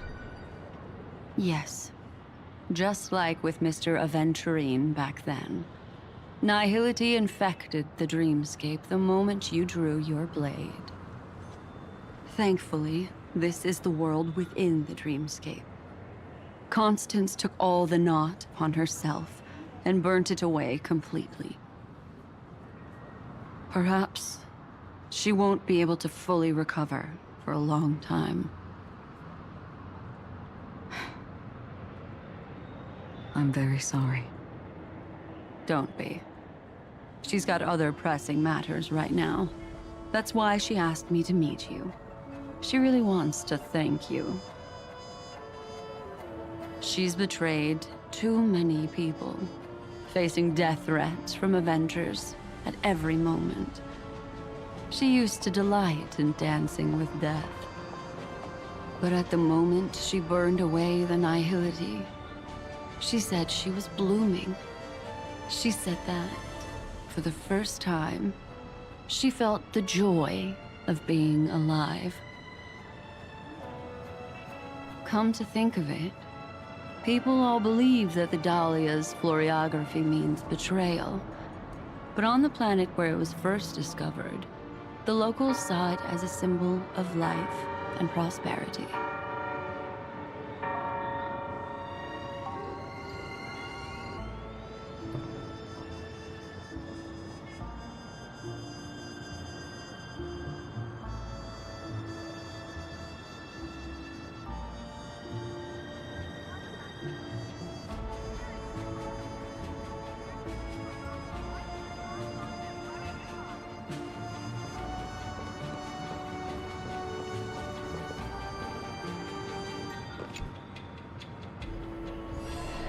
So, you still don't want me to join?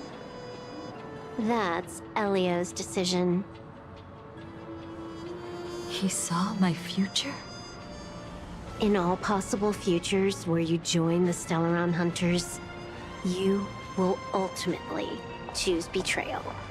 You shall become a Lord Ravager named Ephemera, poised to destroy the Remembrance. Those were Elio's exact words, and your payment. Payment? After everything is over, we want you to burn some of her memories. May I know why? She can't head to the next stop with these memories. It would draw the Destruction's attention to her too early, and she'd die there.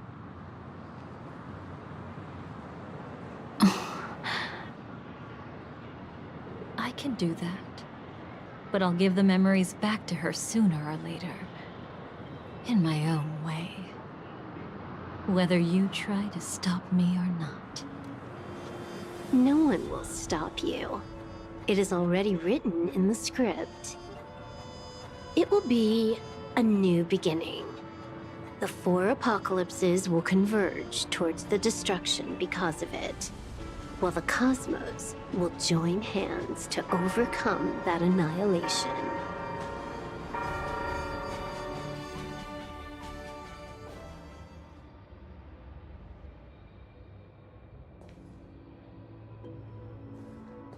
But where's Firefly? I haven't seen her anywhere.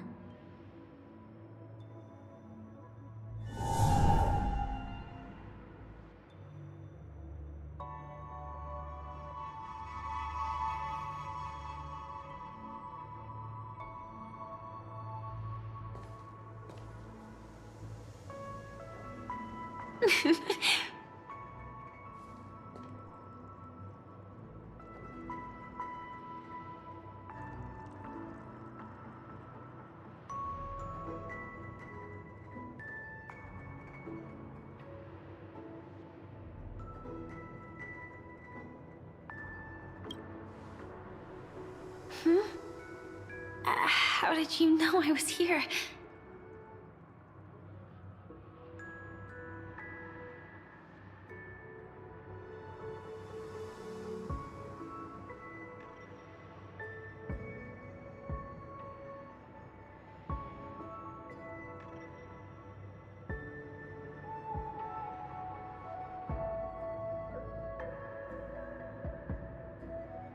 I'm doing okay.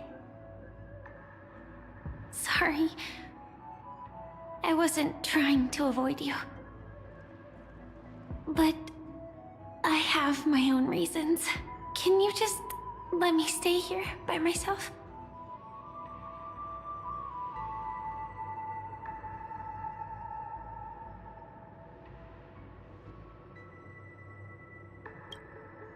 How did you know about the promise? I never mentioned it.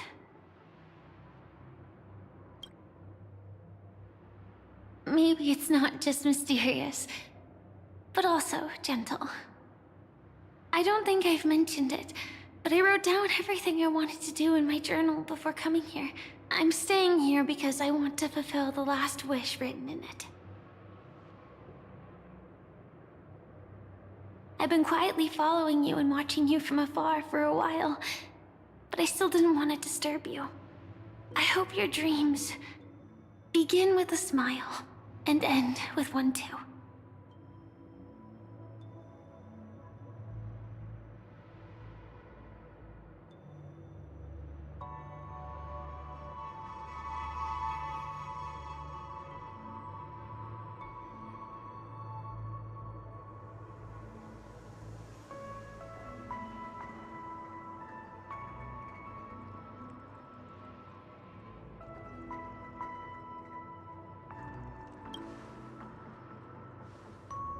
To see the fireworks, of course. I heard there's this huge airship in Penacony where you can get an absolutely photo-worthy view of the fireworks. So? Let's go watch the fireworks.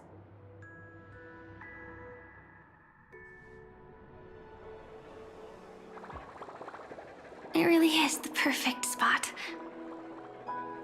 You've got great taste.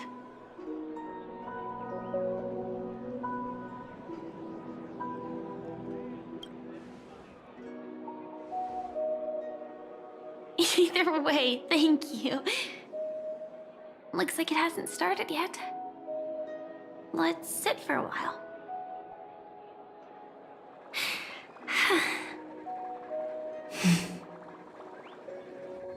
I wonder whether everyone feels speechless at times like this.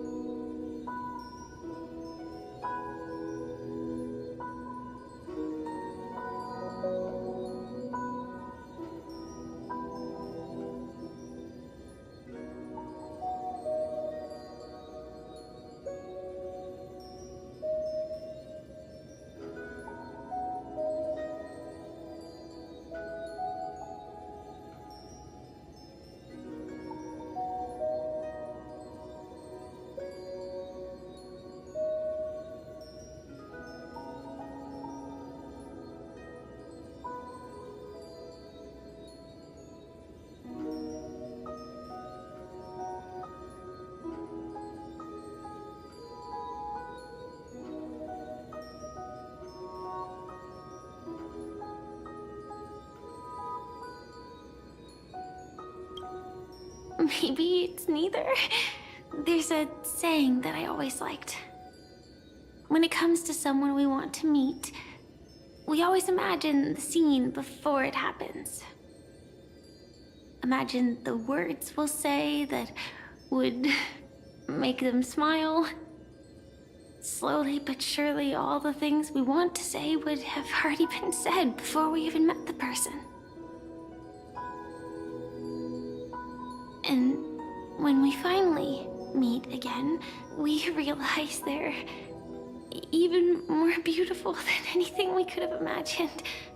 Yet, at that moment, we find ourselves at a loss for words to express just how amazing they really are.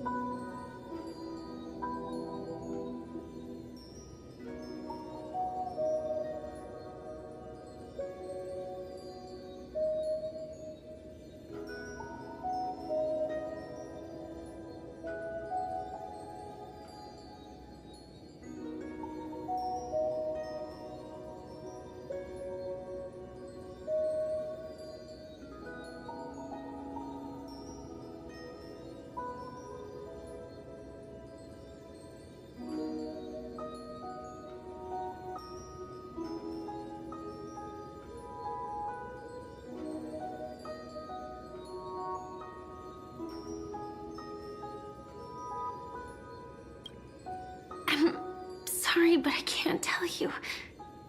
Elio told me that it would lead to a terrible future. If I say even a few words more, you'll die at the next stop. All I can tell you is why our paths crossed again. Long ago, you promised me that if I could dream, then you would make it a beautiful daydream.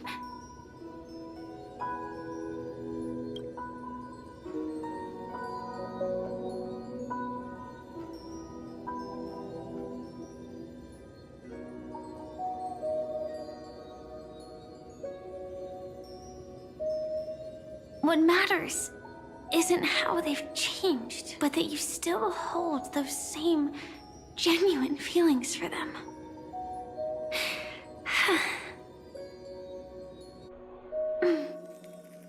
I'm sorry.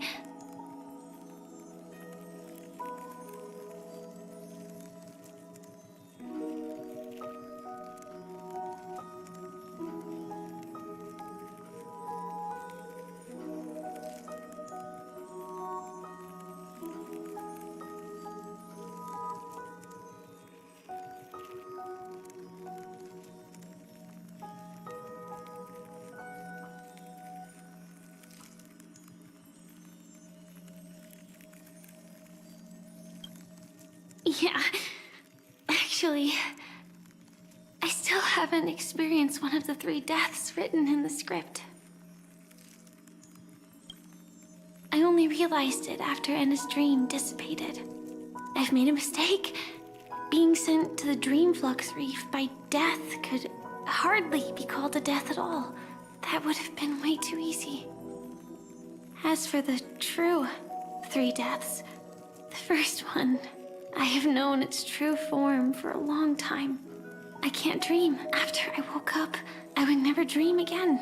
In other words, the me that exists in this dream would completely cease to exist. The second time, I was killed by the swarm disaster.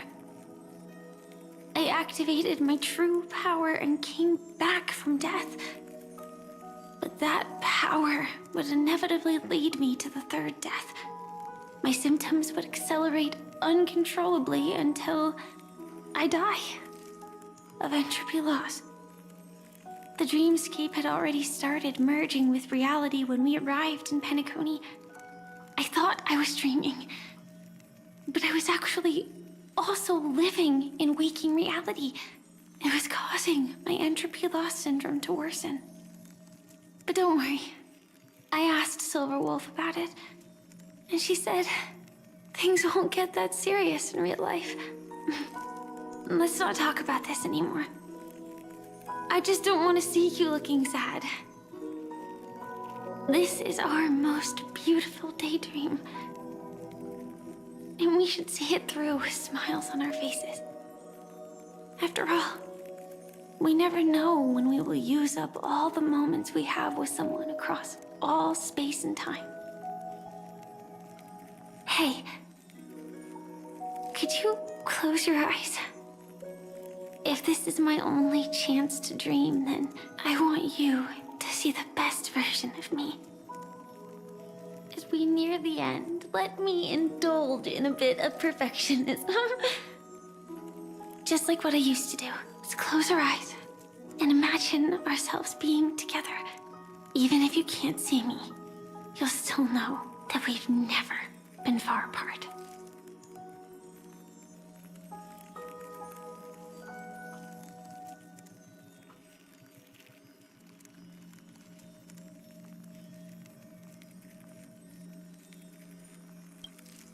I won't. I promise to stay as long as I can.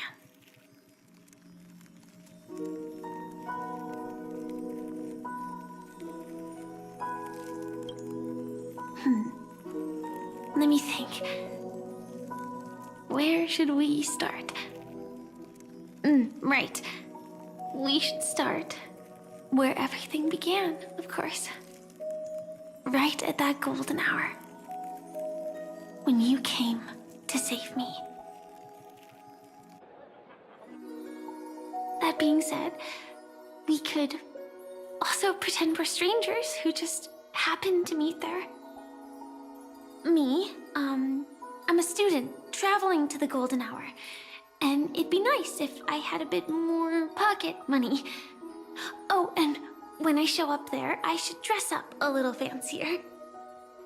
And you're a student too, but you came here from a really, really distant planet, completely unfamiliar with your surroundings.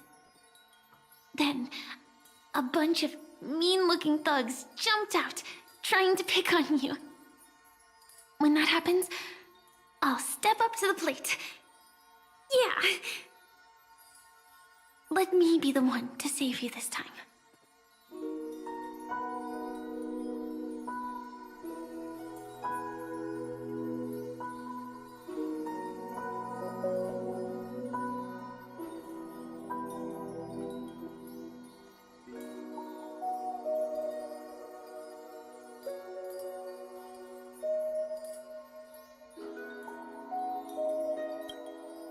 No worries. That's exactly what I'm going to do.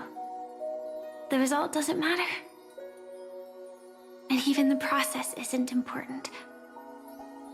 What matters is how we take part in this journey, and how we choose to view it. So, grant me one more wish. Remember how I held you and flew into the sky when we fought against Enna's dream? Back then, I wasn't sure if I would ever wake up again, but I was happy.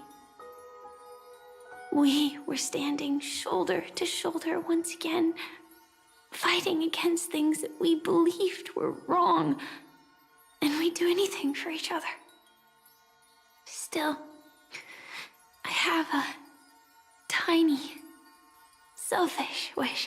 I know you won't forget this moment. When you look back on it, I want it to feel lighter. Maybe there were no enemies at all. It was all just a prank. And when I carried you up into the heavens, what we saw there wasn't the terrifying swarm, but rather the fireworks that I never got to see.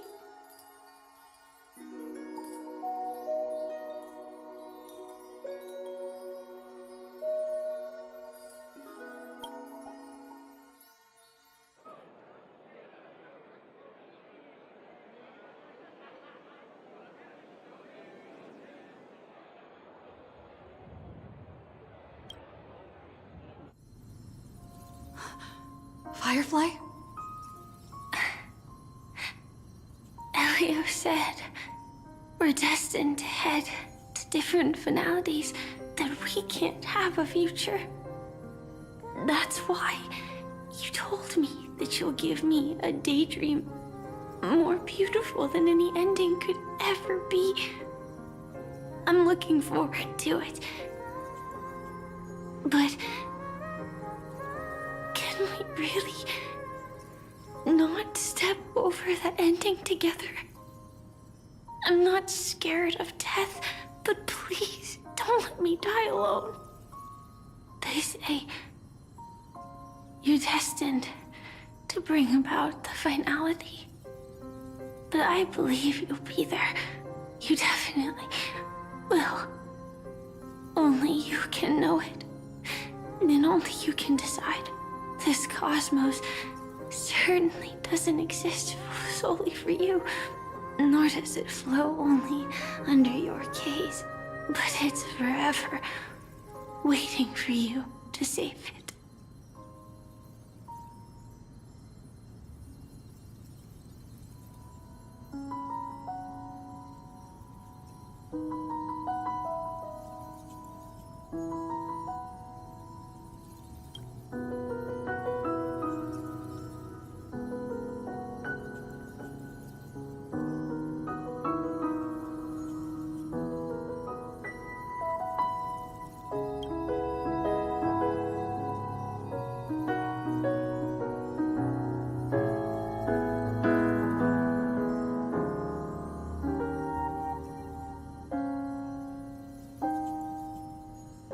Even so, I'll still be the last thing you forget.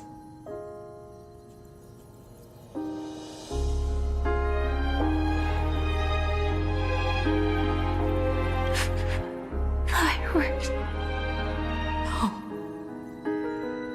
While she might still be able to see it. The result doesn't matter. And even the process isn't important. What matters is how we take part in this journey. And how we choose to view it. I'll do everything I promised you.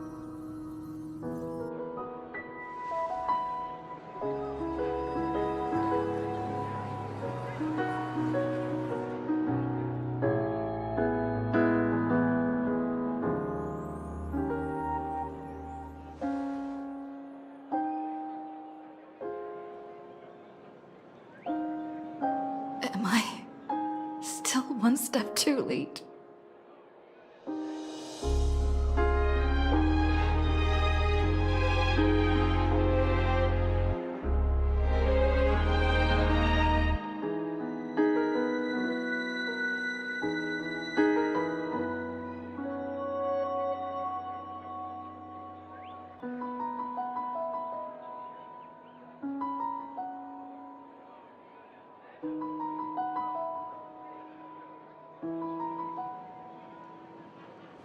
Why?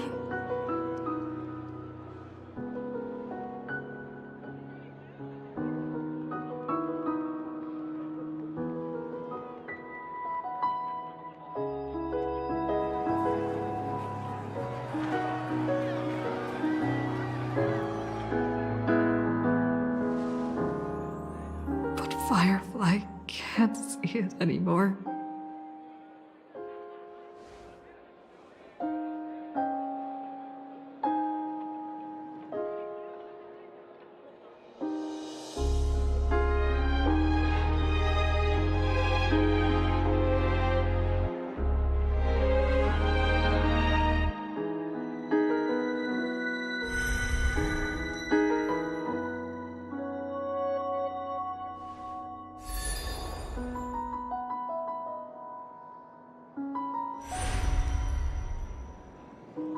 No. It's not beyond saving. I can change the course of destiny and make up for what's missing. If the world has set an endpoint for our destiny, then at the very least, it owes Firefly the bouquet she wanted.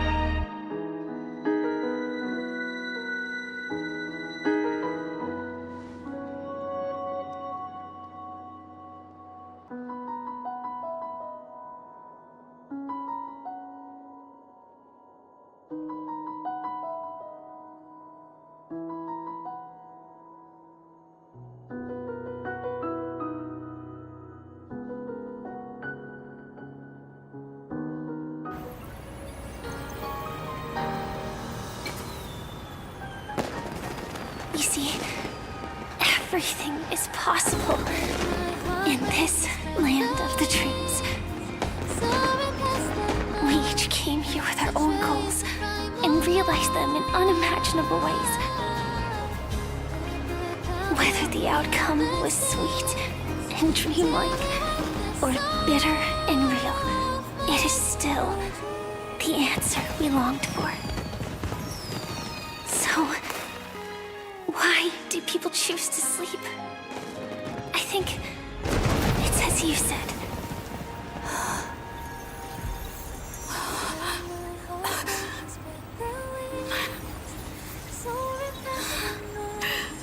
To trust the primal light.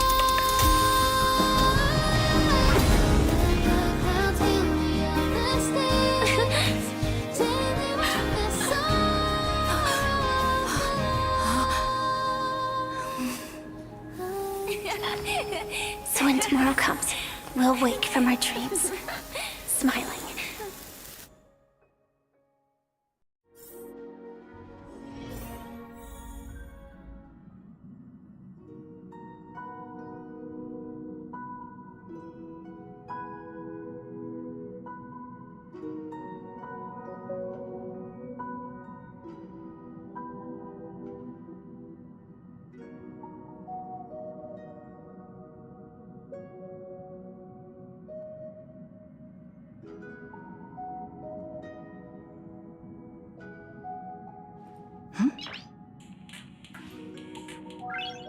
Nice.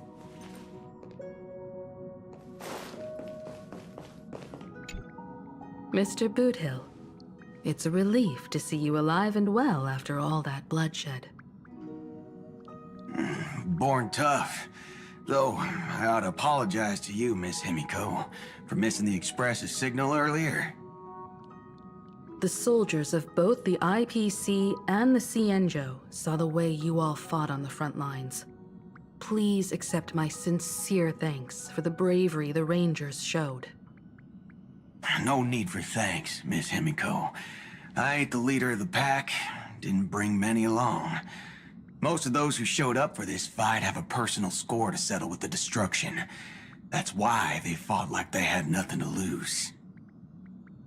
The Express crew owes you and Miss Rappa a special thanks for retrieving her and Don Hung after the battle. With the Scepter put out of commission, there was a lot of chaos across the Amphoria's segmentum. Even with signal tracking, finding them was no simple task. Maybe her ninjutsu really is the real deal. Speaking of which, where is Miss Rappa? Don't worry, she's gone to help the other Rangers. I'll pass on the Astral Express's message to her.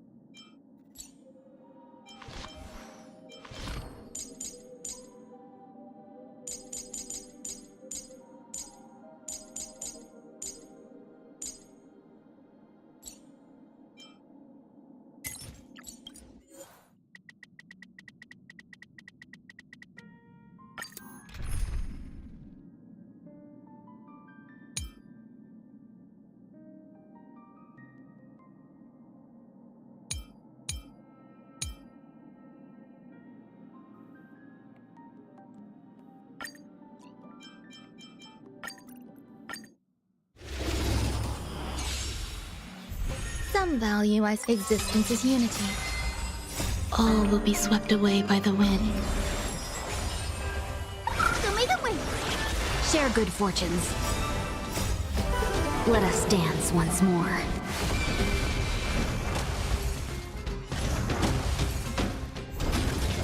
Have some sunshine! Dispel the gloom! Restore the skies!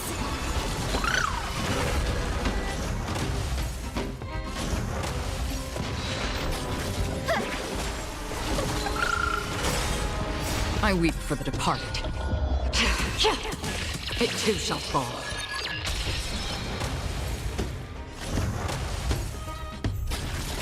Show me the way!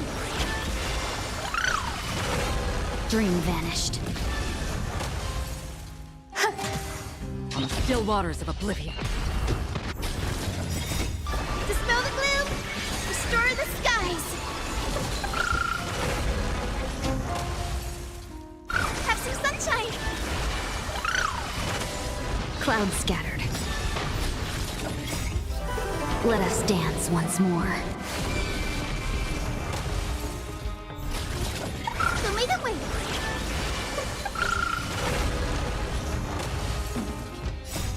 Dispel the gloom! Restore the skies!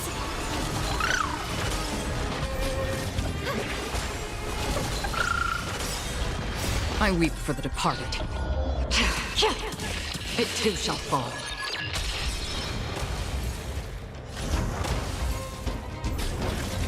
Have some sunshine! Unite our goals. All will be swept away by the wind. Destined for oblivion.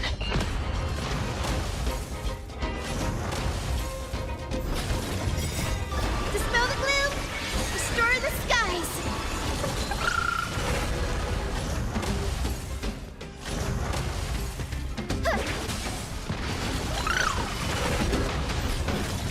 Show me the way! Dispel the gloom! Restore the skies!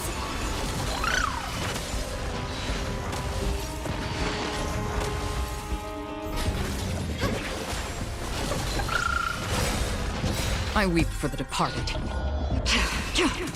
It too shall fall.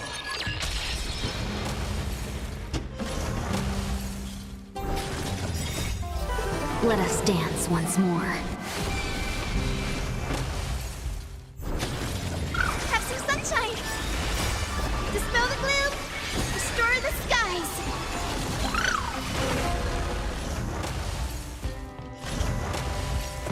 Clouds scattered. Show me the way!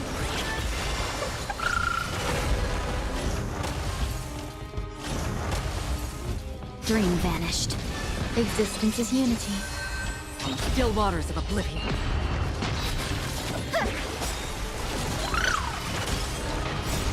Dispel the gloom! Restore the skies!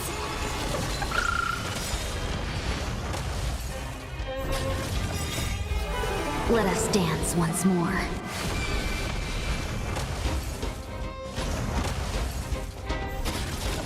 All will be swept away by the wind. I weep for the departed. It too shall fall. Have some sunshine! Unite our goals. Destined for oblivion.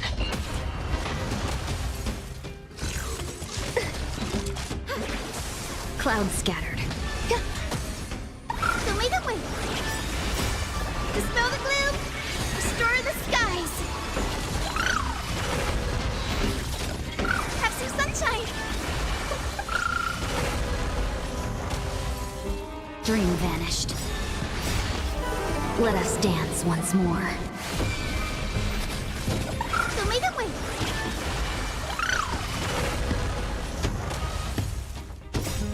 Dispel the gloom! Restore the skies!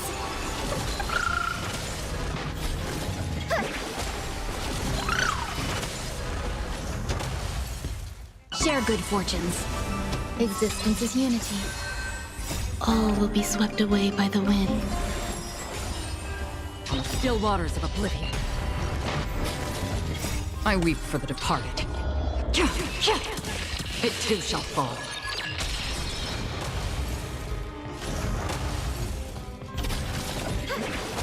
Clouds scattered. Destined for oblivion.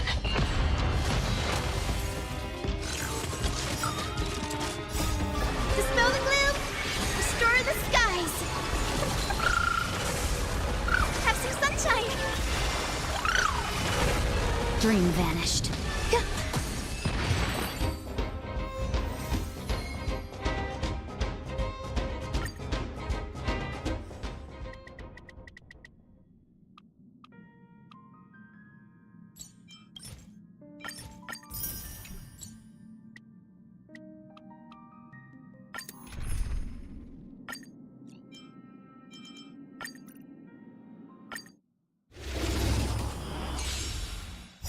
There's more to life.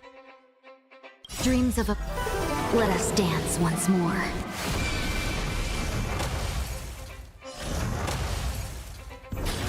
Guide with the rainbow bridge.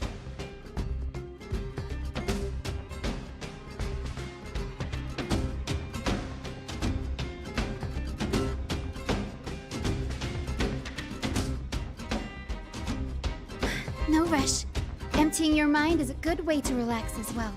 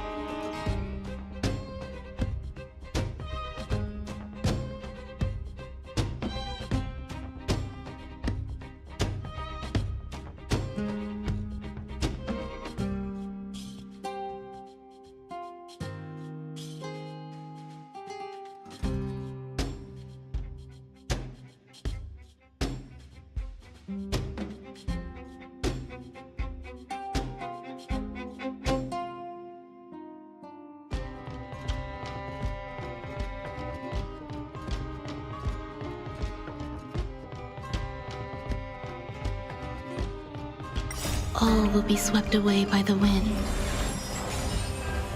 Show me the way! Dispel the gloom! Restore the skies!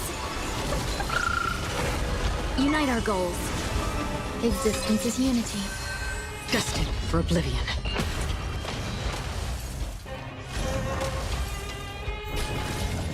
I weep for the departed. It too shall fall.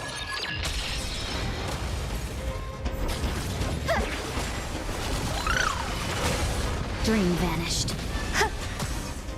Still waters of oblivion.